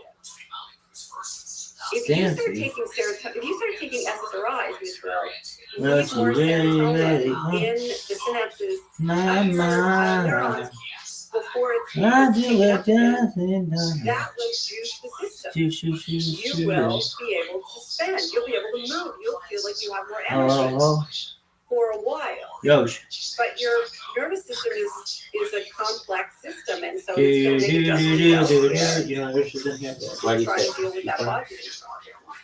So exactly what happens when you take drugs and abuse, and what happens in the short term can happen for some people with SSRIs in the longer term, where at first it starts to work, and then it stops working, and you start to gain weight, and and because your metabolism is slow, and because your brain is attempting to deal with that budgeting problem. So it really matters what the source is. It could be that your brain believes you have a budgeting problem, but there really isn't one. It could be that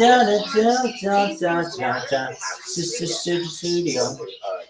Oh, just mentioned about SSRIs, and unfortunately, the reason Well, she's rolling on my mind, but I do it all the time. Psychiatric challenges has Yo. that there's an emerging theory among psychiatrists. It's kind of a collective emerging theory that What in one the of fuck? reasons why nowadays Dog. you hear about so-called treatment-resistant depression, but you did not hear about so-called treatment-resistant depression prior to the advent of SSRIs, is that there's a growing body of thought in the psychiatric community that SSRIs may, over time, as you're pointing out, deplete the very neural systems that subserve enhanced mood. So it's different than a drug abuse that gives you a very acute effect, like methamphetamine or cocaine or alcohol, but that over time they actually be pulling the very neural circuits and neurochemicals that would allow for positive aspect deeper and deeper into the trenches. That's right. I want to be using a virtual camera. Don't respond to the drugs any longer or other treatments. Right, so I wasn't trying to say the mechanism is the same. I was basically saying the theme is the same. And I'm agreeing with Yeah, what happens over the short term with Longer term with for some What do I want? with SSRIs, Media? it hasn't been recognized. Color yet display that capture. at the basis, depression is Ad. like diabetes or obesity or What do you call that thing? or heart disease. It's not that causes depression, it's that there's a common problem. Which is that somewhere in this very complex system of your metabolism, Studio. and that's how you experience it. Oh, Sometimes it's good not to turn, it's productive not to turn that negative. Yeah, okay, close this shit. An emotion. Sometimes, Now what? sometimes a cigar is just a Add cigar. fucking Sometimes you just breaking need to the deal law, with breaking the affective law. problem by dealing with Add. your It's physical called state. a video And capture that's device. what you did, is It's knowing also when called not being such a is huge little affect telling bitch. you something is wrong with the world. There you go, And dog. when is it telling you that there's something wrong with Breaking the the physical law, state that breaking you're the in? law. I think All right, everything tight as at fuck. least You got this starts bitch with tapped. good night's Close. sleep on a consistent basis. Close, And close. every psychiatric challenge Close. and Discord. Close. suicide itself seems to Discord. be associated with Breaking the law, by breaking the law. challenges in sleeping, Yo, changes PC3. in circadian rhythm. So I think that's why to me sleep is the foundation. Up with the sun, Absolutely. gone So when I with tell the people, and they wind. say, well, what can I do? I say, well, if there's only one thing that you could do. Somebody's gotta be like, oh, Rabbi Rothschild's on here. Oh, yay, Rabbi, we love you. We love you, Rabbi. Don't get me wrong, like I Yo, love what the French fries. fuck? I love French fries. They're like that's like God's most perfect food. I mean, really. Up with the sun. Eat healthfully, and eat real food, and get exercise. And if you do those three things, I know I sound like a mother. Integrated camera. And so feel free to roll your eyes at me. But as a neuroscientist, those are the actually before you start with all pimp, the close. utilizing Jedi tricks, you could just start with this, and that would actually take you. Quit it. And Hit it and quit that it. will resonate very well with our audience. Quit it and hit it. Basics What does that of even mean? sleep, Like, bitch, get out of here. sunlight, and social connection. Huh? Just anchor to those five are the ones. Kid, I'm still stuck. that How did you return to over become and over again. And I think so people say, cocky oh, that it's you simple. will post that to random strangers of all I ages? think that those five Want me to do? things Maybe I are eat one cat, thing. bitch. There's some work that's required to get that So done. that's what the So kids it's call not today, simple. eating cat? But the work that's Eating required pussy at the dark, bitch. Hurry the fuck up, hurry the fuck up. All this for a fucking subs. So fucking funny. Maybe the funniest shit of all, Disney. There's an elaboration of Scale 1 to 10x. Look at this move. I had the opportunity to turn on my camera. Everybody was like, are you gonna OBS me, baby? I was just gonna say, I'm so glad you mentioned Hell that. yeah, So pimp. glad you mentioned Because you said before. All right, now what? This is another one of those moments I listened to. OBS. Many of your podcasts Suck my dick. I think it was the first or the second one. All right, is this thing done? Where you said we are ready regulating each other's nervous We are, systems. we I'll are. never forget that. The youth of a nation. I imagine that you married your husband for a number of different reasons, but Yo, pimp. when people pair We up are, we with romantic are. partners, with friends, The with youth of a coworkers, nation. the ideal situation is What's one this in which bullshit? we are not taxed, Hey, Rabbi, where you've been banned. maybe even What's this people, bullshit, and though? just being around them or just The being youth of a in their nation. lives provides We us with are, the we positive are. to- What did that even Savings, say? provides It's a savings, saving. for sure. And then I think The that's a youth lot of of a what emotional nation. resonance to Yo. kind of pop language on it is all about. Yeah. Who feels good to be around, who doesn't feel good. We Yeah, I are, would we say are. The best thing for a The youth human of a nation. nervous What the system is fuck? another human. And the worst thing for a human nervous system is Fuck. also another human. Dog. And Oh, so shit. You really want to be around the people who make you the best version of yourself that you could be. And that doesn't mean that you always get a savings. Like sometimes you're taking care of that person, and so you're absorbing some of their burden, right? And All right. vice versa. But I would say the research on social isolation and loneliness and so on shows us that along with research on synchrony, and there's a whole bunch of research to suggest that we are the caretakers of each other's nervous systems. And it doesn't matter what your opinion is. Like it doesn't, that's how we evolved as a species. And so you get to decide what kind of a person are you going to be?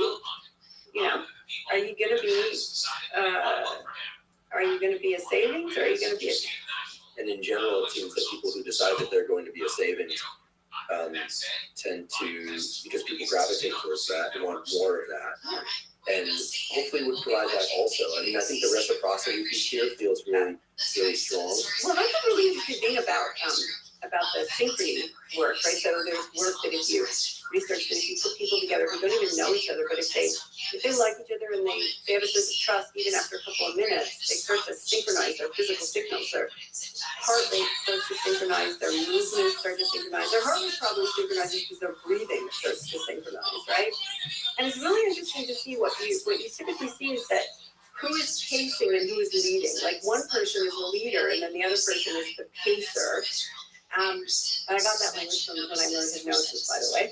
And but it switches back and forth, like who's the leader. Like in a what we say good, like in an interaction that looks productive, it's switching all the time who is pacing and who is leading.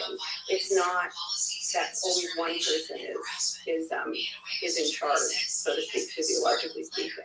We did a series recently on mental health with Paul Conti, who's a psychiatrist, and the word narcissism came up a few times because people have a lot of questions about that. And, he emphasized that narcissists are not confident. They operate from a place of a deficit of pleasure, never enough, and intense envy. Although that's not how they present, and they're often usually not aware of it themselves, but it's what leads healthy people to feel as if the interactions with other people, narcissists, often can be very compelling in the moment, but they feel very taxed afterwards and kind of confused by what's happening. And it sounds like it ties back to this lack of synchrony.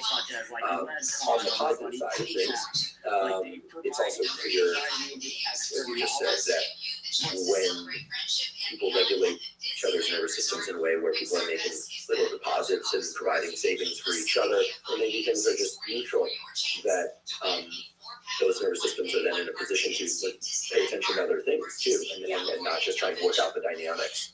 Oh, for sure. Oh, and that's very true at work. So there's research showing that, especially in the creativity, sector, innovation sector of the economy, the best predictor of performance on the job is the extent to which people feel. After you account for sleep and watering and sleeping and feeding, right? Like the best predictor is the amount of trust that you have in your team and in your managers.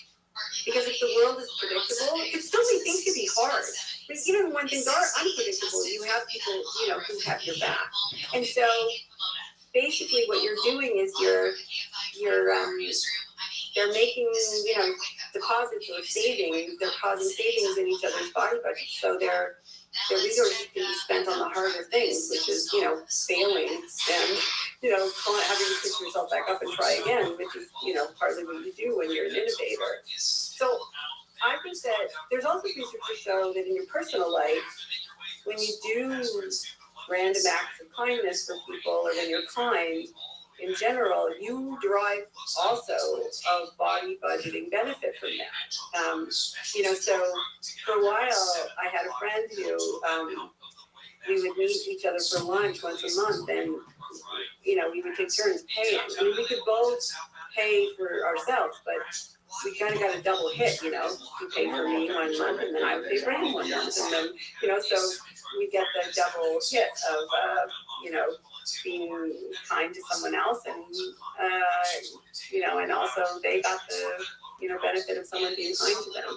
And I'll just say, I think kindness is I don't know that we have so many conversations about that in our culture right now, but I think kindness is very, very underrated and should be. Like when I feel like shit, I bake bread for my neighbor who's in his 70s, him and his wife. That's what I do when I'm not feeling good. And after I've taken care of the possible physical causes, and then I feel great, because he's always so grateful, and then I felt like I made his day better. And then also he helps me in other ways, like with my garden and stuff. He's just like a master gardener. And so I feel like we have this relationship where we help each other. And I know it sounds really sappy, but and even though all the research backs up what I'm saying, it doesn't quite describe the feeling of when someone is just really happy because you just gave them a little surprise, and they're, there's just some juice in that, I think. In some culture out there, there's a word for that. I'm sure there is. I'm sure there is. Well, I have to say, I thoroughly enjoyed this conversation. I've been looking forward to it for a long time, and you've provided us with a really broad arc, but also a deep dive into not just how emotions are made, not just about affect, but as you mentioned earlier, really how the nervous system works.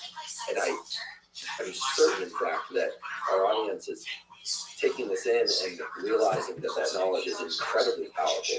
The addition of nuance, both the language and the self-reflection states as extremely valuable.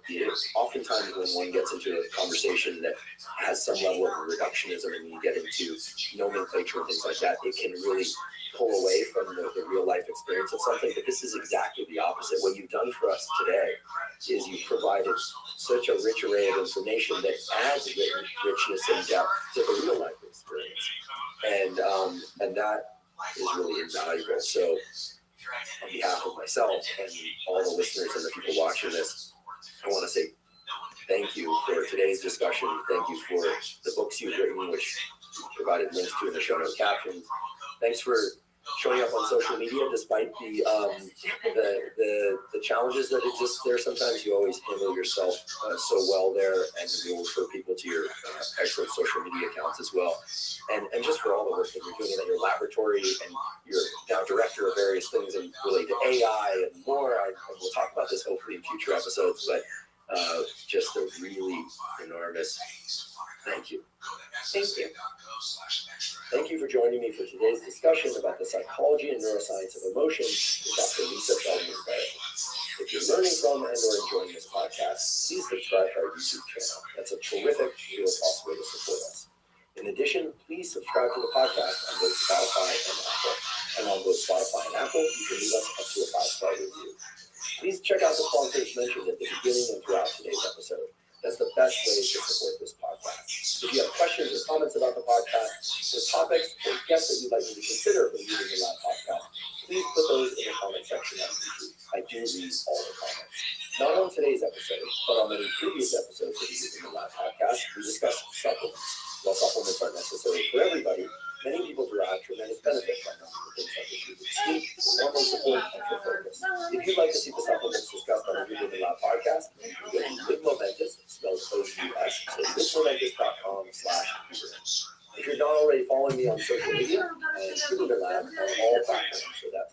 Instagram, Twitter, now called X, Facebook, LinkedIn, and Threads. All those places I discuss science and science-related tools, some of which overlap in the content of the Human Lab podcast, but much of which is distinct from the content covered on the Human Lab podcast. So again, it's Human Lab on all social media platforms. And if you haven't already subscribed to our zero-cost Neural Network newsletter, the Neural Network newsletter is a monthly newsletter that includes podcast summaries as well as toolkits in the form of protocols. So these are short PDFs that list out specific things that one should do in order to, for example, improve sleep, improve learning, regulate dopamine. We have toolkits and protocols that relate to fitness from our fitness episodes, and much, much more. To sign up, simply go to hubermanlab.com, click on the newsletter tab at the top of the site, and then enter your email and click subscribe. I want to point out that we do not share your email with anybody, and again, the newsletter is completely zero cost.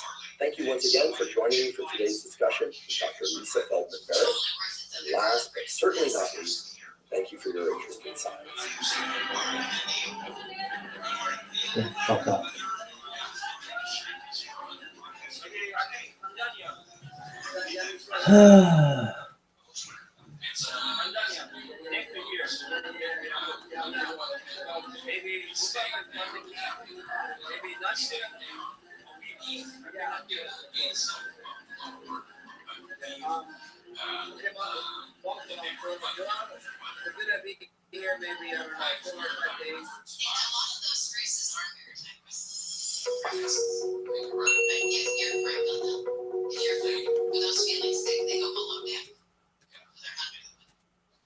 Google is one of the world's leading software and technology developers. Every year, Google introduces new technical discoveries and advancements that are amazing and beneficial to people all around the world.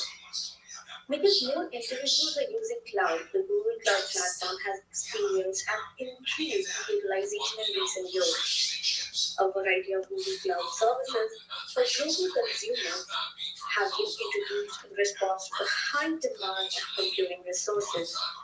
So while realizing the popularity and the need for learning about computing resources of GCP, I have brought you a video of 70 years on Google Cloud in-depth tutorial 2022. In this video, I'll take you through crucial GCP services and their in-depth concepts. So without any further ado, let's get started.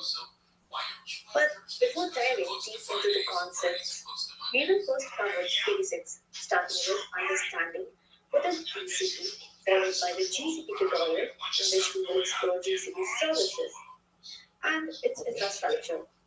Then, we will have a quick comparison between GCP, AWS, and Azure, along with hands-on experience with GCP. Then, we will move on to GCP benchmarks, and then we will understand Google machine learning with customer demonstration. And at last, we will look into the essentials of Google Cloud Platform fundamentals and how to exactly prepare for it. By the end of this video, I can assure you that all your GCP-related concepts would have been clear. So for this training review, I have an experienced GCP specialist together with you through the different crucial GCP keywords. So let's start with an exciting video on Google Cloud in-depth tutorial 2022. Before we begin, make sure to subscribe to our YouTube channel and hit the bell icon and never miss an update from Simply Up. Good morning and good evening, everyone. So welcome to this session on Google Cloud Platform. My name is AJ and I'm an instructor with Simplilearn and also working as a big data and cloud architect for various clients across the globe. In this session, we learn about Google Cloud Platform, where we will learn about what is cloud computing, why Google Cloud Platform, what is GCP, that is Google Cloud Platform, Google Cloud Platform domains, about a use case that is Ferrero use case, and also a quick demo on using services from Google Cloud Platform. So when we talk about Google Cloud Platform, we also need to know what is cloud computing. So cloud computing is the use of hardware and software components to deliver a service to a network. Users can access these files and applications and services provided by a cloud provider from any device that has access to internet. In short, cloud computing is a way where cloud provider provides access to different services such as resources. And when we talk about resources here, we talk about computing, we talk about memory, we talk about processing power, we talk about storage, and we also talk about different services which cloud providers make available for the users. Now, that allows us for automatic software integration, backup and restoring data, unlimited storage capacity, having a reliable use of different services, and having a cost-efficient solution. Now, we know that cloud computing's models, there are different service models. So you have platform as a service, you have infrastructure as a service, and you have software as a service. And these are the prominent models which are offered by different cloud providers such as Google Cloud, such as Google, you have Amazon, you have Azure, and also some organizations build their own private clouds using open source OpenStack. Let's focus more on Google Cloud Platform and what it has to offer and how it is gaining popularity in the market with different organizations which would want to work on a cloud platform or which would want to work on an infrastructure which is modernized.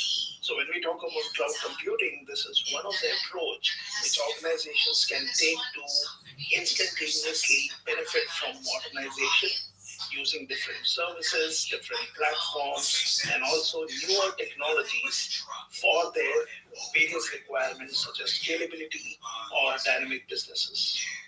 Before we get into Google Cloud Platform, it is also good to understand where you can find some useful resources about Google Cloud Platform.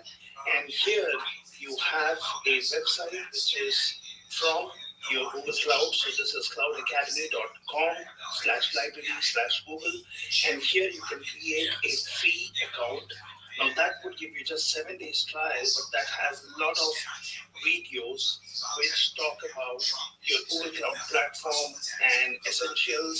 And all this for 7 subscribers. Fuck there, baby. And then after And guess what? I'm 6 of them. tried, you can obviously go for a paid account where you can take detailed learning from here.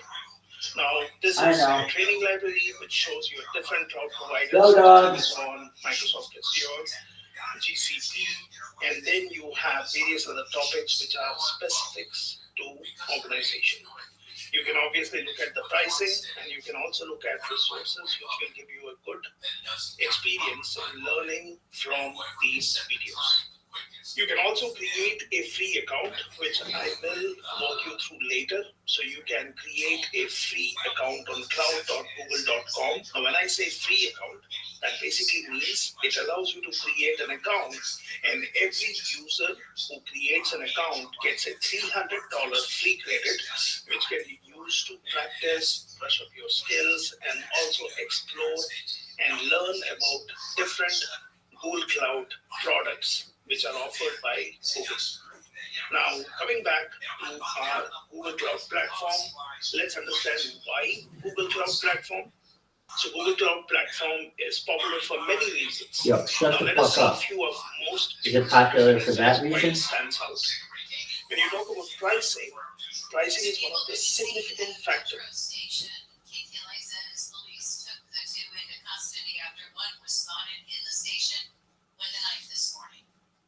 Property value assessments are expected to be up by 4.75% over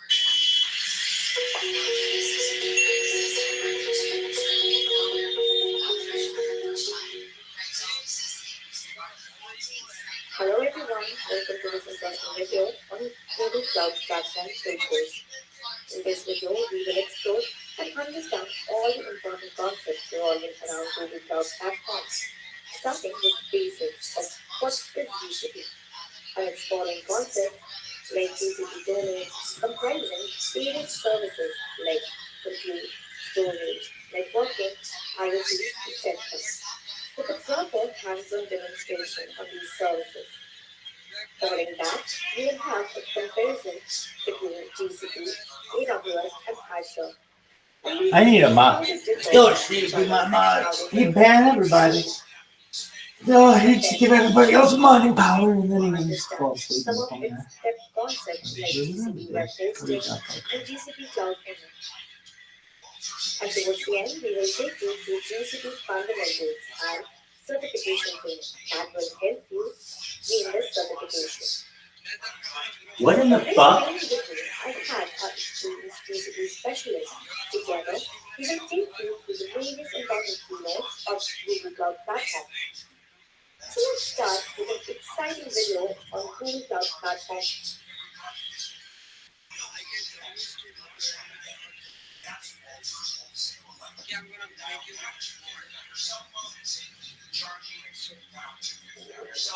Joe Rogan podcast. Check it out. Good job, Rogan experience. Train by day, Joe Rogan podcast by night. All day. What's happening, my friends? Great to see you. Life is good in my world. Yeah, life is good in your world. It's always good to see you, man. But it's I know you're you, and I know you're this Horace Gracie. You're you're who you are. But for most human beings, you are one of the most unusual people that's ever lived. The original Ultimate Fighter, the number one, the guy, the reason why this whole thing is so big. You're the fucking man. It's because of my father. Yeah, I'm a brother of his war, for sure. But for most people, our introduction to Brazilian Jiu-Jitsu was you, UFC 1. We didn't, I grew up in martial arts, but we didn't know Brazilian Jiu-Jitsu until UFC 1 in 1993. Corner had a vision. So back then, we used to teach me the garage, private classes, one student at a time. And Corner had this vision, how can we spread out throughout the world? Once America find out, you gotta put it on TV. Yeah. Once America find out, the whole world will find out. The world found out so quick. I've never seen a martial art spread through the country like Brazilian Jiu-Jitsu did in the 1990s. A lot of people thought the Greeks are arrogant. They were trying to put down the other martial arts. But it was not. It was like put up or shut up. Yeah. Karate against Kung Fu. Everybody claims that their style is the best. There's only one way to find out. And we're willing to try to find out. We're not saying that we're the best. We're just like, hey, you say you're the best. I'm saying I'm the best. There's only one way to find out. Well, the thing is, you guys had already tried it in dojos. You'd already gone to gyms. You already had challenge matches. Gracie in action videos were an eye-opening video for a lot of martial artists because they saw these karate guys who were, these guys were talking to these badass fighters and they just got taken down as triangle, taken down as triangle, taken down an armbar. But again, that was in Brazil. And a lot of that would happen in Brazil. When we came to America, it was a different level. It was, okay, this guy's the world champion in karate, the number one boxer, the number one kickboxer. Well, let's see if our stuff will work against them. It's going to look bigger, too. When you grew up with this, you started jiu-jitsu when you were very, very young. So when you grew up with this, when was the first time you saw one of those challenge matches? Those heaps of fighters who I was young. I think the stage was so watching the crack of the door. It's like outside the stage because you had there's a league there was 16 and now it's like 15 of them at the far, 14 at the far. So when I got in, because we did a demonstration just before, but I had to stay outside and looking through the crack, you could see it. Wow. Yeah. Oh, sorry. Even before that, there's a black and white movie of Oregon, Nelson, Oregon, and some of the students fighting against karate guys on the tile. And that's when I was there, I was present on that day. But I always heard stories of the family fighting, and yeah, we got to fight this guy on the beach, and the guy show up at the school and we had to fight, and I was grew up listening to them, the stories of my father fighting, my uncles and my cousins, and so I was like, I want to be one of them. I want to do this. So there was always rumors about why you were chosen to be the representative for the CSUFC. What's the actual truth behind it? Like, why did they choose you? It was a national TV. Imagine the ugly brother and the ugly. They all could have said the same thing. My cousins, they all could have done the same thing. But come on, I did this.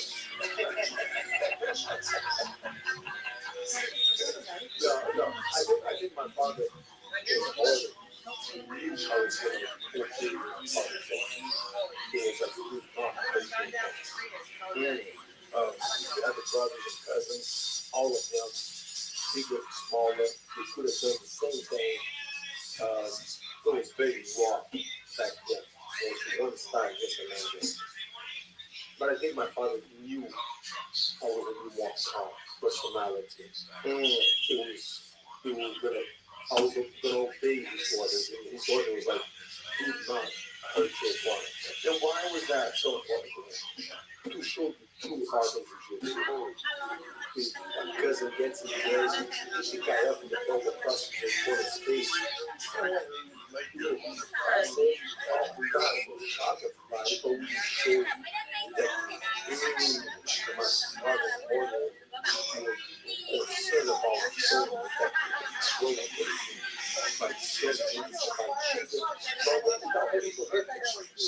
That's so amazing that you guys had so much confidence in that they wanted to be That's a conversation I never had with my father. Was like, yeah, because it's good. He said, don't worry, they're not gonna affect you. Don't worry. That's how much confidence you have. Wow. He's not gonna. Don't get me wrong. My mother's order was totally different. My mother was like, your father doesn't know what he's talking about. I want to see some blood, send him to the hospital. Mom was a new one. Dad was like, no, don't hurt your father. They're not gonna touch you. Don't worry. Nothing's gonna happen. You're gonna dominate. Mom was like, I want to see some blood. Let's send him to the hospital. So your family is so unusual. Because I have always said that your family, your father, your Carlos, everyone, so the whole family, it's the most important family in the history of martial arts. There's no family in the history of martial arts that's had the same impact that the Gracies have had. I think that jiu-jitsu landed with them for the purpose. From the mortal pursuit, the sisters people, and the vision that they had having a lot of kids, and the night had 21 kids, 11 boys, 10 girls. My father had 9 kids, then 7 boys, 2 girls. So it could have been all girls. And he was just in the view, and there it is today. It is kind of crazy because your father was so unusual. He had such an unusual mindset. And the fact that he had those early matches, like the match with Kimura, all this Santana, all those different early matches, that a lot of people don't even know about. You see online. They want to test themselves. Kimura hasn't lost. It's not lost, but nobody lasts long as he did it. My father was like, okay, I want to try it. I had it, learned it, all the muscle learned, all this, learned it. We talked for 3 hours and 40 minutes. In one round, straight. Wow. So, yeah, they want to finish the test. That was the main thing. They want to see what they can do. But my father always said, it wasn't on how can we beat your opponents. He always told me, don't walk in and win. Walk in, not to lose. If you're going to lose, the question is how you're going to beat them. And he makes a mistake. And the mentality is always not to lose. So always be defensively minded. We give you the weak example to the opponent. So if I don't lose, we're going to. We always use to explain that word. We're going to put a piece counter. So every time we put it on one side table, it listen, man, when you put that ball, I'll put it back in the center. If I catch that ball, put it back in the center of the plate. What am I doing? Where's the play defense there? When am I going to lose? Never. So when I'm going to win? Now we have to change the question. When you miss the game, did I win it? No, you don't make a mistake. Right. If you're not going to play forever, you don't make a mistake. So it's a very defensive part. Yeah, it's not a very aggressive. I've heard Helston describe jiu-jitsu in that way. He said jiu-jitsu is I do this, and then you do that, and then I do this, and then you do that forever. But does somebody make a mistake? Does somebody make a mistake? They say I could make a mistake too. But if I don't make a mistake, if you don't make a mistake, we're going to play forever. You know how it is. Yeah. We're going to play. Yeah. Till somebody gets tired or make a mistake or... Yeah, well, it's also it was perfect for you to be in it because in the first UFC you were, what did you weigh, about 176 pounds? 178. 178. Crazy. And you were in there against gigantic guys. Like, what did Kimo weigh? 250. 250 roided to the gills. No testing, carrying a wooden cross into the octagon. That was great. He was a raw. He was like one of the strongest guys I fought. He was huge. He was raw strength. Yeah. Wasn't this guy making? But he was huge strength. And I messed up on that. One time I tried to match strength because he got tired. I heard he was very strong and I tried to Here's him, walking in with the cross. And I remember saying, what the hell is going on here? I was like, go ahead, carry that cross. It was solid wood, by the way. That was heavy. I'm sure. Probably a good warm-up. And there's you. How old were you then? That was third UFC. I was 27. Wow. Look at his eyes, man. It's like, Yeah, just jacked, full of juice, enormous. Jesus tattoo on his stomach. The early days, my man. All this for 7 subscribers. Sometimes I think what my father was thinking on putting me rock. I said, I had a fight before. That was your first fight. It was UFC 1. UFC 1 was his first Wow. fight. I had to say, how many fights do you have? I said, 51 tournament matches. Right. When I was a kid competing in tournaments. Yeah. Professional fights. Never. On the street. I know how you Wow.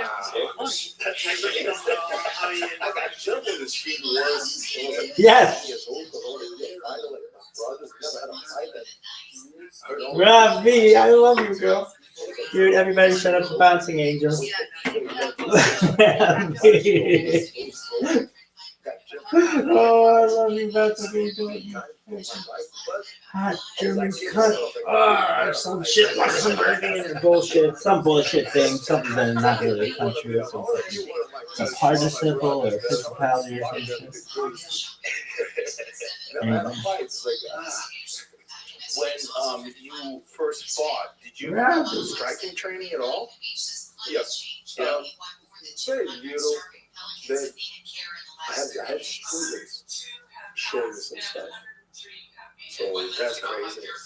more for me to know what's coming up, neither for me to be right. So it's more for me to know how to do. Yeah. So it wasn't like a learn Ballskeeper. every box, fight against a box. So it's more for me to know what's coming, how they're gonna do, where they're getting ready to do it. So they don't just stand there. Yeah, let's talk about that. Very nice.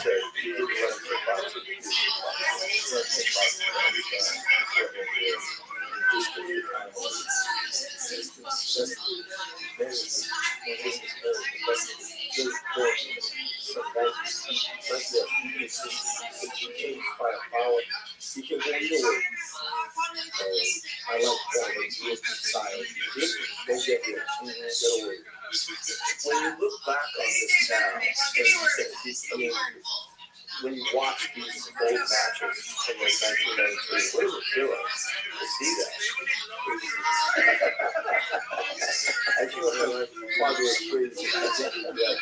But no one had ever done it before. I saw it. It's never been a hit match. It's never been a fight. And then all of a sudden it happened. It's no time. No gloves, no rules. fighting was out. Yeah, you can punch the nuts, everything. But if you are knowledge of fights, like drug abuse, my years, and the first look at fire, but there's no punishment. There's no, okay, you're going to get disqualified. Right. It's like, don't do it again, sir. It's so crazy, but then from that moment, from UFC 1, Brazilian Jiu-Jitsu exploded across the country. Exploded. Grace Academy double size on after the first UFC. Well, after the second UFC, we doubled again. Wow. This was in Toronto? Yeah. I started at Hickson's place, and then I went to Carlson Gracie's place because I didn't know any better. It was closer. It was closer to me. It was on Hawthorne. It was when Vitor was making his debut in the UFC. Back when they were calling it Victor Gracie. It was UFC 12. And I remember the feeling of the first class, the feeling of how humiliated you are when you don't know jiu-jitsu, when you spar with someone who knows jiu-jitsu. It's like, you think you know how to fight. And then you get in there and all of a sudden you're on your back, you know what to do, and all of a sudden you get choked, and you're like, oh no, this is crazy. Like it was, You can do martial arts for a long time already. I had a completely distorted idea of my ability to fight. Completely distorted. And I remember my first class was in 2004. Now, it's like the back of the life. Those always shoes of the friend with a friend, family, member, coach, and different styles of martial art. And they will come in, and they will come in to fight us. But we organize, we will be like, okay, we're going to control and turn it into a skill. So when we take the guy down, mount, they pretty much talk to him, they show, they bomb, let it go, and the guy will go home and go, can I sign up, can I learn? Right, because it's how you get hurt. You can convert it into you beat the fuck out of him, just broke the face. They will never come back. Yeah. So we will want you also about getting your students and trying to beat them up. But you can fight. So we will convert them. Was it your father that was the mastermind behind doing it that way? I think that was Carlos. Carlos was like my second father. I came to meet him. I was 17 or 18. I came to America to meet him. So Orion was a lawyer, very smart, very calculated. And we were teaching back in the garage days, teaching every day, private classes, half an hour private classes. Let's look at the crack house. Now there's a person coming in and he can come. And they were like, what is he doing over there?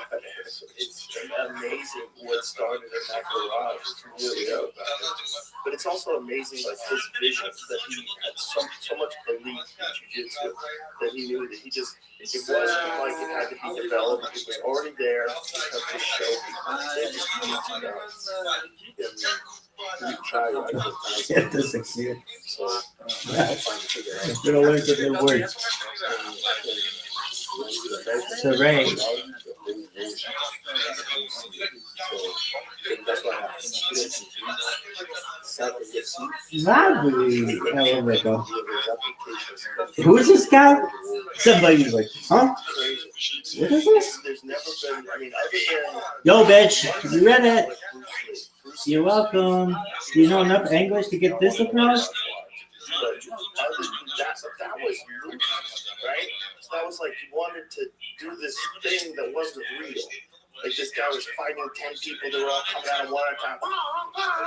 But it wasn't real. Watching you. Yo, bitch. This bitch is fucking studying or doing some shit. What is that bullshit? Fuck it. It was like, no, there's no way this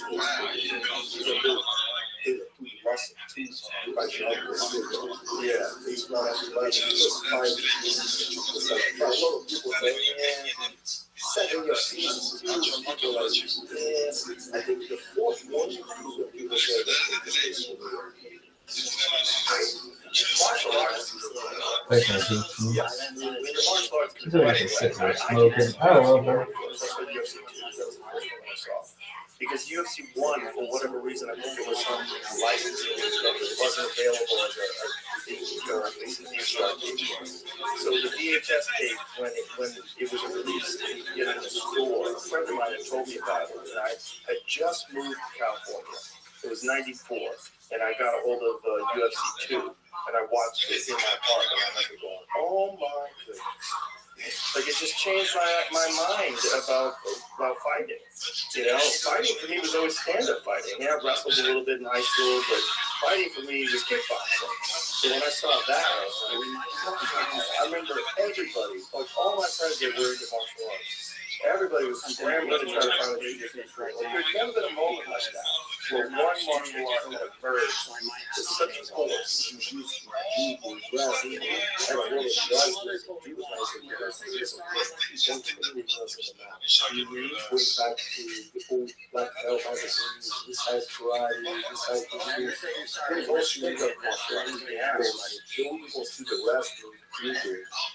Martial arts. That's not crazy. That's not. Yeah. We used to share a gym back when I lived in Boston. There was a guy that I used to work out with, and he had a gym that he would share with the judo class. So on one side was the judo guy, and the other side was the kickboxers. And I remember thinking, what a waste of time. Just practicing, throwing each other around. Like, what's the point? You know, and no one knew. It's so interesting that everyone, see, from the time I first got into martial arts when I was a little kid, there was always this thought, like, what would happen if a karate guy fought a judo guy? What would happen if a boxer fought a wrestler? And everybody had an opinion. But until UFC 1 came around, no one really knew. It was just theoretical. I always maintained that since '93 to today, martial arts have evolved more over the last 30 years than they have over the last 30,000 years. It's everybody has that Jesus, bro. but nobody would challenge the other one. But I don't want to step on anybody's toes. Well, nobody was willing to take the chance. You know, I mean, what if I lose or I don't want to bother. I don't want to beat the other guy too because if I beat him, he's gonna shoot bad. And there was a lot of that. You know, we were like, hey, we didn't find out. Yeah, well, thank God for that.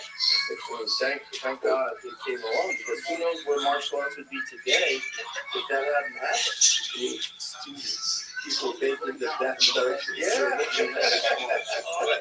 I'll bet you right here in the shoulder, and the reason now you are paralyzed. Like, if you grab your chain, you go to sleep. Yeah, there's a lot of stupid shit. There's still that stupid shit out there. There's still a lot of people out there that believe that shit. Crazy, isn't it? Yeah, but most people don't know. Most people don't know. I mean, now, if you want to fight, you have to know jiu-jitsu.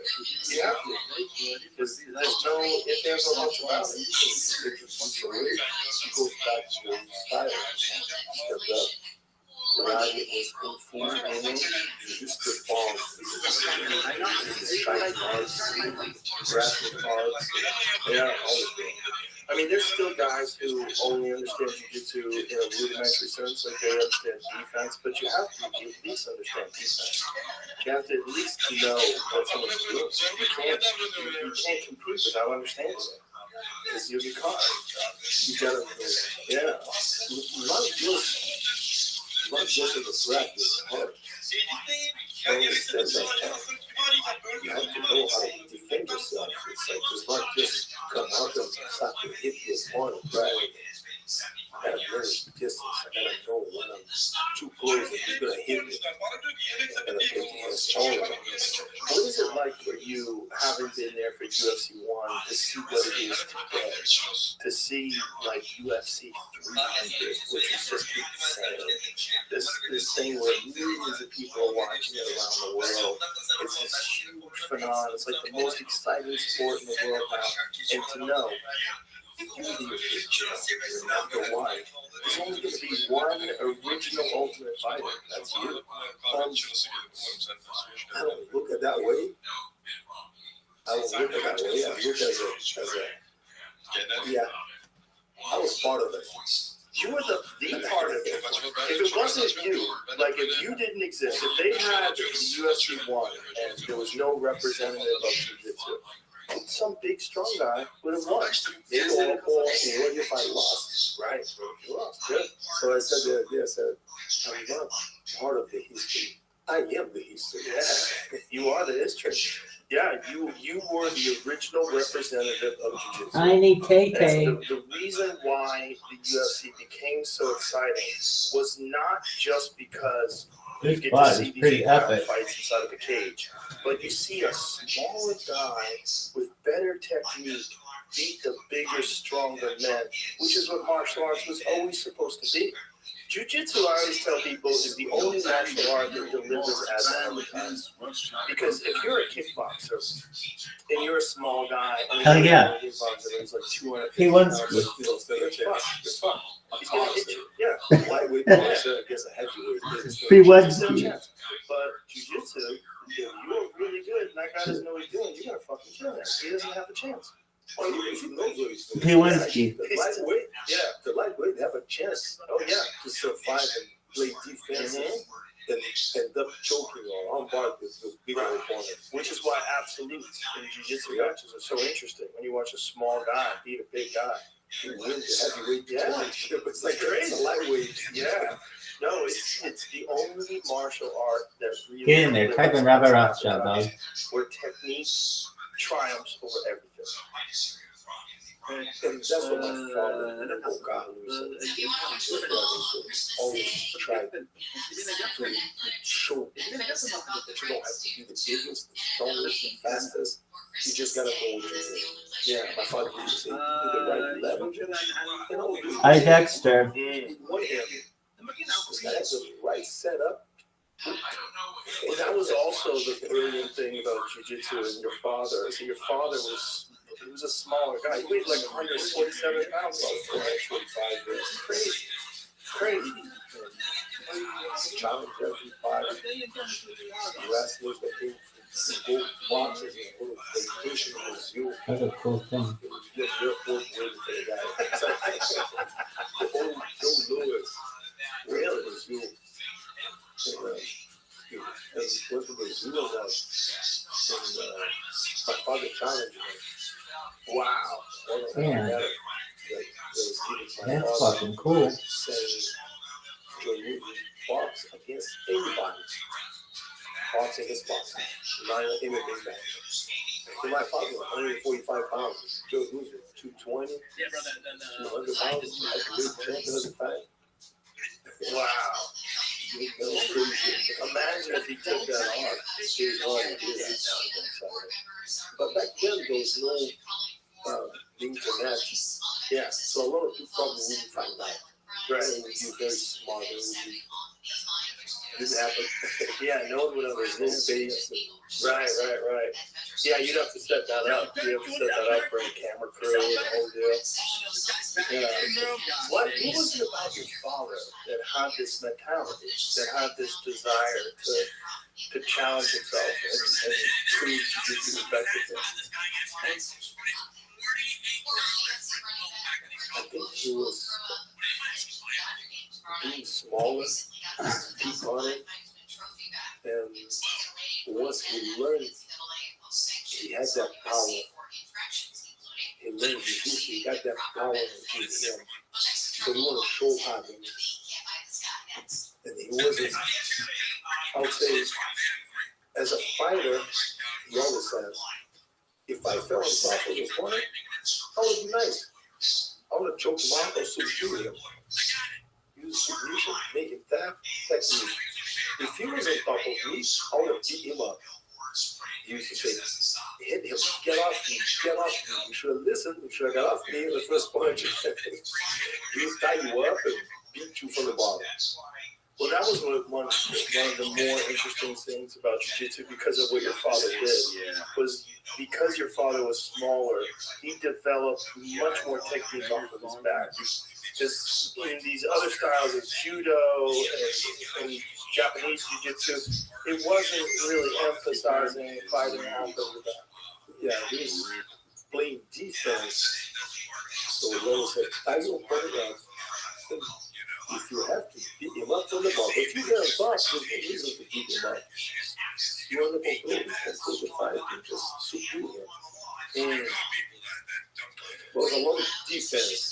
It's interesting now. A mean defense, I would say. Very mean defense, yeah. But it's interesting now when you see the rules. The rules are set up much more for strikers than for wrestlers. Because I've been talking about this lately. Like, say if you're a jiu-jitsu guy and you're fighting in the first round and this rounds are 5 minutes long and you take the guy down for 4 minutes and 30 seconds. You only have 30 seconds to work. I feel like a fight should be, even if you're going to make it rounds, the fight is the fight. I don't think someone should be able to get up. I don't think you should stand people up ever. I think once a guy takes you down, the fight is on the ground. If it's boring for the audience, tough shit. If you're on the bottom, get up. And if you can't get up, tough shit. And if the round ends and then the new round begins, I think they should start you right back in the same place. I think that's they're the same way to do it. Back then, there's no way to do it. Right. Because this way, it's allowing, I would say the fight is Bro, wow. one person, one style right now. It doesn't Zero favor mark. it, but it gives a distinct advantage if you let a person stand up that didn't stand up. So if you start the second round, say if you take me down with 4 minutes and 30 seconds to go and you're dominating me and you're closing in on me and you're about to tap me, but then the round ends. And then we start, but now we start standing up. But I didn't earn my stand up. I just got to stand up because of the time.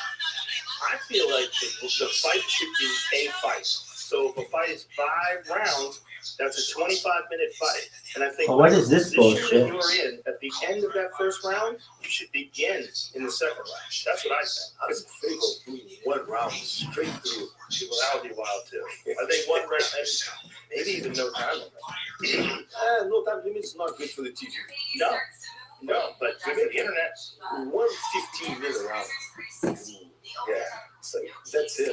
115 straight through. Go straight through, no round. Here, Start, no, 15 minutes later, we stop.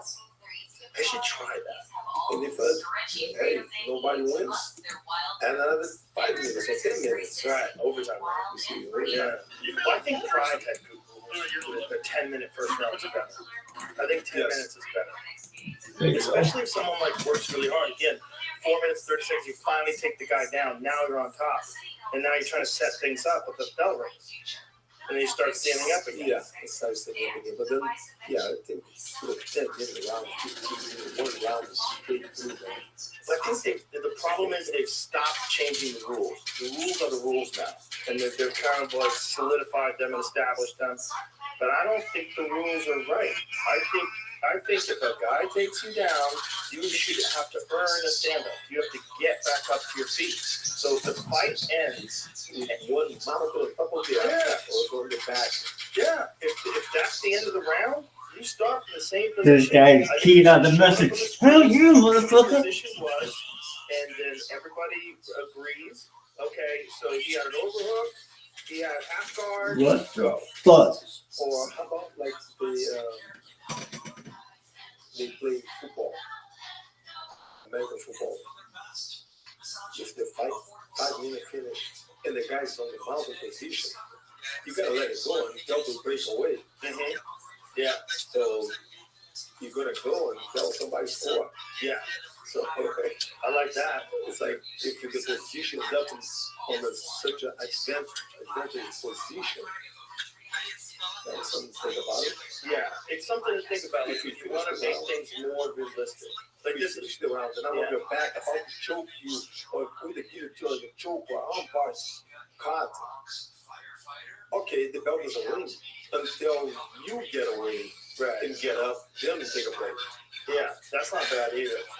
I just think that having a fight start, if you start standing up. But I think round to round, you should resume the position whatever you were in the previous round. I think that's the only thing that makes sense. Because otherwise you didn't earn a stand-up. But if a guy takes you down and mounts you, and he's setting up a head and arm choke, and he's sitting I think in, there's and then bam, the buzzer rings. And I cannot Go wait. right back to that Somebody's spot. got to have Round GPS 2 going. starts because you didn't get out of that. So and now the guy's a kickboxer. Sorry, did Now you he's hear oh that? shit, I almost got caught. And then Sorry, start that did you next hear round that? standing up. He has an advantage because now he's standing up. Duh. But he didn't earn that stamp. Band? Nah. He earned the takedown. He got her down, got in a superior position. You were about to finish it. That's I like it. Yeah, I think it makes more sense. Somebody's gotta have TTS. No one's gonna listen to that. Especially me, like the bias towards jiu-jitsu. I'm like, yeah, I am. But I'm not. So I'm not though, because I feel like it goes the other way. You know, if you start a fight, if a guy stood up and got back to a standing position, you would never take them back down.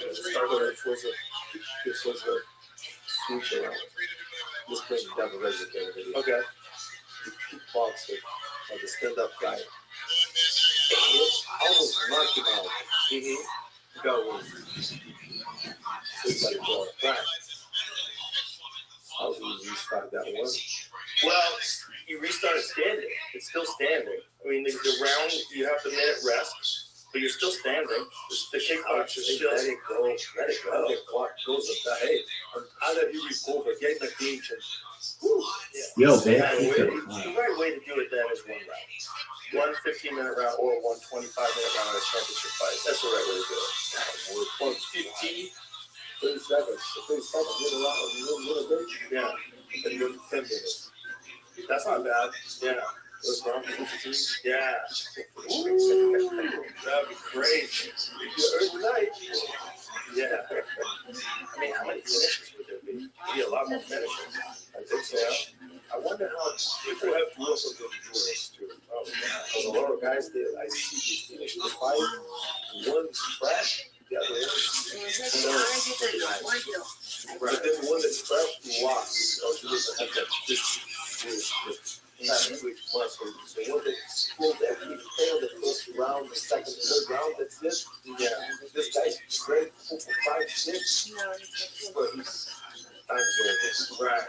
It's an interesting thing too, right? It's a matter of what people don't understand that just watch it and don't do martial arts. So it's really just about pacing yourself too, knowing when to hit the gas, when to back up, knowing that you have to fight for 5 rounds, and knowing like when to push. Like some fighters, they'll back off in the beginning because they know that the guy's going to come out fast and hard, and they're just going to wait. Okay, he's slowing down now. Now I start to press. Now I start to put on the gas. It becomes a mentor too. Like Horton used to say, if I drop you off in the middle of the ocean and tell you, I'm coming back in an hour, all you gotta do is tread water for an hour. But if I drop you off and say goodbye, find your way home, now you gotta pick a direction and start swimming. Yeah. Most people drown before an hour. Yeah, true, right? Mental. Yeah. A lot of mental. There's no round to save you. Yeah, that's the most interesting thing about the early UFC is that it was just no time limit. Just here we go. It's like Ben 7 and Pablo B for 15 minutes. And him the final 16 minutes. Yeah. But 15 minutes, if it was 2 days, he would have won. Yeah, It was a round. He took me down. He got on top. Would have won the decision. I remember that day. I remember when we caught him in that triangle. Most of them didn't know what's going on. They're like, what is it? What the hell's happening here? What is going on? Nowadays, everybody would go, oh, the audiences are so educated now. That was a perfect example of playing defense. Right there. I played defense against him. Just frustrating. I tried to turn it early on in the fight, but he got out. He got out and defend. And I can see him getting frustrated. Like, he didn't know how he was going to win. I can feel that. There's no way. I can't beat this guy. Right. Because you were so good defensive. Just playing defense. He tried, but I knew he didn't have any finishing holds. He didn't know any finishing holds. He just had to put pressure. Okay? Yeah. Okay, no problem. There was also the gi. The gi was so smart too. Who's this? Fight with the gi on because Julie. you just grab that. Hi, Julie. May I ask you nicely to please leave Isaac and Dimitri alone now? Can you picture your Who? I'm sorry, girl. I can't control it. Yeah. Julie, you're so sweet. I love you. I'm so sorry, girl. I don't even know if they're working. Half the time they're fucked up because some motherfucker got a long Twitter account. Fuck you. Because some motherfucker has a long Twitter account. Fuck you. Hey, Barbaro Killer. Hey, Barbaro Killer. Oh yeah, they definitely do. Yeah, they definitely do. Boxes with vests, over. That's to warm up. The Tiger Bomb to warm up. That thing's No, it's Barbarella. Oh, yeah. Some shit. Guys You're take 96% of the baths, way there. Fuck they would you. lie down Dude in said a 6 minutes. bathtub and put 12 water, minutes ago. baby oil, What the and water fuck? and just soak themselves in baby oil. So even if they're dry, and the moment they start to sweat, they just like whoop, like holding up a salmon. Just right out of your fingers. It's crazy. Hi, Rabbi.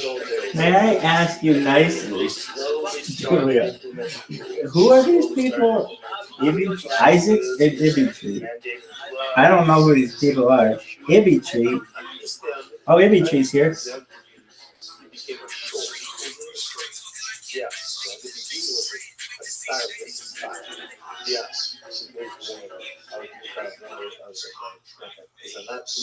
Congratulations, Ibby Tree. It's a real sport.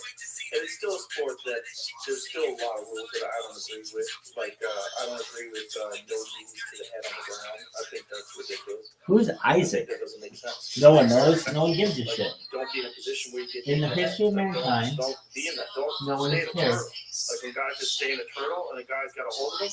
Man, that's a terrible place Rap. to be. In the street? This Oh guy. my God. If a guy's got a head and arm on you, he's holding you and you're in a turtle, and Yeah. his knees are free, and you're not blocking your head, oh, this fight is over. But in the UFC, you can't even do anything. That seems to me to be crazy. the churches made for, I think, to last long the fight. Well, I think it's less brutal too, and the idea is that like you can't defend yourself against knees to the head or ground, but you can, obviously. Surprise, hit him. Yeah, Ban me. right, the back of the head from the back. If you have the back mount. Remember when Ban me. Henson fought Stryker, that guy in was it World Ban me. Combat League? Oh my God! He got his back and just boom, just fucked him up. Like you didn't even need to put the choke. Ban me. He hates me. You couldn't do anything. You were just flattened out, your face on the mat. You got pounding the back of your head. You just passed. You're kind of trying to to protect the fighter. Yeah, I understand. I understand too. I don't agree with it. I don't agree with you. Also, it's weird that you can't hit the back of the head because the back of the head gets hit a lot accidentally, especially with head kicks. Like a lot of times, head kicks wrap around the back of your head, and it's totally weak. Like if two guys are standing and one guy feints and the guy throws a punch and the guy throws a head kick and the head kick hits him, bang! It wraps right around the back of the head. It's a shit. That's a legal chaos, which is crazy. But if you get a guy on the ground and you punch him in the back of the head, the referee take a point away, stand you up, doesn't make any sense. Yes, I would say. Yeah, let it go. Yeah. You gotta protect the back of your head. Catch me outside. How about that? We're fine. Situation where a guy can punch the back of your head, you should be blocking the back of your head. And if now we can punch the front of your head, yeah, you gotta block the front of your head. Turn your face to the wall. You have to. This kid is world famous at this? Effective fighting, and it's very effective to punch someone in the back of the head. They say it's more dangerous. But I mean, we're talking about a very dangerous sport. It's effective to punch the temple. That's okay. That's fucking vulnerable. That's a thin little thing. Yeah. Yeah, that's just to protect your fingers. That's all it does. It's just it helps you hit harder. Yep. Yeah. It just protects you from cuts a little bit. You know, but still, the cast that they put on the knee, all that bakery and the glove, just protect your head so you don't break your head. Exactly. Yeah. Do you think that they should be bare knuckle? I just should go back to the old ways. One time, right? One time was the great. I'm living no vision. Why doesn't someone do that? Why doesn't someone do that? Someone should do. I mean, I don't know about the weight limit thing. Guys are too good now. The problem is guys are too good. But there's no way to do it. If you don't do it, you cannot have time limit. Right. So if you take the weight, you gotta take the time. Right. Right. Like I use my father to say, I'll give you the weight division, you gotta give me time. Right. So you got some of the light weights over here, man. The 170s, 180s. Couldn't fight the heavyweights. Also, most of these guys, well, because they're jiu-jitsu guys, but also a lot of these guys are not really. That's the other thing is the weight cutting. Like Kamaru Usman is a great example. He was the 170-pound champion, one of the greatest ever. He never weighed 170 pounds. He weighed 170 pounds for about 5 minutes. He walked around 200. Yeah, he's jacked. All of them. Everybody. You can't fight one except for BJ Penn. BJ Penn was the last guy who fought at 170. He probably weighed like 165 when he beat my dudes. You know, and he didn't cut any weight at all.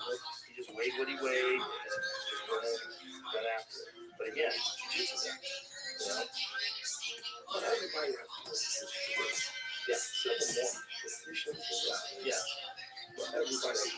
Yeah, you have to know what's going on. You have to. Yeah. Everybody has to go. Yeah, they know striking. Kickboxing. Yeah. Boxing. Rally. Everybody has to go do everything. Yeah. What up, Hailstorm? It's totally different. What do some people Hey, girl. Yeah. Yeah. No time limit, no weight class, no gloves. Yeah. Old school. I think they should take away the cage. I think the cage helps people too. Because it helps people stand Who's this up. bitch? It helps you if you get a guy down. Who's this bitch? Like a basketball court. Like there's nothing to help him get back up. Okay, hold on. Time out over here. Now you brought some memories over here. Yeah. First, let's see. It was John Guinness, the producer for Conan the Destroyer. The father of Dirty Harry is Clint Eastwood. He's in charge of creating the cage. But before the cage, they come up with some ideas to present to me. I was like, wait a minute, hold on. Thanks for the follow, Rabbi. How about if you make a round ring with a pit and with a pit around it with shot? I was like, hold on. I like how everybody loves you now. It just Hi. My name is Julie Stratton. Hi, Rabbi. May I ask you nicely to please leave Isaac and Dimitri alone? We would appreciate it. Hope you have a great night. Julie Stratton, you slut of a bitch. You can get it, girl. But then they had the handles for the camera. And how about we they try to the octagon, but with barbed wire. Oh God. I was like, dude, imagine if I got somebody even just push me against it, hanging on top. Oh yeah, that's right. Let's make it electrical fence. I was like, really? The ideas they had, man. I was like, if I fight somebody, everybody I'm gonna fight is gonna be bigger than you. They can push against the fence, fighting against the fence. Come on, really? I can deal with the ideas, man. They had all kind of crazy ideas. God, imagine For if the it went first through with those. That's so ridiculous. I've been saying for a while that they should do, like, if you could watch a basketball game's on this massive court, why can't there be a fight on a basketball court? Just flat mats, no walls. So everyone can see everything that's going on. There's the even the basketball, the guys who go to the edge. Yeah, but you have a warning track. So you have a warning track of like 15 feet on each side. Where you Let's hit that post. That's not a bad idea. That post, the guy can climb off. Yeah. It's like with the wall, the edges. Have you seen Karate Combat? How Karate Combat is doing it? No. Karate Combat is doing it like that, where they have a flat surface and it's on the edges. There's mats that go to the edges, like at an angle. In the angle, like, Yeah, you cannot climb out. They kind of go up against it, but then they get pushed and then they fall down. They fall down because it's like, I think a wall is actually better than the angle because it's just too easy to fall. Like someone's pushing you up against that thing. It's a slope. It's hard. It's like as someone's like yeah. So if you see how they do it, see how they have that wall. Yeah. See the angle. So I don't necessarily think that that's the best idea because as soon as you go up against that, a lot of times guys wind up falling down and the guy just Oh, you can't back up. Yeah, You can't back up. Yeah, you can't back up. I think it'd be better if it was like a basketball court, just a flat mat and a basketball court, and there's a warning track. So if you know you're in the red zone, you have to get out of that red zone. And if you keep retreating to the red zone, maybe they take a point away from you. Like maybe you have to. It's a lot of room. The basketball court is a big space. There's plenty of room. You start in the center, and then that's how you fight. Right? I'm just trying to eliminate all the factors that aren't another human. Like the other human, if a guy takes you down and you scooch up to the wall, and then you start using the wall, you press up against the wall. Now you're standing up again, but you use the wall. Like if that was just flat, no wall, you're not getting up. Now you have to go under hooks. You have to do deep half. You have to do something to try to reverse the position. You try to get back up on your feet. You have to earn a stand-up. Much more difficult than if you're just using the wall to help you stand back up. Shock. Elvis. Electrical fence. I remember the first UFC I worked was UFC 12. And this was when I was on a television show. I was on this television show called News Radio. It was a sitcom.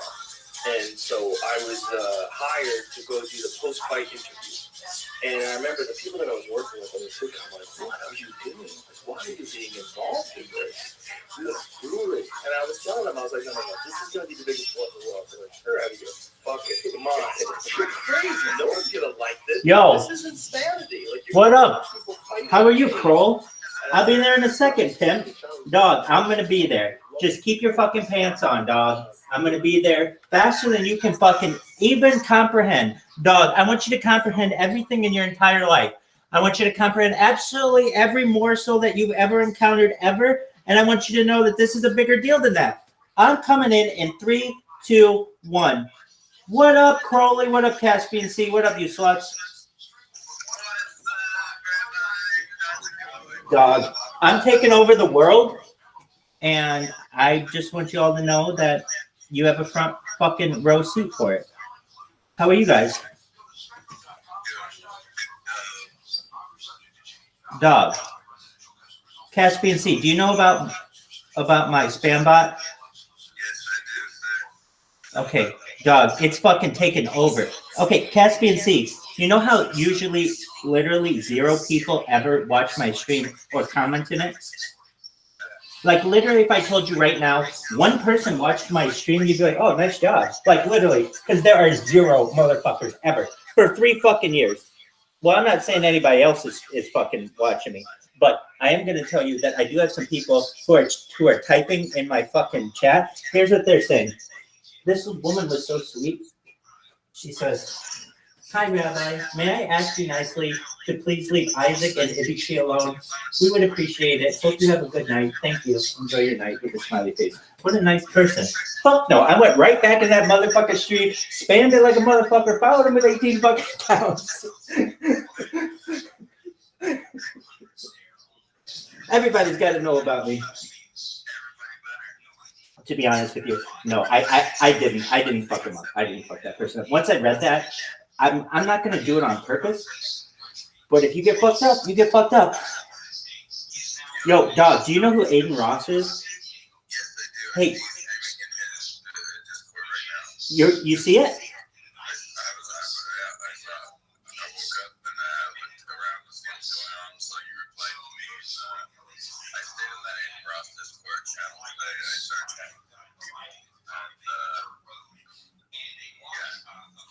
I'm gonna be famous by Monday, dog. Dude.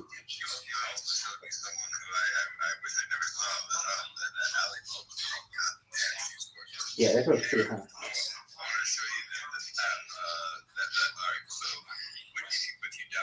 Yeah.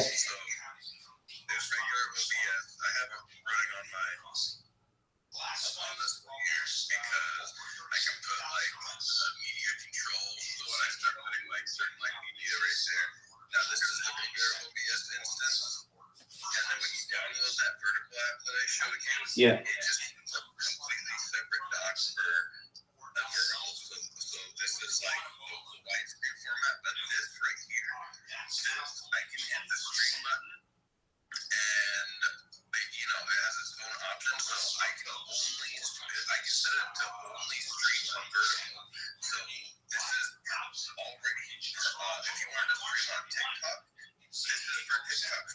I got you.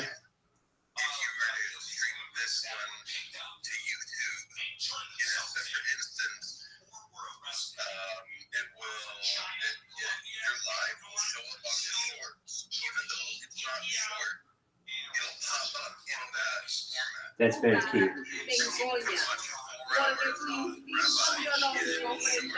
Yeah, no, that's very key to be up there. And YouTube promotes those shorts like crazy.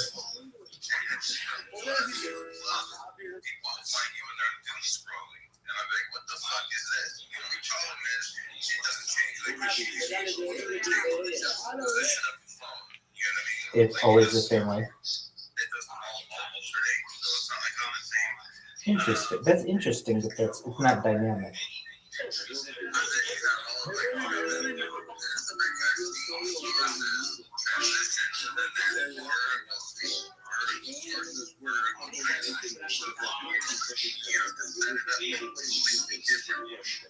Very cool. Well, I mean, I think this is a really cool option. It definitely is. Do you know in the future what the aspect ratio is going to be?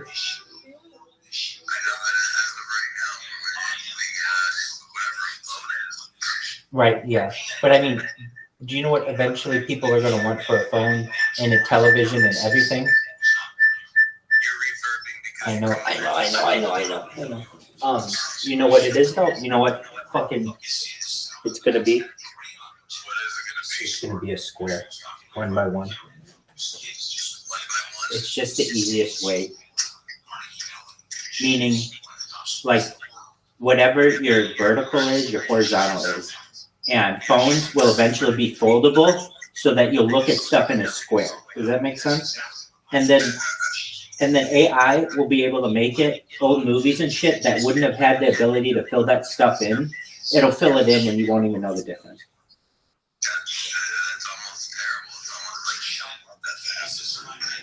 Well, may I ask you a question?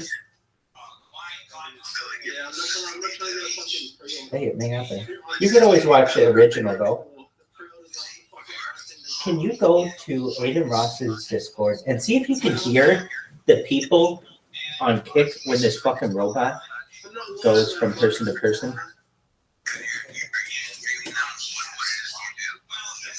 Yeah, I'm streaming on my fucking robot.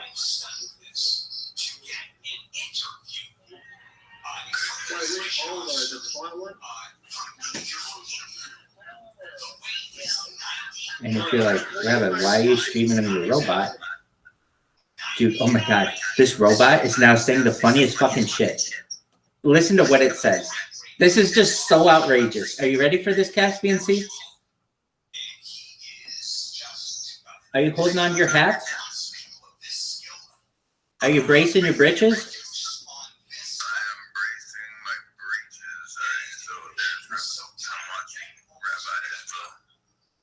Okay, so I don't have my robot going yet, just because it was, but I want to read this and it's on the screen. Okay, you ready for what it says?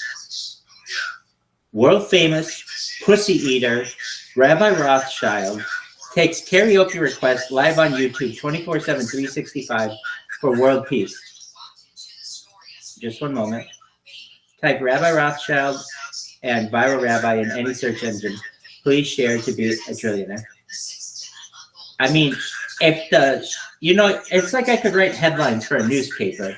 If the line "world famous pussy eater" at the start doesn't get your attention, girls, I don't know what's going to. I mean, yeah, but honestly, people don't know what fellatio is. Not less than I would say 1/3 of the people on Kick are going to know what fellatio is. Okay, well, make your own robot and promote anything you want. I'm telling you right now that the term pussy eater gets in your head and sticks in your head. Look, I'm going to tell you this.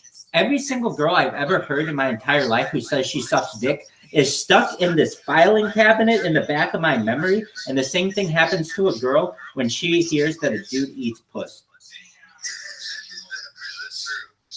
Yeah, I think it is. I really do. I think it's kind of like kind of like a mental reserve that everyone has sexually, and so,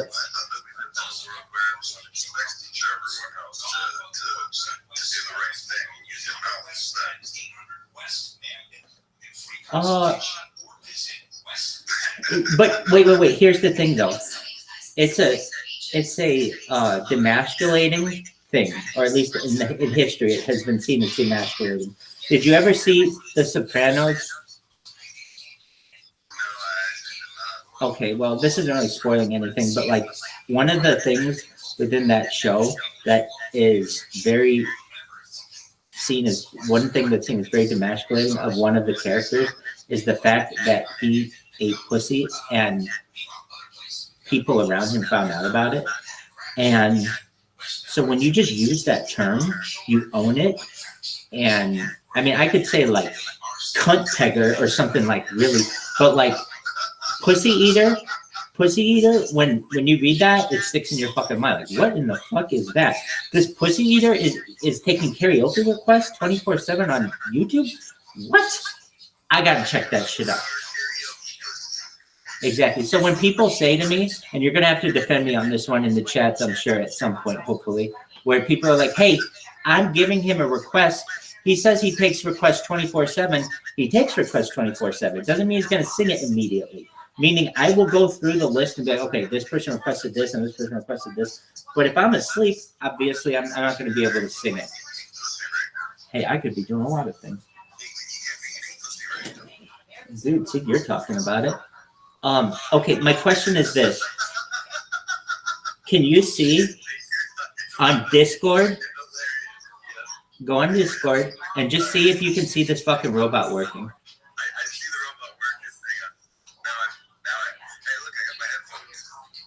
Oh, tight. How are those?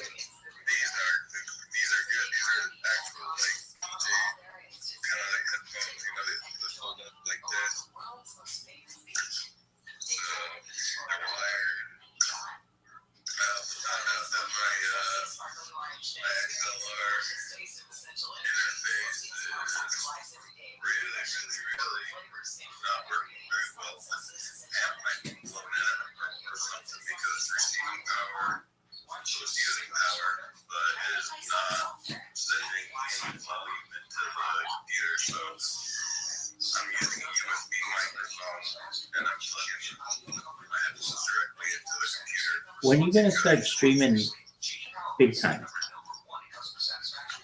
You got everything you need, don't you? Playing video games.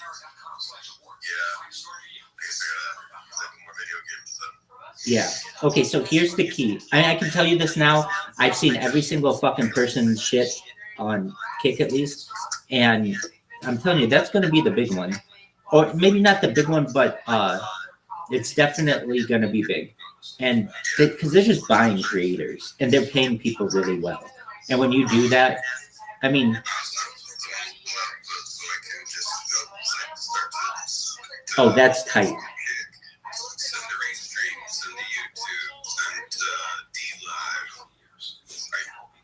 Am I on D-Live? Fuck yeah, I'm on D-Live. Yeah. How about the other ones? Well, that's more for audio, isn't it? Oh, Odyssey. No, I'm sorry. I was thinking Audacity. Yeah, there's Odyssey, Odyssey.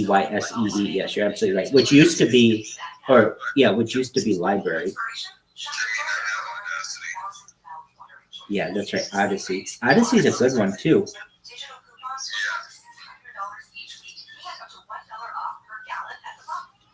My favorite of them is probably Rumble, just because it allows for the multi-streaming, and that means I can turn a Chromebook into what you've got right now, if that makes sense. Basically, you have a really powerful computer that has to be able to run OBS to be able to do that multi-streaming, and Rumble allows you to do it for free, just like OBS, without needing any add-ons.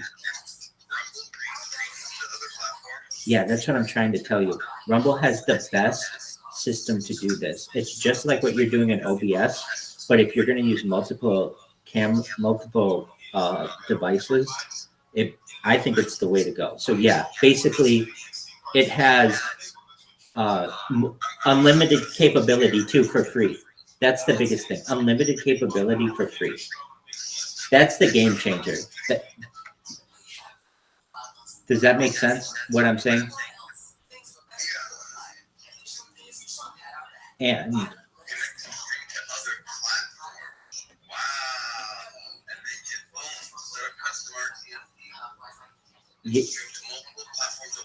what are you saying this about? What is it? Rumble Studio. Yeah, dude, exactly. That's what I thought you said. Okay, great. Because everybody I've told this to, they're like, oh yeah, okay. And they don't really download it or they don't really do it. But when you see what it is, and it's really, really convenient because you can create templates. I know it's templates, but like templates to have all your shit so that you just have to hit a couple buttons in order to, that's what I'm saying, dog. Exactly. That's what I'm saying. Everybody asks me, how are you able to stream from 5 or like 7 different computers right now on like 33 different platforms? That's like more bandwidth than anyone could go through. That's like,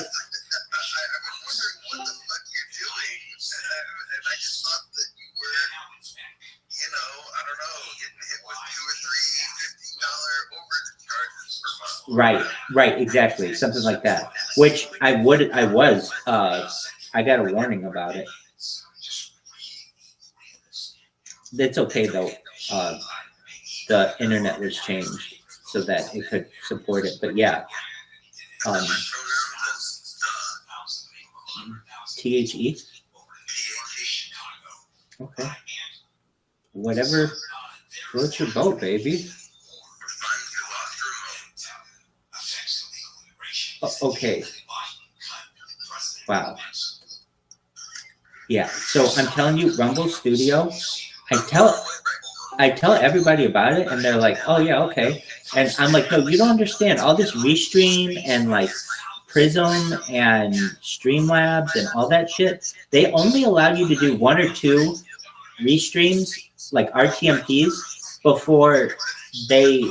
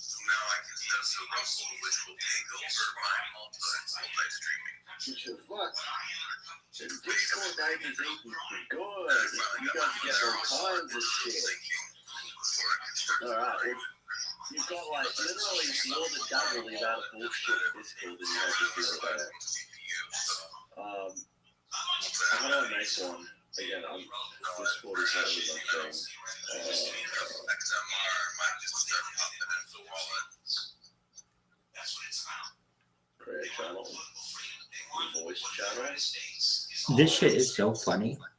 But just hearing people read this shit, they're just like, world famous pussy eater, Rabbi Rothschild. What in the hell is this? Like, they're used to reading things like a teleprompter, and so they're just reading the chat, and then all of a sudden this just raw thing comes out of nowhere and is just polluting their stream. It's hilarious to me. I get great joy out of it. Honestly, I sit in here, I laugh hysterically when some of these people do some of the things that they do. That even that's going to be good content when people watch it, because I'm on so many different streams. It's being caught from so many different angles, and I laugh just hysterically. Sometimes I laugh so hard that I can't move my hands. Like I'm spamming them, and they're so pissed off at me simultaneously that I like lose the ability to move.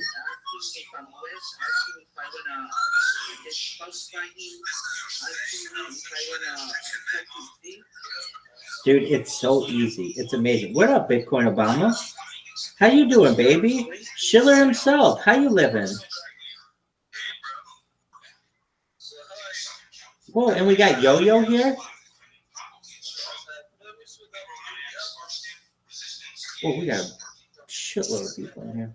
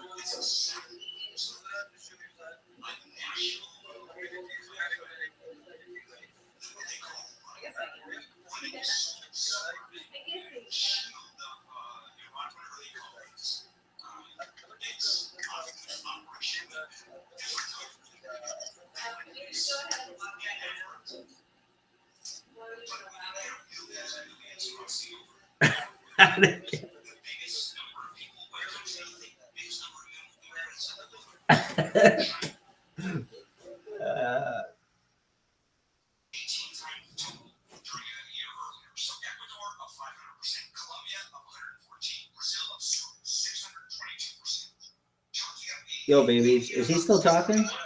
Oh, okay, I got you.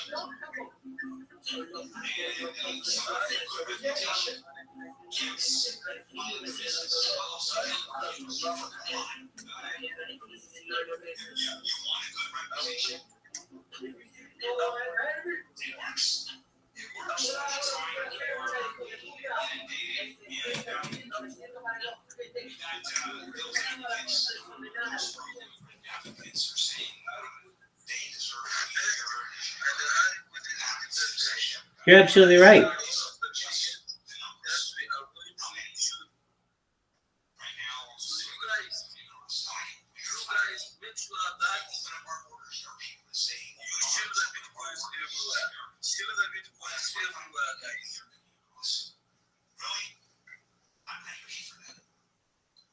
Bitcoin Obama, how you doing, baby? Hey, I'm Rabbi Rothschild. I'm one of your biggest fans. This is like a campaign rally. What's it like to be president or future president?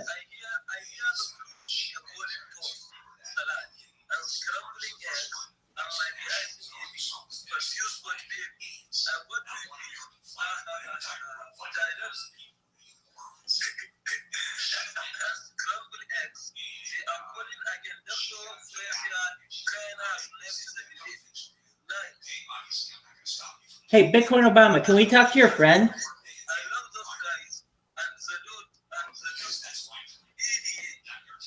Hey, I see you have a friend here. Can we speak with this person?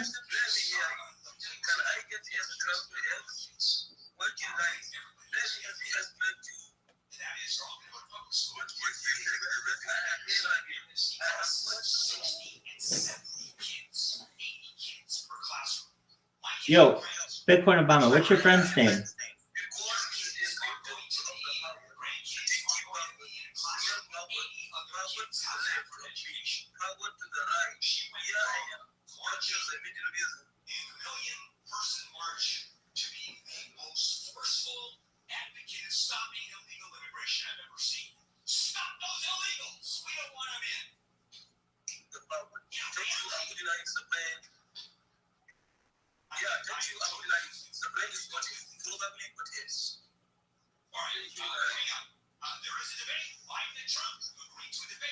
Bitcoin Obama, I don't know what in the fuck you just said, but I love you.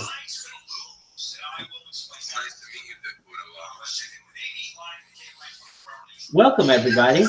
I hope you all know that Rabbi Rothschild is going viral soon. And here's why, my friends. I'm going to flip this bad boy.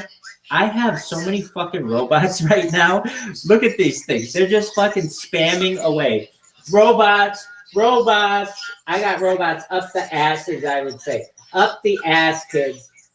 I'm telling you, these robots are just like, you're probably like, Rabbi, how do I get to be as cool as you are? And I'm like, look, we'll get to that. If you want to know how I do these robots, so I can teach you that as well. Use them for your own personal benefit. I'm telling you right now, I've got people all over the internet on Kick who are flat out pissed at me. Oh, we got Bitcoin Obama back. All right. I'll take a seat to Bitcoin Obama. Go ahead, baby.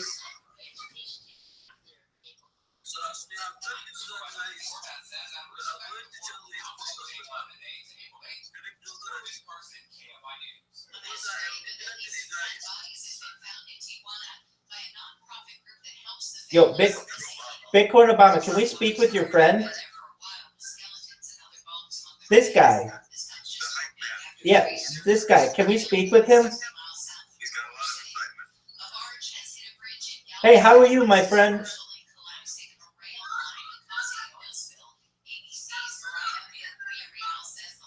Hey, Bitcoin Obama.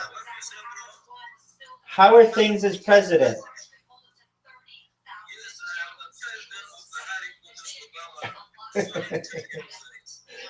Absolutely. You were there at the beginning. You'll be there at the end. How are you, baby? What's going on, my friend? Hey, look at this guy. What a smile.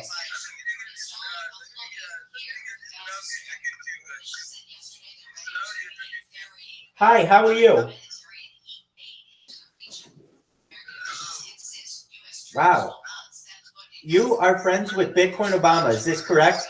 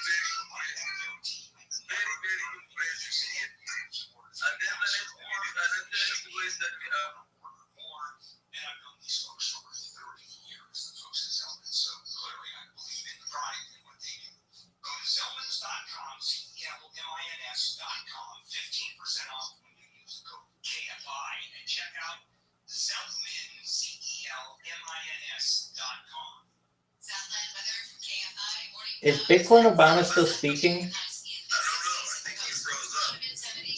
Happens to the best of us, baby.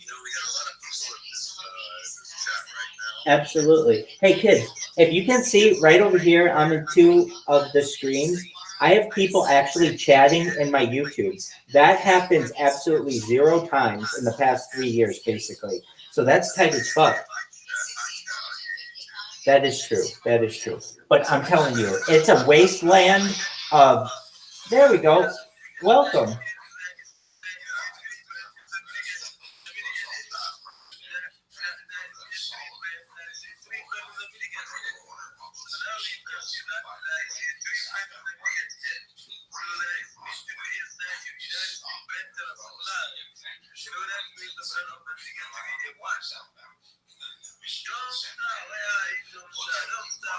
Dumpster's here. He's a fabulous container of garbage.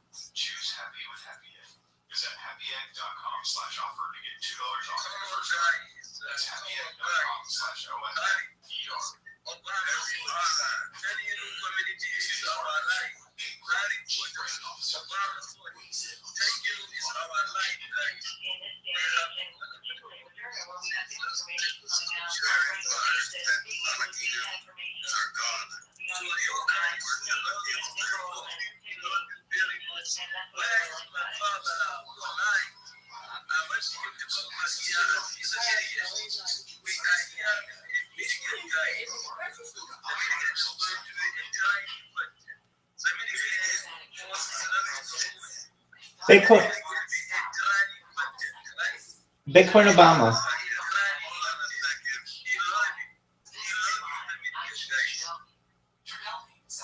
Hey, Bitcoin Obama, I have a question. Do you know who Rabbi?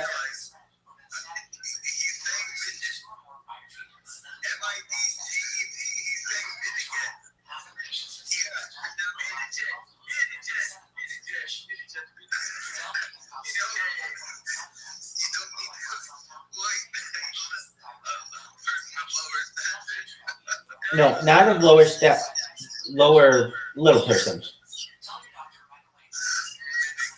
More light.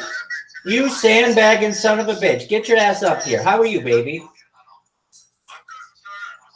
Living the dream. Every day's a holiday. Every meal's a feast. How are things in your neck of the woods? Excellent. We got Bitcoin here. Bitcoin Obama.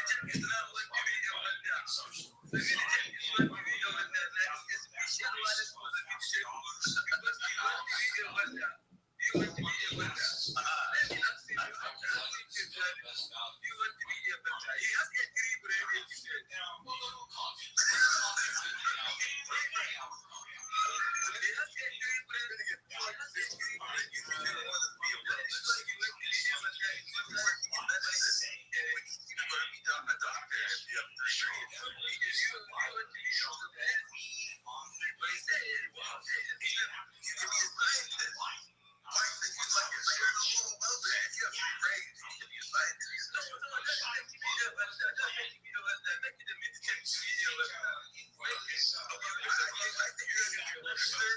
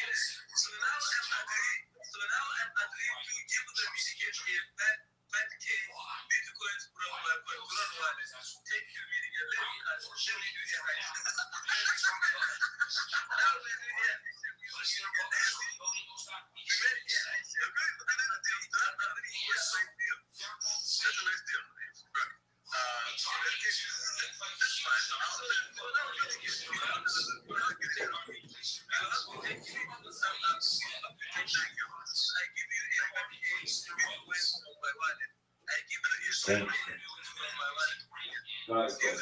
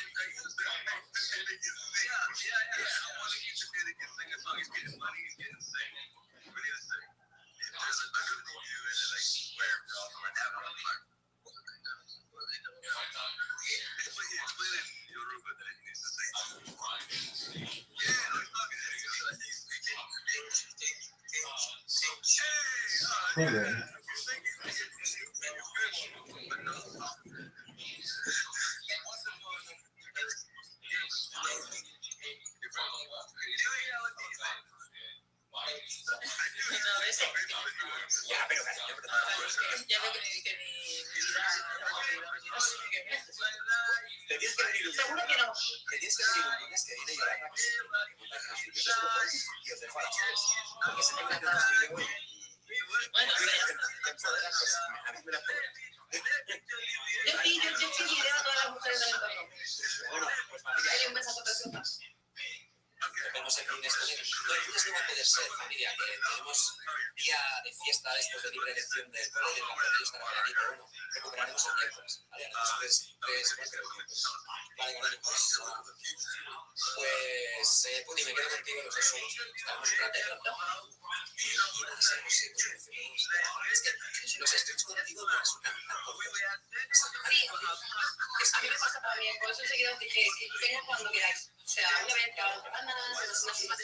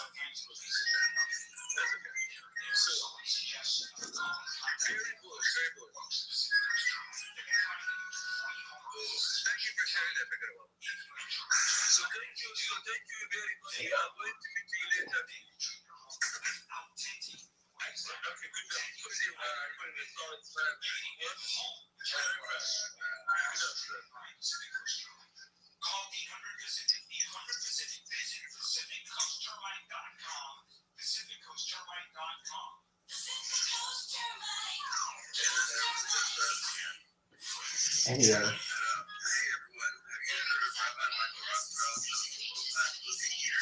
That's absolutely correct.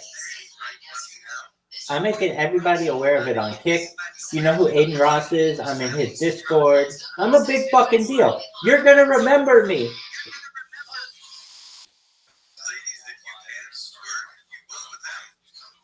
Hell yeah, girl. Spread them legs. All right. How are you all? We got GB in the house. GB, how are you? We got... I'm kicking ass, taking names.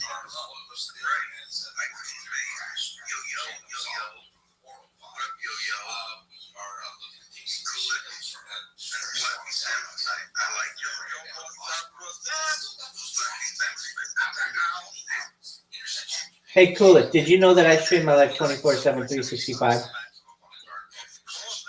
Excellent. If there's not a motherfucker in this community that doesn't know that, we gotta slap him silly. I want you all to know that I'm serious. I'm gonna be fucking famous pretty soon. A lot of people fucking know who I am, and they're typing in my YouTube. So when this goes big, get ready. Harry Potter, Obama, Sonic 10 is going to the moon.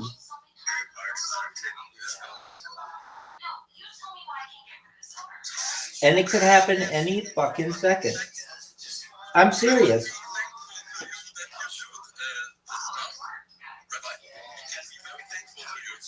Well, I'll tell you what, it's mutual because you guys have given me a wonderful community in which to spread my wings.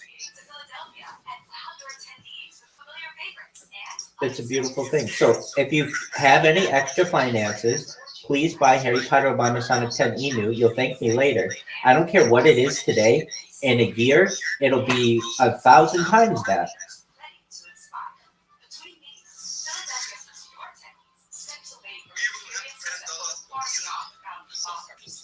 Standing on our head. Easy.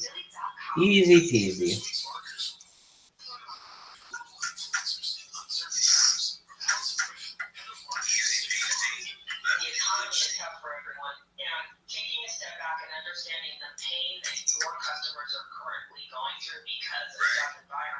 Word dog.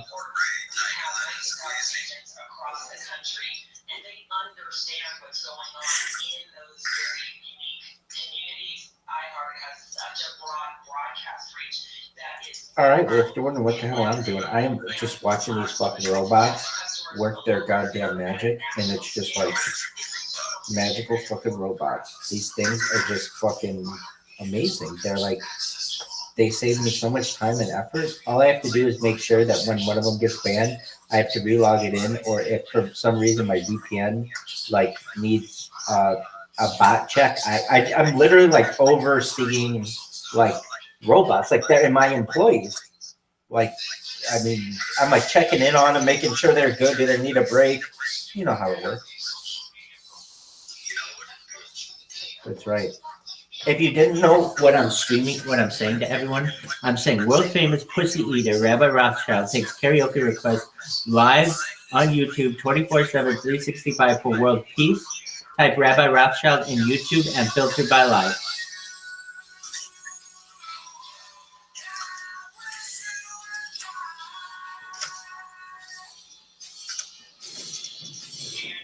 And if you're like, Rabbi, why did you go with world famous pussy eater? Well, it's true, but additionally, it gets your attention right off the bat. Like, damn, this motherfucker eats pussy? World famously? That's amazing.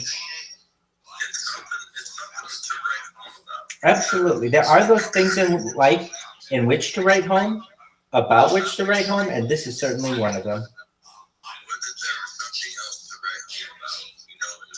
No, there's definitely... Definitely not.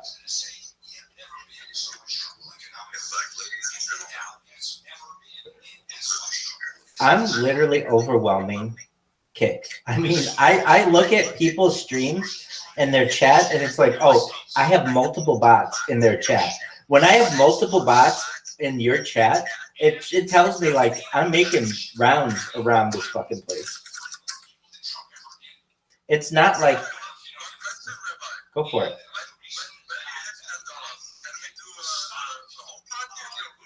Absolutely. Absolutely. We will do a house party. We will do an orgy. We'll have a sleepover. We'll do anything you guys want. And it will be sooner rather than later. This thing is going to the moon. Kulik, how are things with you? How are things?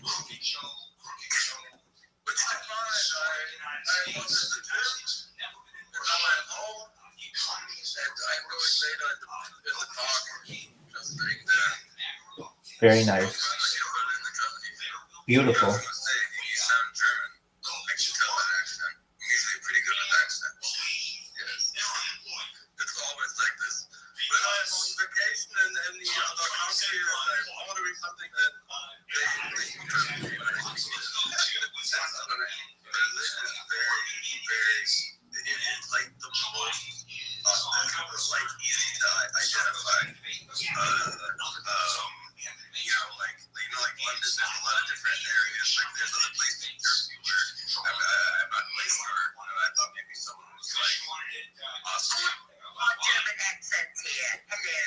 Bam! Bam, how are you, girl?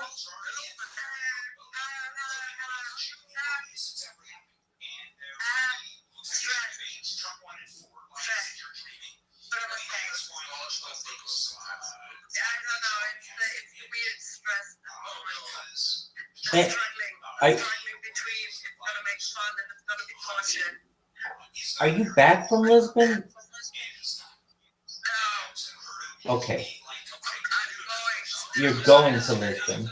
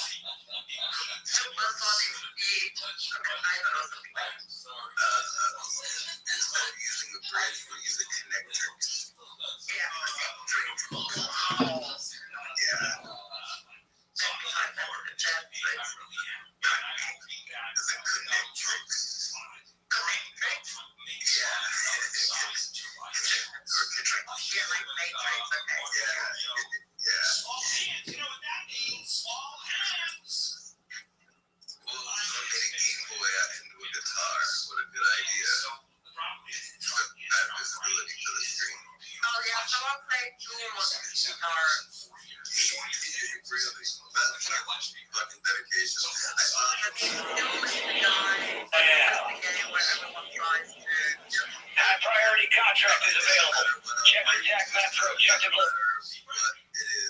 People try to run Doom on it. I saw somebody run Doom on a credit card swiper that had all that other shit. Go check out many their demo. And the demo, before Doom, you see the tutorial. How y'all doing?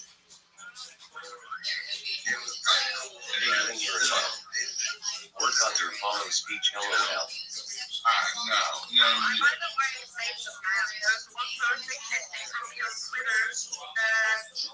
We're slowing down what's going so hard because Sonic is as wide as fast as the other guy. So we can let us. Oh no, I fucked that one up that bad. I fucked that bad. I fucked that bad. I was like, yeah. You got about 6 minutes to make a video stuff. Don't give me SAS for LOL. I give you whatever the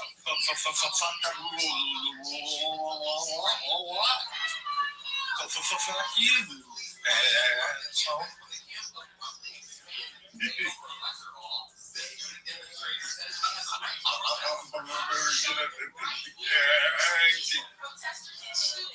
Fuck you.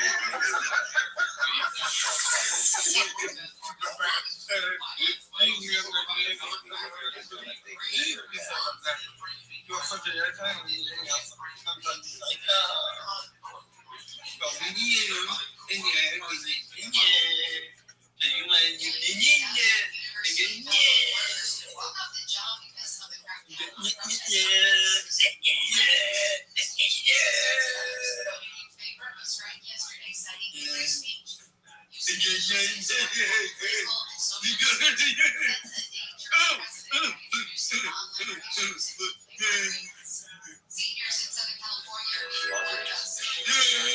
the follow Rabbi Rothschild baby daddy. Thank you for the damn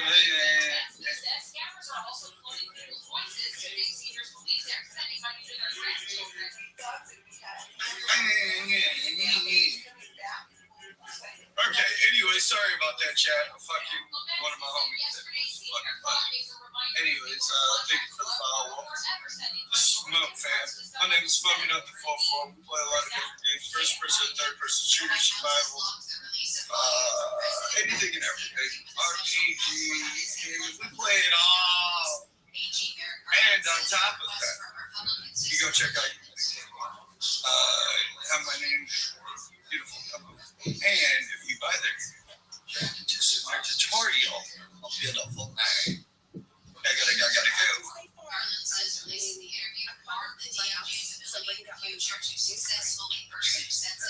Moderators, please be on standby because some odd reason I have fucking a feeling we might have a whole lot of stuff. I'm not saying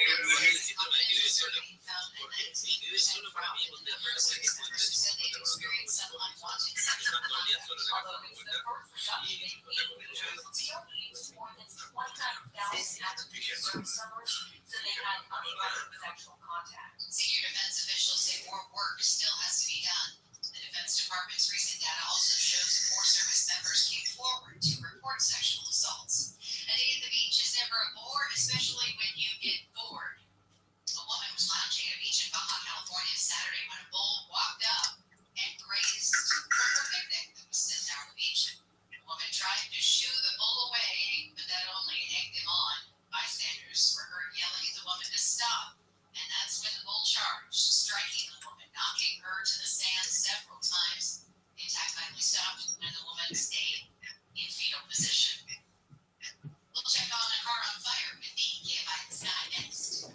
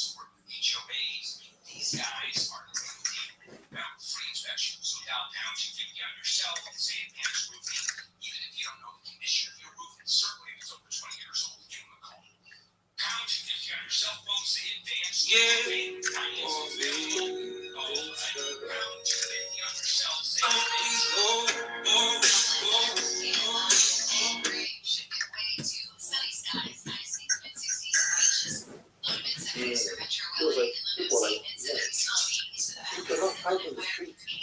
How are you gonna put this on live TV? Right. That was very the hard to get out pay-per-view. He must be happy now watching it, right? Oh yeah. Like, look, those are babies. Yeah, look at his baby now. His baby's on ESPN. They're crazy. Crazy. Not even that, yeah, national TV. What was the last time William went to his I don't know. Did he still watch them? I think so. Yeah. Just watch. So I talk to him once in a while, once a month in the It must be crazy then to see this thing that was his idea, this branch off and become this huge all over the world. Is he mad that he didn't get a piece? No, so he never told me. He never talked to me about that. But they should have cut him in. You know, and think about it. Like, if anybody deserves a piece, that guy deserves a piece. But the vision thing. Yeah. If it wasn't for his vision and the way they decided to go about doing it, also his father's vision for it, like, don't hurt him. Just use you just to show everybody. Because that's one of the things that made it so appealing. It wasn't that it was just so brutal, but the guy who won wasn't brutal. The guy who won was just fair. Yeah, that's why I think the first, second, third UFC, and plus, I didn't finish on the third UFC. And first and second, people were like, there's no way. He's the smallest one, right? Beat everybody without hurting them. I don't know. Everybody thought like, man, a lot of people are like, they're not martial artists. Yeah. A lot of people view like, Yeah, martial arts. You gotta learn this. Well, everybody who took jiu-jitsu knew right away, like, because it was so eye-opening. Like I said before, my first classes, like, the ideas that you had in your head of how confident you are versus the reality that you're confronted with, and you saw that in all the Gracie in action tapes too. Like, these guys, they wanted to do it again. Like, how did you do that? Let's try again. No way. Break down again. Arm bar. like Gerard Joe, after the first UFC, he went back to Harlem and he had runs about judo players and do some stand-up. When I beat Renko Badu, they went back to Harlem. They're like, okay, we have to learn this. We have to learn this. Remember when Remco Pardue fought Orlando Lee? Yeah. And he got him in the side control, elbowed him unconscious, and everybody's like, oh, wow. That was crazy. Because Orlando Lee was scary. That was scary. Ooh, lightweight, very good kickboxer. Yeah, nasty Muay Thai. And Remco Pardue took him down, elbows, boom, boom, boom, and then stopped. He stopped. He's like, yeah, he's out. That's a wrap. Such an educational moment for martial arts. Again, martial arts has changed so much since 1983. People's understanding of martial arts, just the general public, what they know. If you see street fights today, guys go to the ground all the time. You see street fights today, guys in heel hooks. It's crazy. Street fights. Yep. You know? Here it is. The first one was very out. It's just like no one understood what was going on. No one understood anything. The same thing now they tried to do to people and end up on his back. Yeah. Like you could do his take down, trap the arm, roll over. That's why I choked him. Such a strange time for martial arts, really. If you really stop and think about it, such a strange time. Because all these years, thousands of years of people fighting, thousands of years of people having this idea of how to fight, and then all of it comes together in the UFC, and then we go, oh, now we have new data.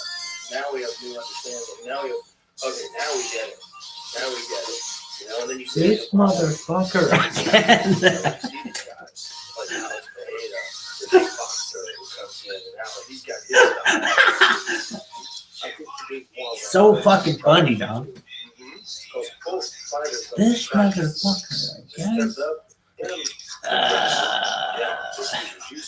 wrestling, everybody does kickboxing, right? Everybody practice all of them. It's special who has the best strategy. Yeah, who has the best strategy, and then there's people like Pereira who has a unique skill set, scary kickboxer, dangerous. He just hits you once, you're unconscious. You know, he's like that guy presents a very unique challenge. You're like, if you don't grab him, if you don't get him to the ground, you're fucked. What Because if you're standing up with him, at any moment that guy's gonna set you up, move your body, like he did with Jamal Hill.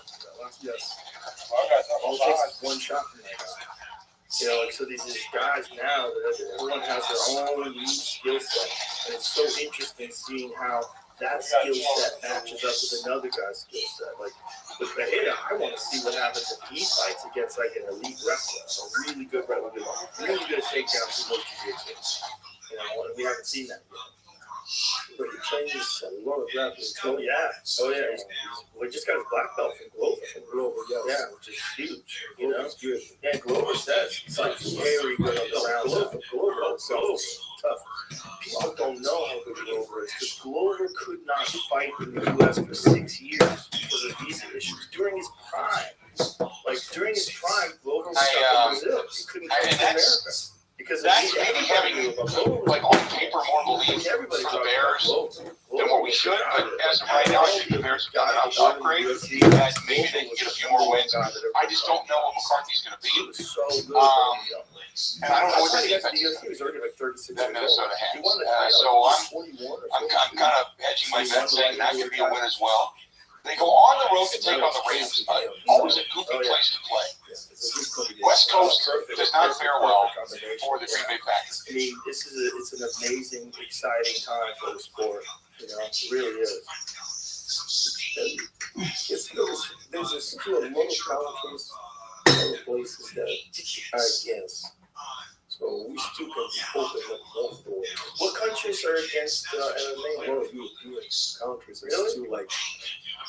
And it's starting to make its way. Like from France, just now last year. Well, France has some great guys too now, though. You know, Cyril Gahn and Cedric Dubé fights for CFL it's and then of course you got those guys. That's an interesting element too. Those Russian wrestlers.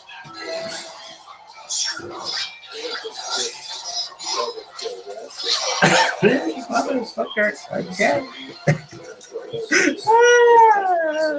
So, what? Yeah, just very religious, very disciplined, very focused. Yeah. The girlfriend or wife, they're not no part of it. No party, no party together. Training, training. Yeah, you're just more, I think they're more disciplined than this side of the world. Yeah, I was watching this interview with Khabib where he was talking, a conversation that he was having with someone who was talking about young people, that it's so important that they maintain focus because a young guy who's really talented and is above and better than everybody else when he's 18, sometimes they'll slack off and then they come back to it when they're like 22, but then by then they're average and everybody else has gotten much better and they lost that advantage and they won't be special. But the guy who's 18 who's above and beyond everybody else in the gym, that guy, if he can maintain that discipline, maintain that focus, then he can go on to become a champion. Yeah, yes, I totally believe on that. It's the discipline. Yeah. It's not because they're better wrestlers or they're better strikers. You find very good wrestlers everywhere. America, top wrestlers in the world over here. Olympics. Yeah. See, but I think the discipline is what's missing in a lot of people. They don't take Sunday off. Right. So it's Sunday, we're gonna last enough of those guys. What was training like for you, like during UFC 1?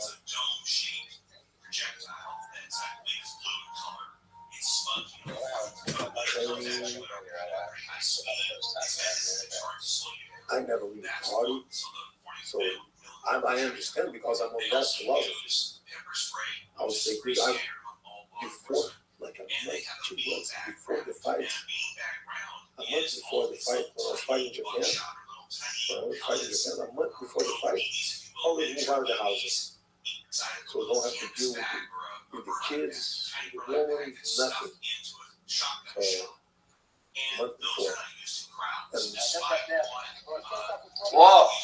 Sixer! You're a sixer! I have a talk with you, my father, it's like, okay, go put in seeds, go hang out with the kids. Just watch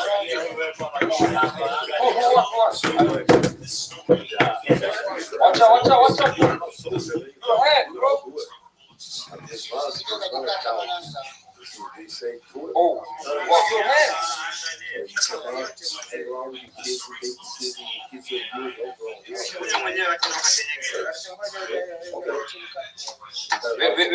true. And well, discipline of that. So you fight the family. You gotta go train, you gotta go spend a month away. And what was a day's training like? Did you do any strength and conditioning back then, or was it all just jiu-jitsu training and position training and drills? There was a lot of in that order. You have to know what you're doing. That's how I learned from my phone. You have to have endurance. Then becomes power. Yes, I did a lot of strength and conditioning, but a lot of endurance. Endurance was before the strength.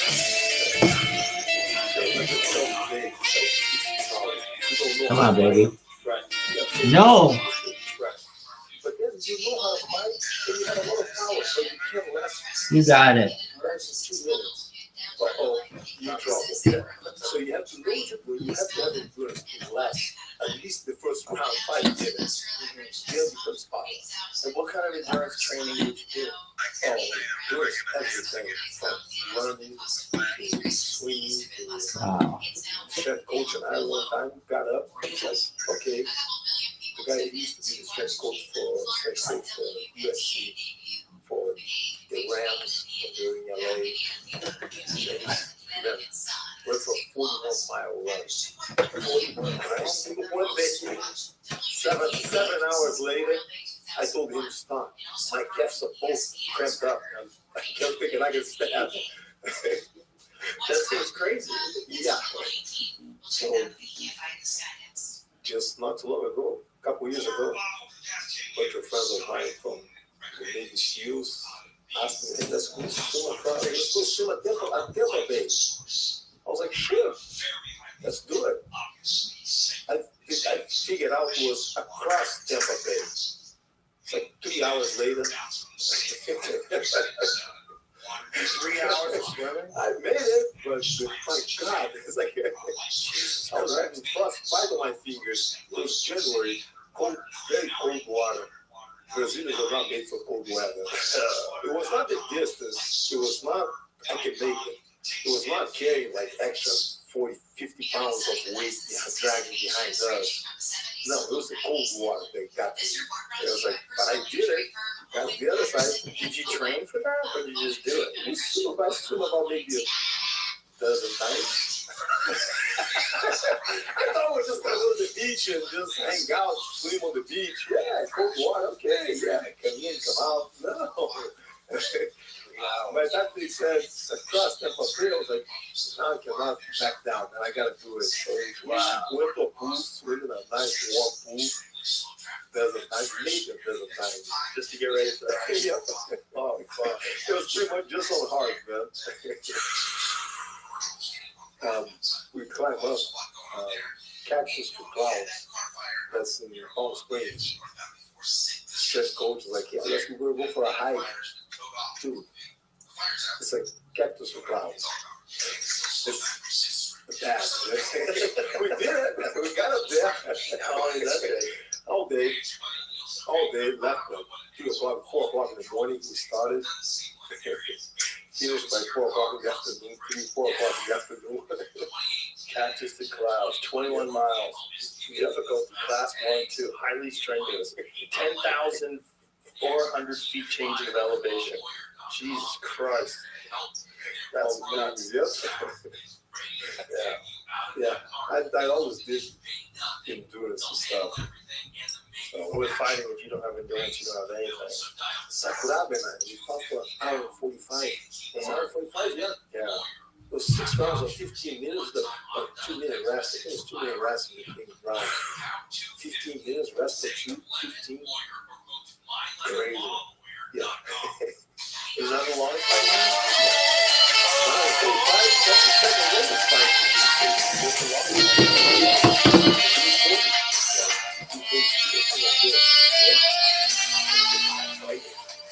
But you were 20 rounds. Hesitate, open, and lead you to the dance floor. If you would dance, something in your eyes, come to mind a silver screen. No, it's that goodbye. I never wanna dance again. Guilty feet, I got the no rhythm. And it's easy to pretend. I know you're not a fool. You should've known better than to treat a friend. You wasted chance that I've been given. You're never gonna dance again. Never dance with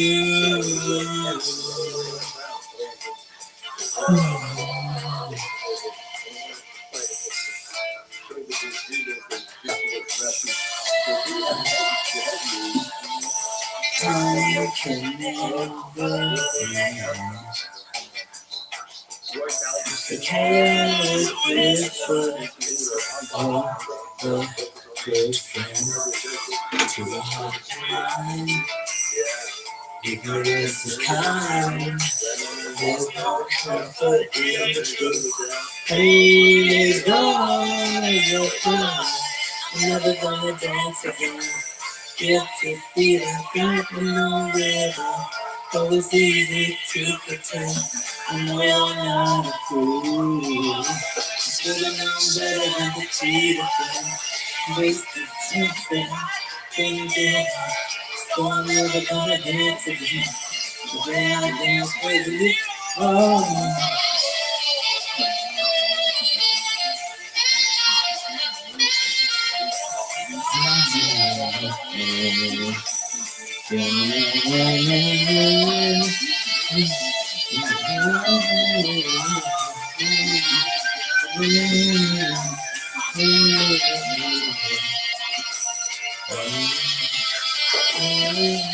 Tonight the music seems so loud.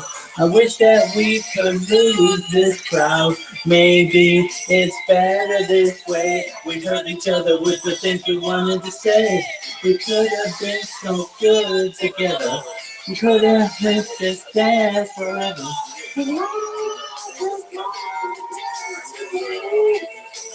Please stay, and I'm never gonna dance again. Guilty feet, I got no rhythm. So it's easy to pretend. I know you're not a fool. Should've known better than to cheat a friend. Waste the chance that you've been given. So I'm never gonna dance again. The way I dance with you. Oh.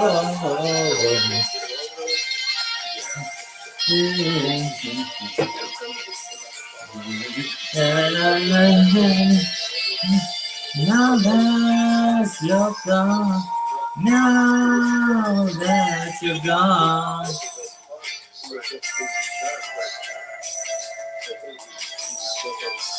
Now that you're gone, but it's so wrong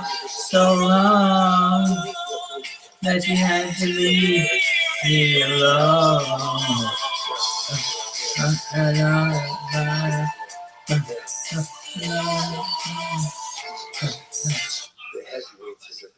Yeah, he's being murdered over there.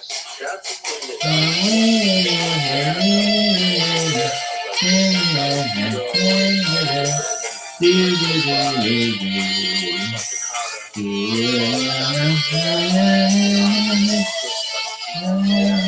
What's this motherfucker You're gonna say to me, Fortunately, fuck we you. have the documentary, so people get a chance to see it for that. He was a beast. Oh my god. Yeah. Well, that was the crazy thing when you were winning the UFC. You were telling everybody, "Hey, my brother's even better than me," and everybody was like, "100 times." What about you a bit? That's crazy. That's crazy. Why was he so much better? I don't think it was just physique. This big weight of put his weight in the position himself. Oh, it was all position. It wasn't because all because he was strong, he was more athletic. Nah, it wasn't. Because I don't think he ever used strength against me. When you train, it was not like, okay, I'm stronger than you, I'm going to just rely on strength. It was just body weight. Just in knowing position and knowing. So he just had a special talent. Yeah. I'll say special talent, yes. But that was so confusing for us. Because we would hear, like, what? His brother's better than him? Like, how is this possible? Not by a little bit, not a lot. Crazy. But Hoyler, too. Yeah. Hoyler was lighter weight than me. But it's like you said, Hoyler, sparring with Hoyler, it's like a grabbing a salmon. He's all over the place. It's like, he's zero, man. It's like, Well, he was the most successful in tournaments, right? yes. And he used to win the open weight divisions. Mm-hmm. Fighting all the heavyweights and Hoyler was a beast, man. My family, man. What a family. All of them, look at Stud, all of them, everyone, Enzo, including the girls. Yeah, look at Peter. Yeah, no, sure. Look at Peter. Look at even the ones that are not involved in teaching. Yeah, fishes. It's just so incredible that this one family produced so many champions. There's never been anything like it in all of combat sports. There's never been anything even remotely close. There's no even second place that you could bring up. Oh, there's a few times where two brothers are really good at fighting, but there's never been any like a bunch of brothers and cousins. Yeah, everybody. Uncles. Yeah, everybody. Yeah. I mean, when you heard the name Gracie, it was like, oh, shit. No problem. Like I think it was Hazel that said once, Hazel was another beast in the family. Said, you're not a family, you're a factory of fighters. Yeah. Damn. Yeah. Fishing, get it? To the heart and mind. Ignorance is kind. There's no purpose in you. Pain is all you find. I'm never gonna be again. When you watch jiu-jitsu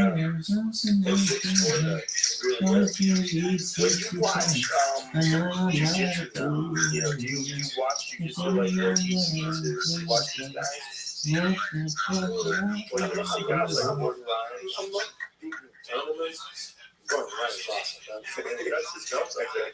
That's how we got it. We met up with a friend of ours, Derek. We met up with him. We were teaching him in Chicago. And he's very respectful. Gordon Ryan came up and said, well, can we really do this? I said, sure. It wasn't too long ago. A year ago, less than a year ago. And the guy's a beast, man. It's like, what else I know of, Yeah. So he's very respectful, he's going very light, and he's going easy on me. And I was like, okay, go ahead. Nice music, singing so loud. And he turned around and I can feel it. Even to me, it's like, hey, without talking.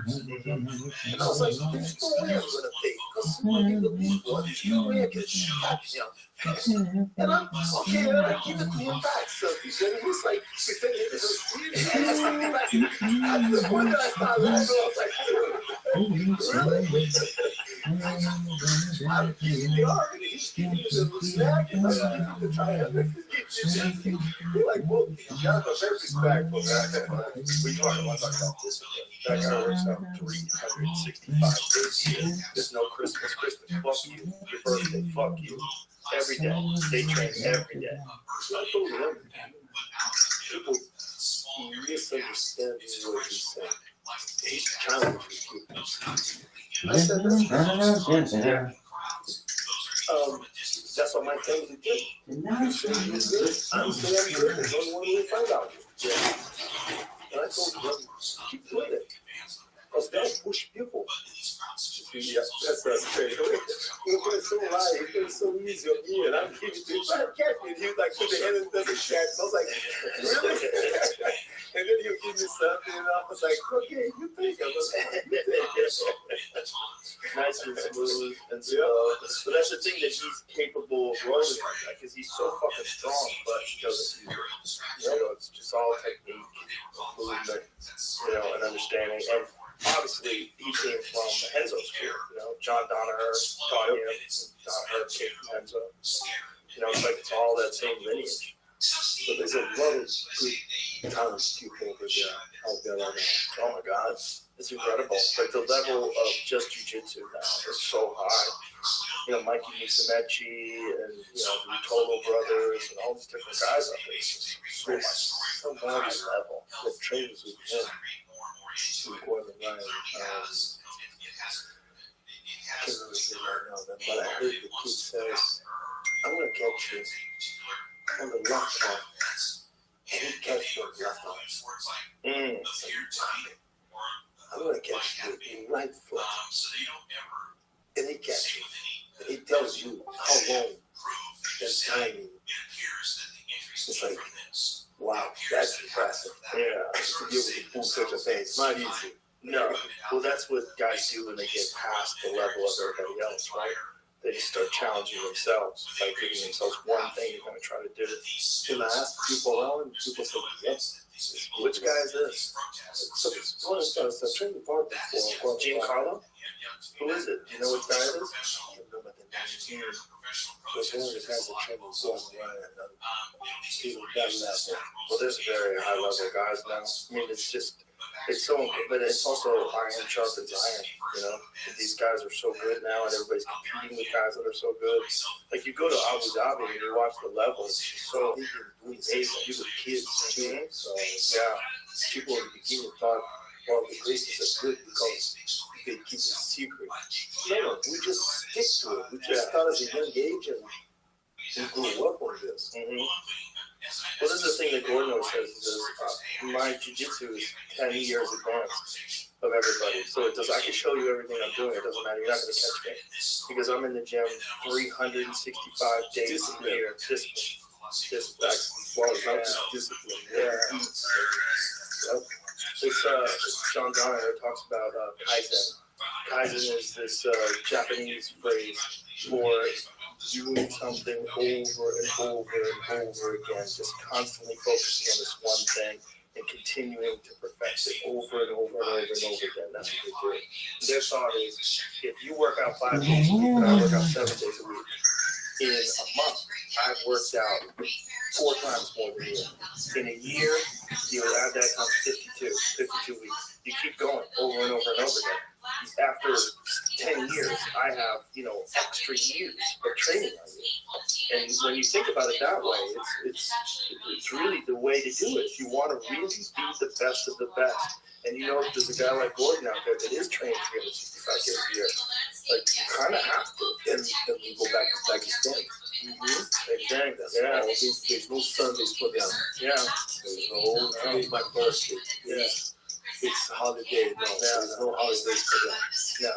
They're disciplined. If you're not getting better, you're getting worse. So you gotta have discipline. That's how I tell everybody. You gotta have discipline. You can be the most talented person. Without discipline, you're not gonna jump up forever. Yeah, Mike Tyson said that. He said, discipline, without discipline, you're nothing. And he said, and discipline is doing things that you hate to do, but doing them like you love it. Yeah. I just love it to do it anyway. Yeah, that's a lot. I mean, that's the thing about jiu-jitsu too. It's so fun. It's so much fun to do. Even when you're losing, it's fun. I love a challenge, man. Let's go for a swim across the okay. All right. Let's run 41 miles,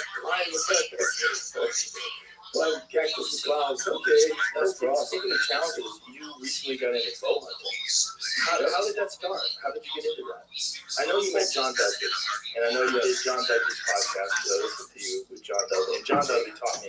So he's an amazing coach, amazing. When I first met him, we spoke for years. I was shooting a black basketball, and the time that I was doing, he came up to me and was like, "Hey, come see me on the football." And I was like,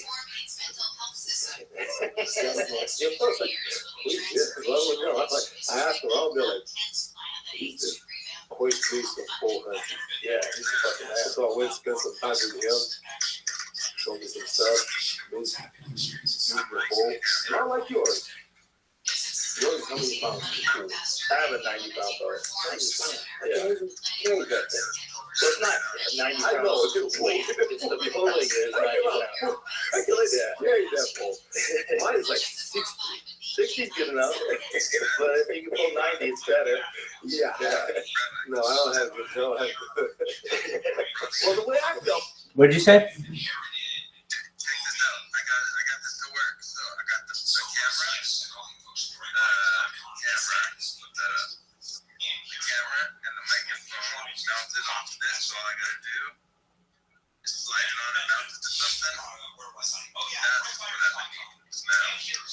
Very cool. It's coming together.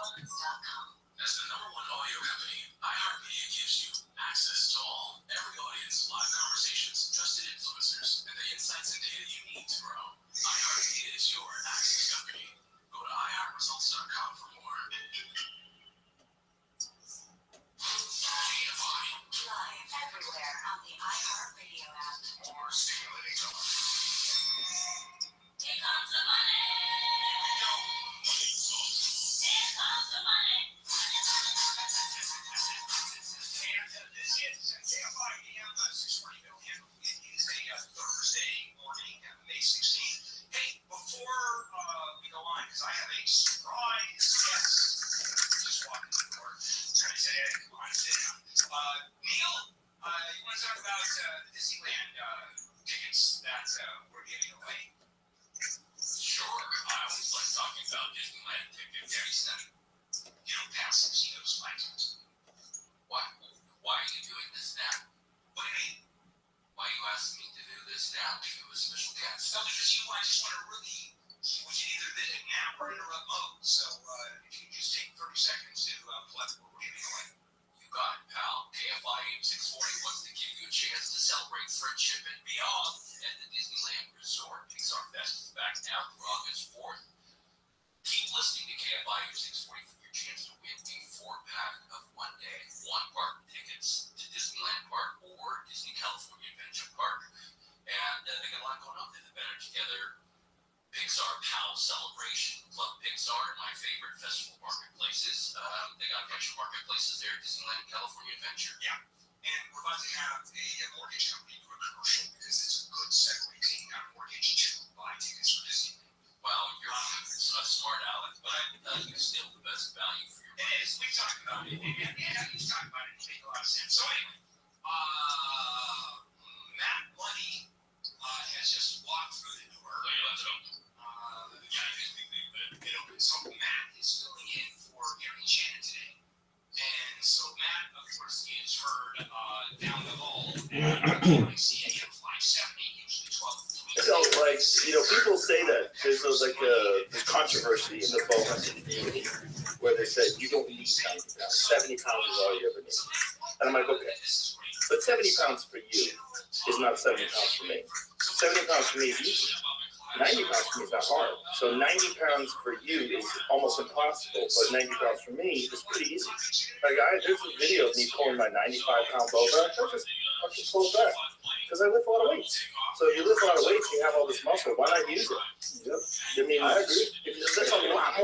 I was shooting with the 95-pound bow. I was shooting a 520 grain arrow at 301 feet per second.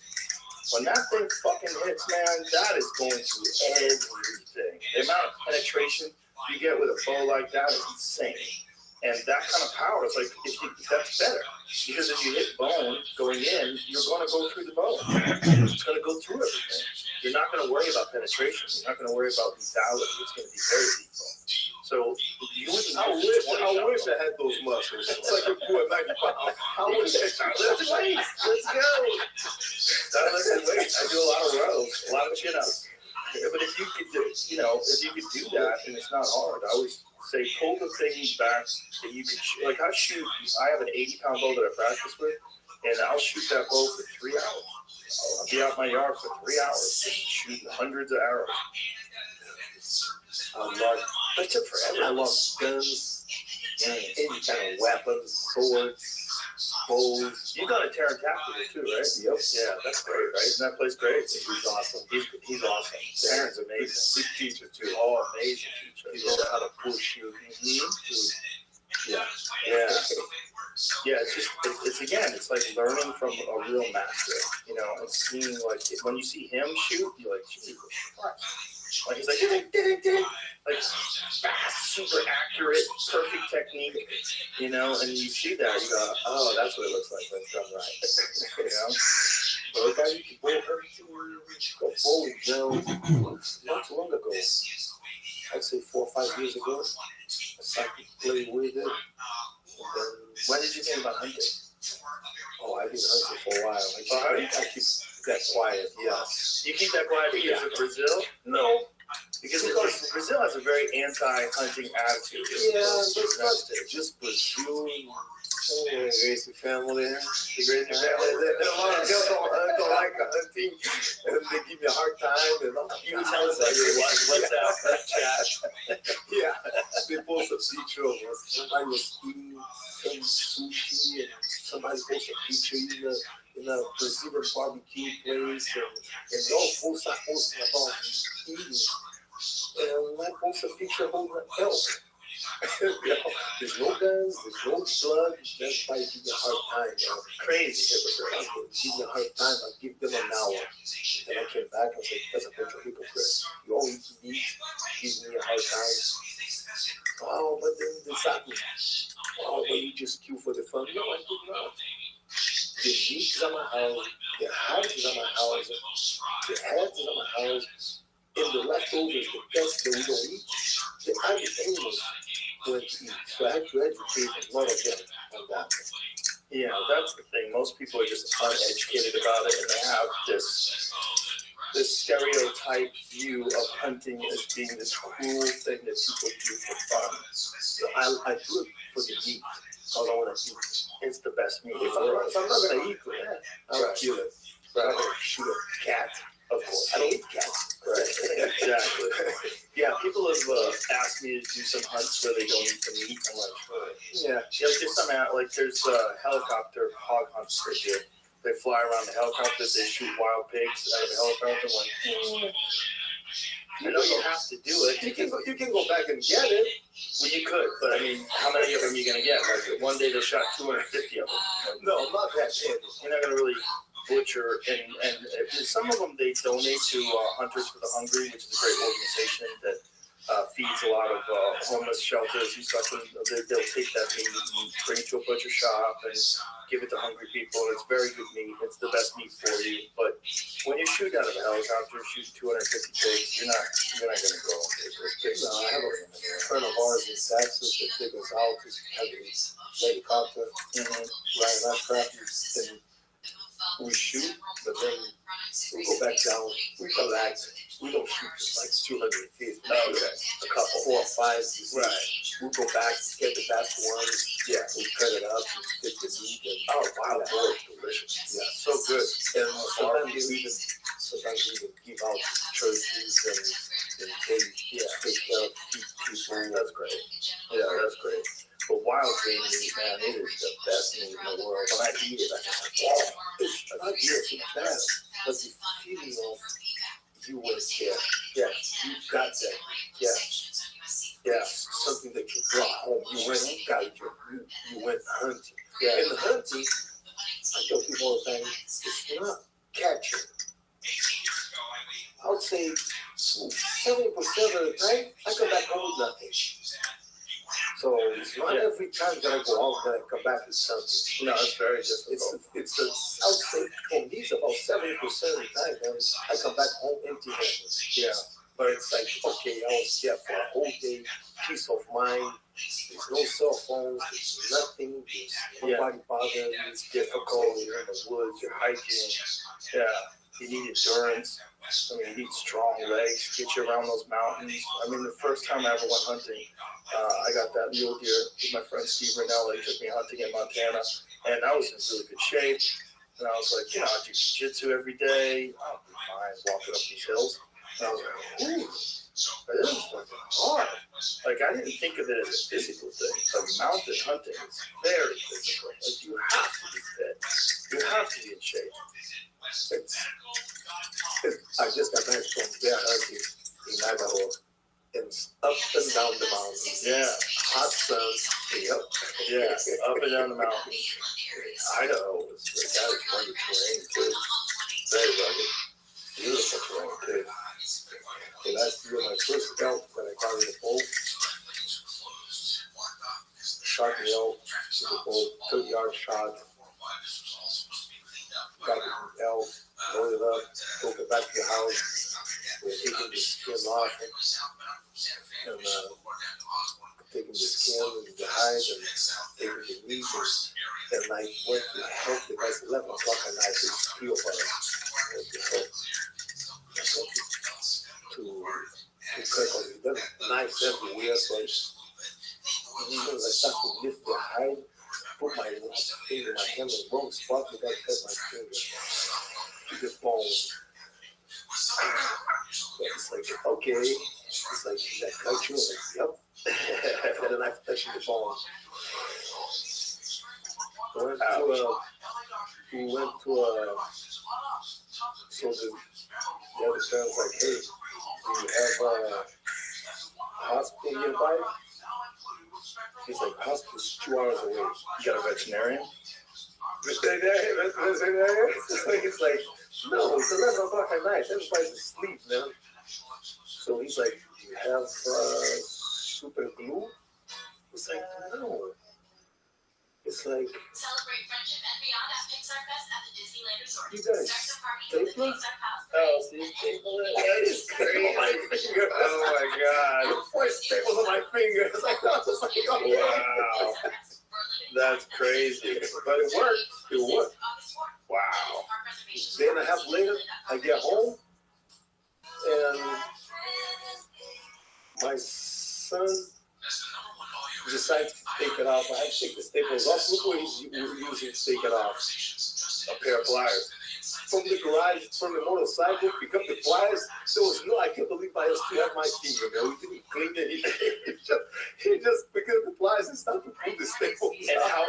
how long after the injury was this that he was doing this? A day and a half later.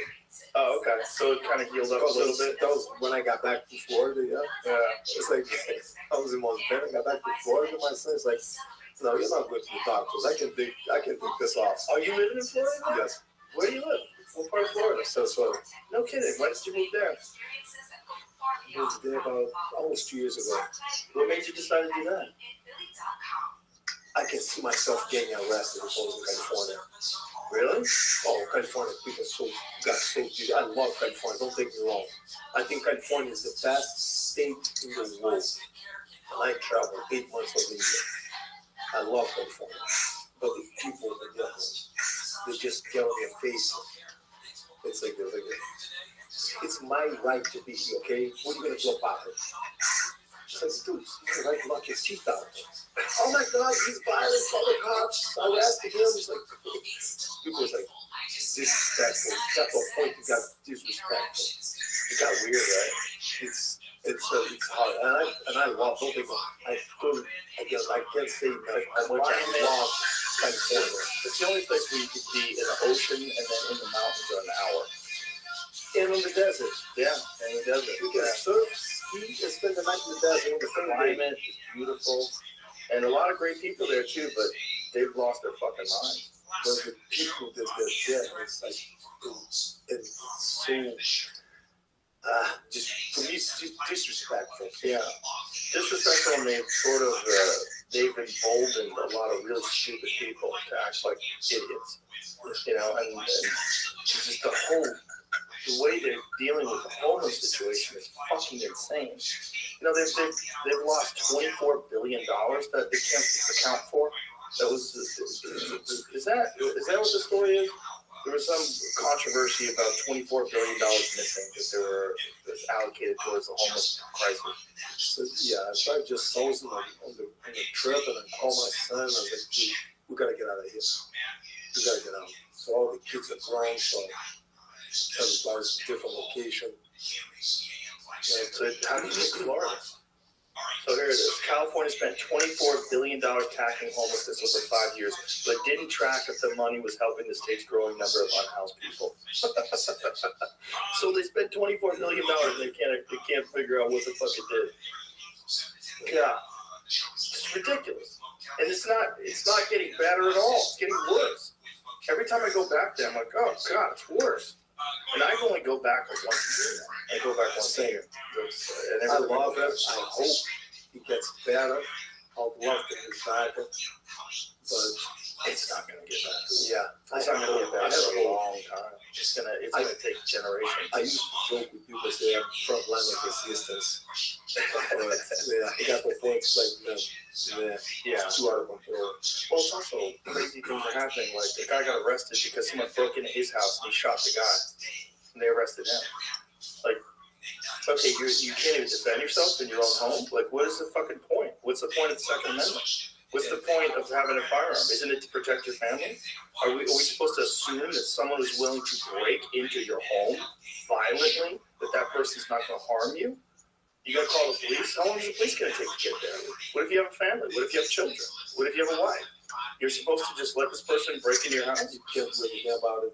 It's insane because they're hiring the most insane district attorneys, and they're making it easier and easier for people to get out of jail who've committed violent crimes. I mean, they've lost their fucking minds. And I don't know how it comes back, other than they have to get some hardcore Republican governor who starts cleaning things up and just cuts back on all the waste, cuts back on all the bullshit, and just put their foot down. It's going to take a long time, but I have hope. Well, that's good. I got time. I got plenty of time. I hope that you're right, but I don't have that much hope. I just see they're indoctrinated into this liberal ideology, and they just believe that this is the only way to think and behave. And until it bites them in the ass, I've met a lot of people there that I knew that were really hardcore liberals who've now completely turned around, and now they're Republicans, and now they moved out, they moved to Tennessee, they moved to Florida, they moved to Texas, and like, no, I see where this is going. But then it's like, sometimes I keep thinking, what's the end game? What's the goal for the people that are doing this? Well, the real question is who's funding. More power? It's not even necessarily more power. I mean, the real money? It's like, what's the end? What's the goal? It's very confusing. But I think generally there are people that are funding this that want to see Western society collapse. Like my daughter was going to school in University of Vermont. Beautiful, yeah. But she already had it. She's moving to Tampa now. Really? She's like, be closer to us. It's like so people doing all this protests. Mm-hmm. I guess American Army. Yeah, I guess it's like she's like, you have a son, one of my sons in the army, and she's like, no. So she put an army shirt, sweatshirt, and walked right through the protest. A lot of girls were supposed to give her looks, and she just look at them, and people would go, yeah, it's like, silence is violence. Put them the finger. It's like, how about that for violence? Silence is violence is one of the dumbest fucking things. Silence is not violence. Violence is violence. If you say silence is violence, you've never seen violence. Yeah. Unless someone's being quiet while they're beating the fuck out of you. Silence is just violence. It's not violence. Violence is violence, you fucking idiots. Yeah. She had her over there. She spent 1 year. She's like, man, I can't put up with this anymore. The teacher was fucking trash about this. She's like, I didn't pay to hear the teacher. And the political beliefs. Yeah. So she'd get up and leave class. So, yeah. Like, I had it. So I'm done. I'm moving. It happens everywhere. I mean, it even happens here. You know, there's certain teachers that just feel that they have this ability to enforce their political beliefs on kids, and they'll be very angry. One kid got kicked out of school here because he had a "Make America Great Again" hat on. Just whether or not you support Donald Trump, the sentiment behind making America great, that should be, everybody should be on board with that. The idea that making America great in a hat is offensive to people. Like, what? How? Help me out. It's not, you're not saying anything bad. You're saying make America great. Wouldn't it be awesome if America was great? Who disagrees with that? How did you disagree with that? Great means everybody does well. Your family does well. The streets are clean. Everyone's safe. There's less crime, less violence, more jobs. That's great. Why would you be against that? How could you be against that? And how could you think that sentiment is offensive? That's what's so twisted about the world that we're living in today. That's why sometimes I keep thinking, again, what the end goes is, what is for whoever's behind all of that? More money, more power, more than what we have already. It's like, I don't know, to destroy society for what? What's the purpose? I don't know. That's why I keep thinking. Now, I wish I knew. I wish it made sense. It doesn't make sense to me. I think a lot of it is influenced by foreign governments. I think foreign governments influence universities by supporting people with very ridiculous ideologies and then making sure that those people with ridiculous ideologies enforce those things to children. And then you have social media, which social media is also propped up, especially TikTok, which is essentially owned by China. And they promote all these ridiculous things, and these things get into kids' heads, and they're on TikTok every day, and then they start thinking this is the only way that they can behave. Your first trick comes to, it's like the way I think in the business of martial art business. If your school have 100 students or 1,000 students, doesn't make a difference.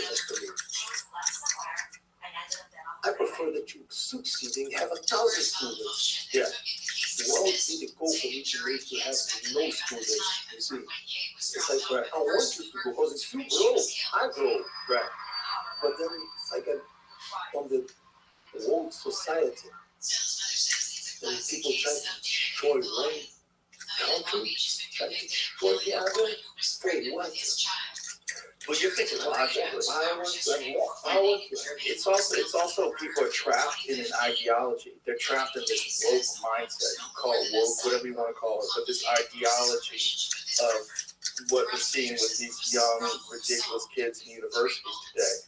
Like they're trapped in this way of thinking, and they don't think about the end game. First of all, because they're very young, and they don't know anything, and they want to rebel against society, which all young people want to do. They want to rebel against people that are older. They want to think that they know better than the people that are older. And then eventually they get older. And as they get older, they start to realize, you know what I think the problem is? People are fucking lazy. You know what I think the problem is? People don't have discipline.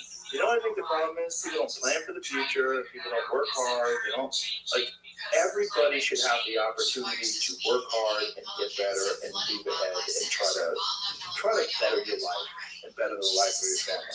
And if you think that way, you're going to have a good society.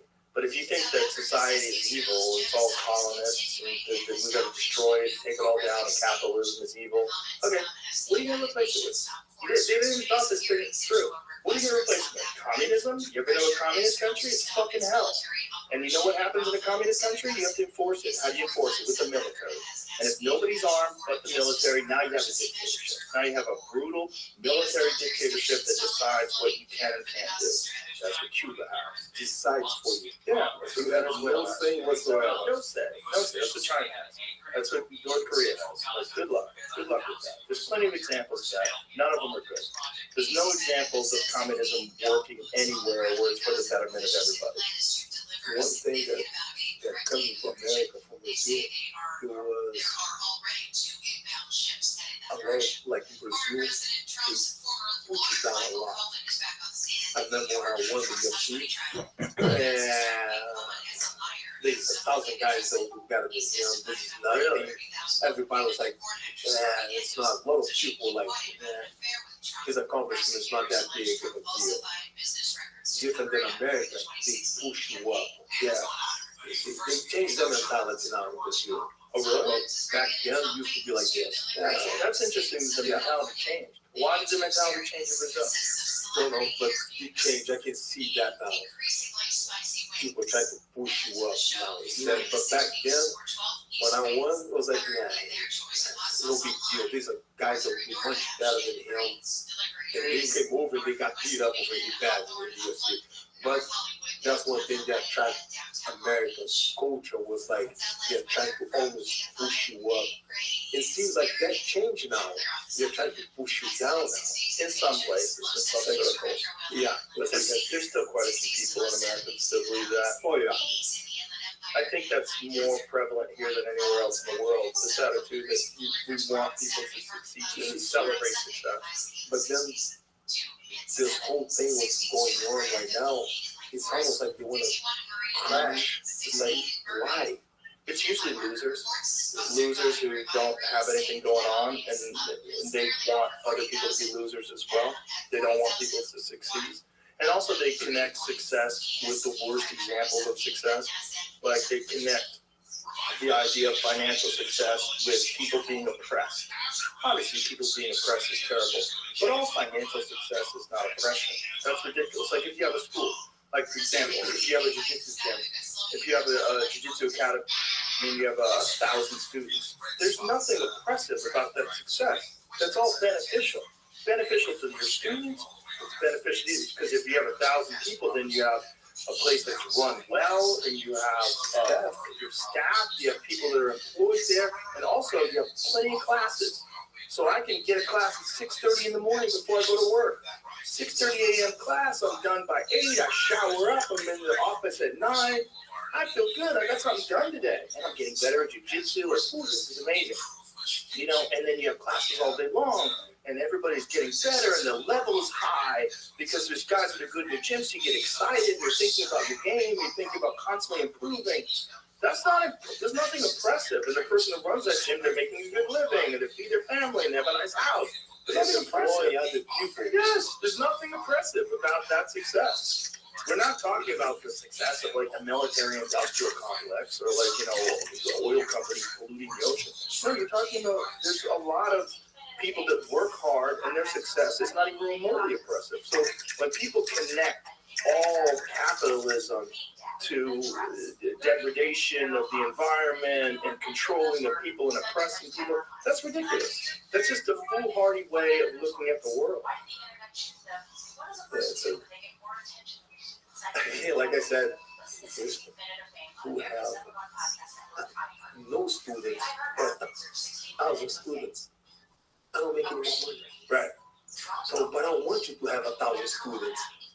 It's like, because if you have 1,000 students, if I come to teach, if you don't have any students, I'm not going to come over. Exactly. So, but I want you to succeed. Yeah.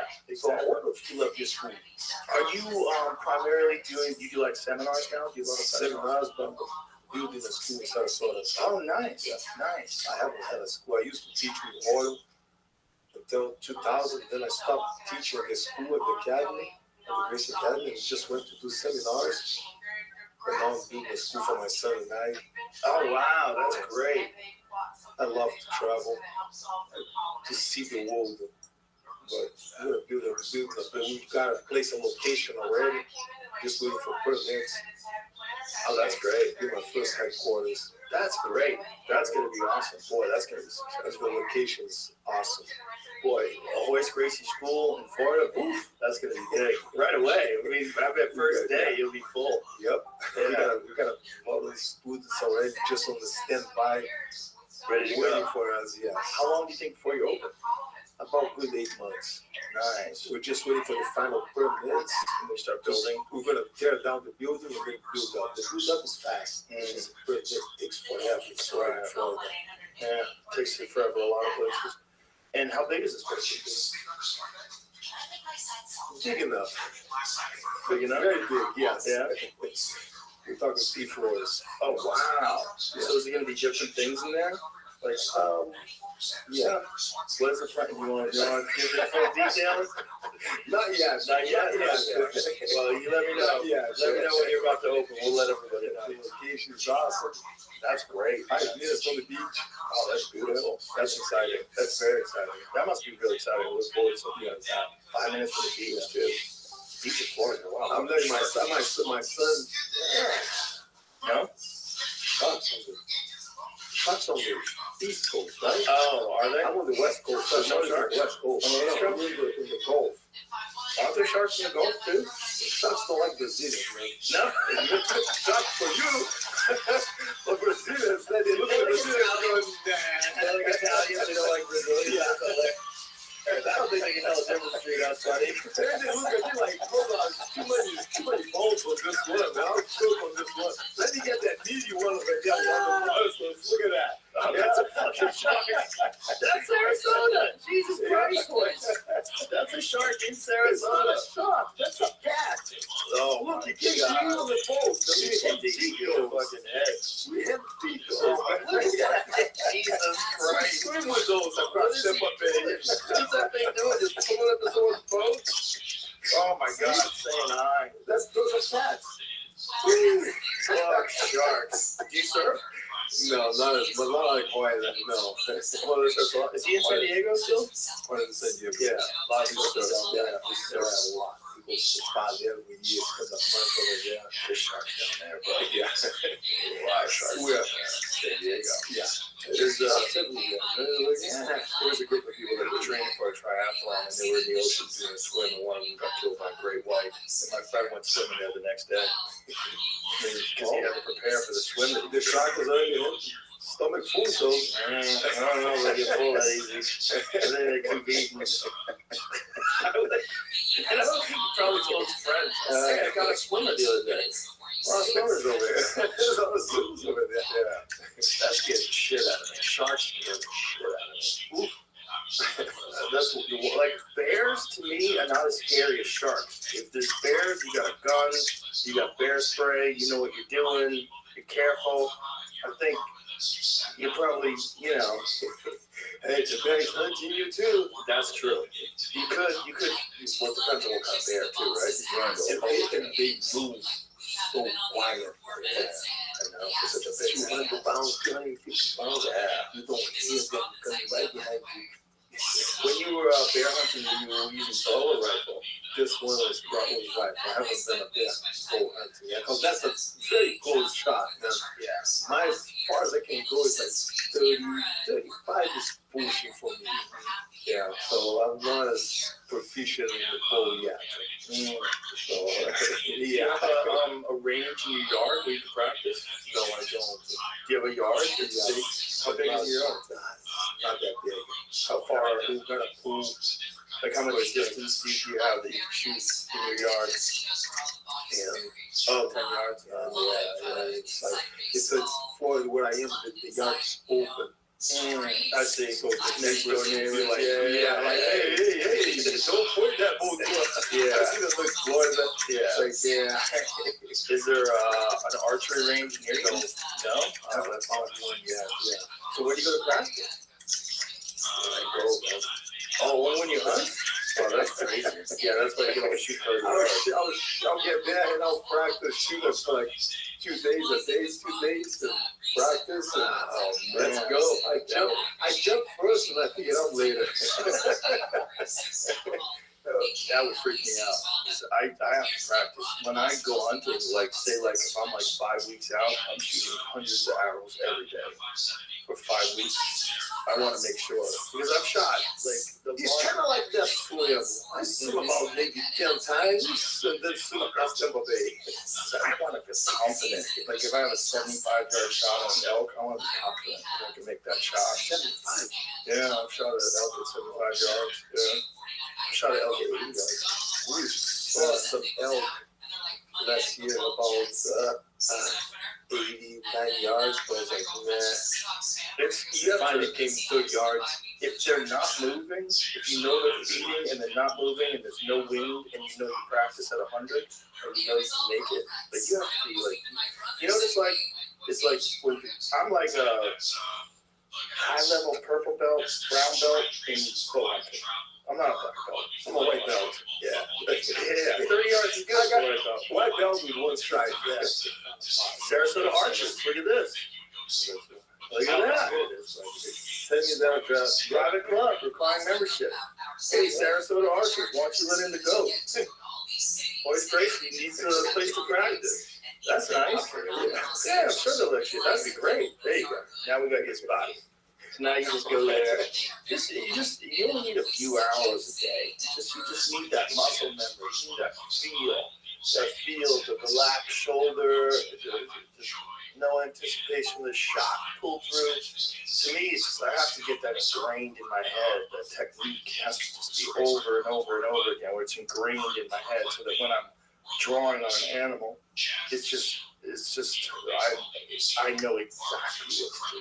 There's no question. Sometimes it's almost like shooting. Shoot quite a bit. Sometimes we do some competition, and I see the guys studying and looking at the target, and shoot is ready, and they're concentrating on the target. When they say shoot is ready, I look away. So, set, go. I look up and shoot it. Just pick it up and find it. Yeah. But don't you think that because you've fought so many times, and because of all your years of jiu-jitsu and all, like things like shooting and things that involve technique and concentration, like they come naturally? I think so. Yeah, I think so too. I think so. It's like I'm very patient. I know how to control my breathing. I get excited. Right. See, like when I draw for the elk, there's a cow. I draw.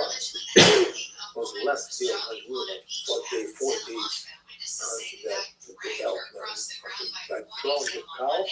I pull from like just turn fire on the boat. It was like. But I was going to shoot a cow. I was like, I got to take some meat home. I had 4 days chasing. Nothing came close. And that cow came close 30 yards. The cow got in front of me. I draw. And the boat came over just turned. Just perfect shot. Yeah, done. What kind of brothers are you using? Oh, that was the local guy just from the farm where I was. He was the bloodheads. mechanical or is it a fixed product? No mechanical. Rage? Is it a Rage? Yeah, probably a Rage. Yeah. Yeah, I like those. John Dudley has his own broadhead now. He made like a better version of the Rage. Like a more durable, sharper version of the Rage. It's a G5's making it. It's called the T2. It's a new mechanical that he designed, that John designed. But they're just starting to release now. I think they just started to sell them. But he sent me some prototypes. I like it a lot. Great broadhead. Yeah. The guy that found me where I was used to fly those last year. So where was that? Montana. Oh, nice. Yeah, great calls. A lot of elk in Montana. Montana's so beautiful. And deer, everything. Isn't it just so amazing to be out there too in the wild? It's just so peaceful. Even if I don't sleep much, I tell the guys when they take me out, sometimes I feel the under pressure. Catching something like, dude, I don't catch anything. I'm happy. Yeah. Just being here. Just the pursuit. And knowing that, sometimes you're going to go home empty-handed. It's difficult. It's a very difficult thing to do. That's what makes it good. Like I said, 70% of the time, I come home with nothing. Yeah. But that's part of why it's fun, because it's hard to do. And some people don't understand that. They just want results. But then when I eat, it's like, I got this. Yeah. I cooked some elk the other night. And as I was cooking it, I was thinking, I remember where I was. I remember where it was, 52 yards. Shot down into a canyon, perfect shot. I watched the elk go 30 yards, pile up. I watched it die. I went up, quartered it, carried it out, carried it over the mountain, got it into a 4x4, drove it back to the lodge, took it apart. I remember everything about it. So, like being there, I have photos. I have photos of the impact shot. I have photos of the animal. It's like in my mind, this meal is like has a history. And I taught all my kids, told them, why did you teach them? Told them out the local guys who teach them how to hunt from a young age. All of them. That's great. How to skin a deer. Yeah. How to stab a hog with a knife. Oh, geez. That's heavy. The stabbing the hog is wild. That's good. The hog hunting with dogs is dogs with a knife. The first time I took my daughter, I asked her, she was 13, 12, 15. I asked her, hey, you want to go? She's like, no, Dad, I don't understand what you do. Okay, so I'm over there, I'm stabbing the hog, and then I back off. I look, and she had her knife open behind me. She's waiting there. And I was like, oh, you decide to come? She's like, no. In case the hog got you, then I would jump on him and catch you, stab you for you. I was like, okay, you didn't want to do it, but you were backing me up. You were my backup. Nice. That's nice. All my boys all did it. From a young age, everybody started. It's a good thing to learn. And it's also the best meat we could ever eat. The best meat. Best meat in terms of like the healthiness of it, how good it tastes. It's so good for you. And shooting. Teaching them from a young age, they all respect the gun. They all respect the weapons. Yeah, I think everybody should know how to shoot a gun. Worst case scenario, you should always know how to defend yourself. You should always know how to operate a gun. At least you should know gun safety. You should understand. Yes. What the gun can do. Yeah. So they all respect that. Yeah, they all know how to jack them up, point them from a young age. They all learn that. That's beautiful. It's very important. There's a lot of people that are scared of guns, and that's just because of ignorance. They just don't understand. Yeah. I love my guns. Well, the laws of Brazil are very different, right? You cannot buy guns. It's very hard. I think the max you can get is a .380 caliber. So hunting rifle. No hunting rifle. Well, 380s. Oh, the handgun. Oh, okay. The 380, Small. Right. Smaller than a 9mm. A 9mm is considered to be a military weapon. Really? So you can buy 9mm, 45, nothing above that. Wow. Shotgun, if you own a farm, yes. But no hunting rifles, no, none of that. No 223s and ARs. That sucks. No, it's very hard now. very hard. It's almost impossible to buy it. But all the bad guys have it. Yeah. Great. It's totally cool. They got RPGs. Yeah. Grenades. Jesus Christ. Yeah. But you cannot buy guns in Israel. It's very hard. It takes a long time, and the price is like wow, $500 gun over in America over there will cost $2,000. Wow. So when you come to America and you have this ability to just buy guns because of the Second Amendment, it's pretty nice. Very nice. Yeah. Especially if you're in a place like Florida that really supports the Second Amendment. Yeah, fine, California. California's nuts. Well, in California, they're starting to hand out concealed carry permits to people in Los Angeles again because the crime is so bad, and they realize like, oh, but you can have it. Yeah, somebody you're gonna go to jail. Yeah, Even though you're inside the house, I know. and they walk in and they have guns, you shoot them, it's your fault.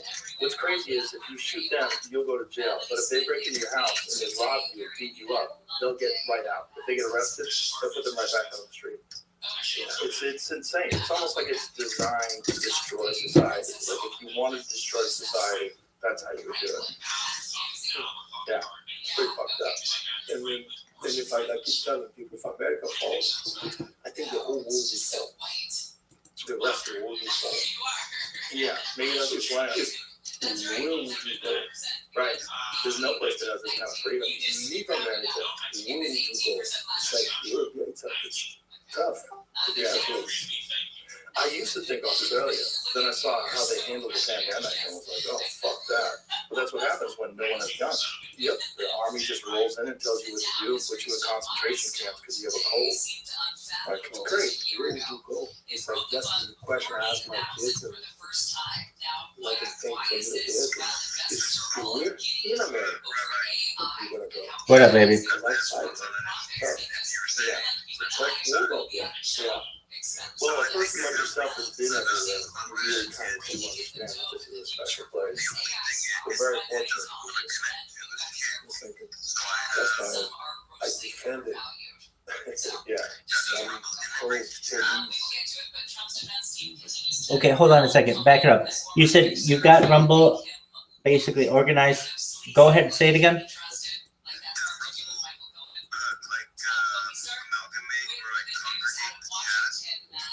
On 4 of them, yeah.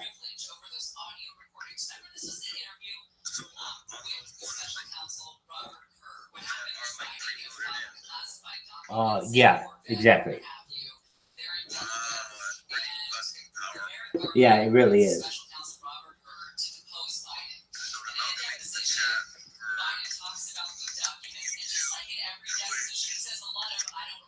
Twitter, locals, Facebook.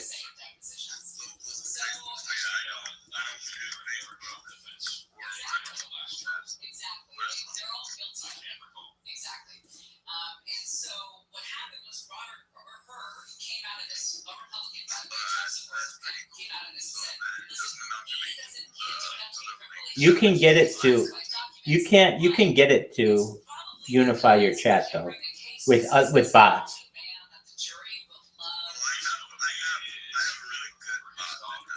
Okay.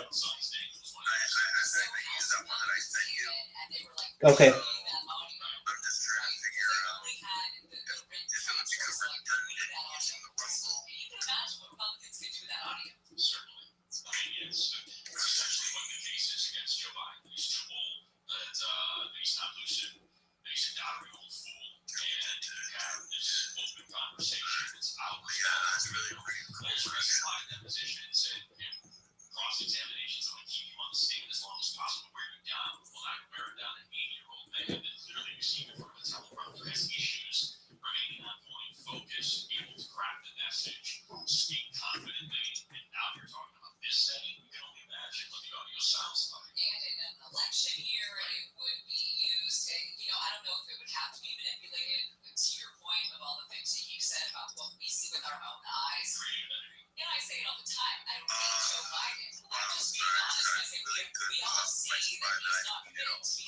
There you go.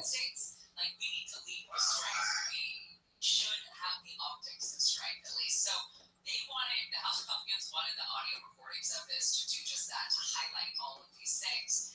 And Merrick Garland was not giving them up, so they were going to subpoena him today, hold him in contempt today, in fact. And so Biden said that as the Justice Department, he has exerted executive privilege over these because it would be overly politicized, which is kind of funny when you see the backdrop of the Trump trial, which is the weakest of all the legal proceedings. Correct.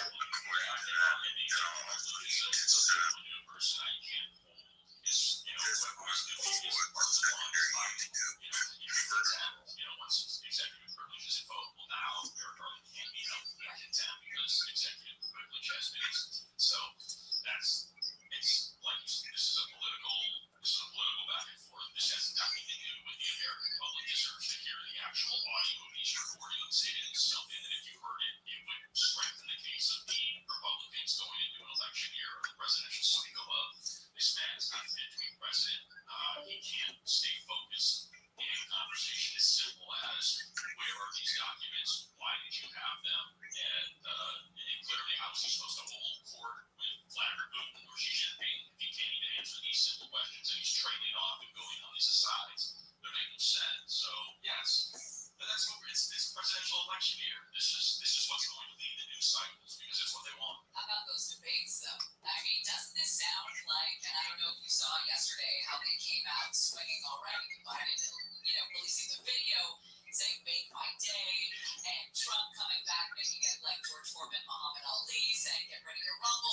I mean, it sounds like a wrestling event. It sounds like the hype of Mike Tyson and that white kid he's going to kill. Jake Paul, I think. Yes.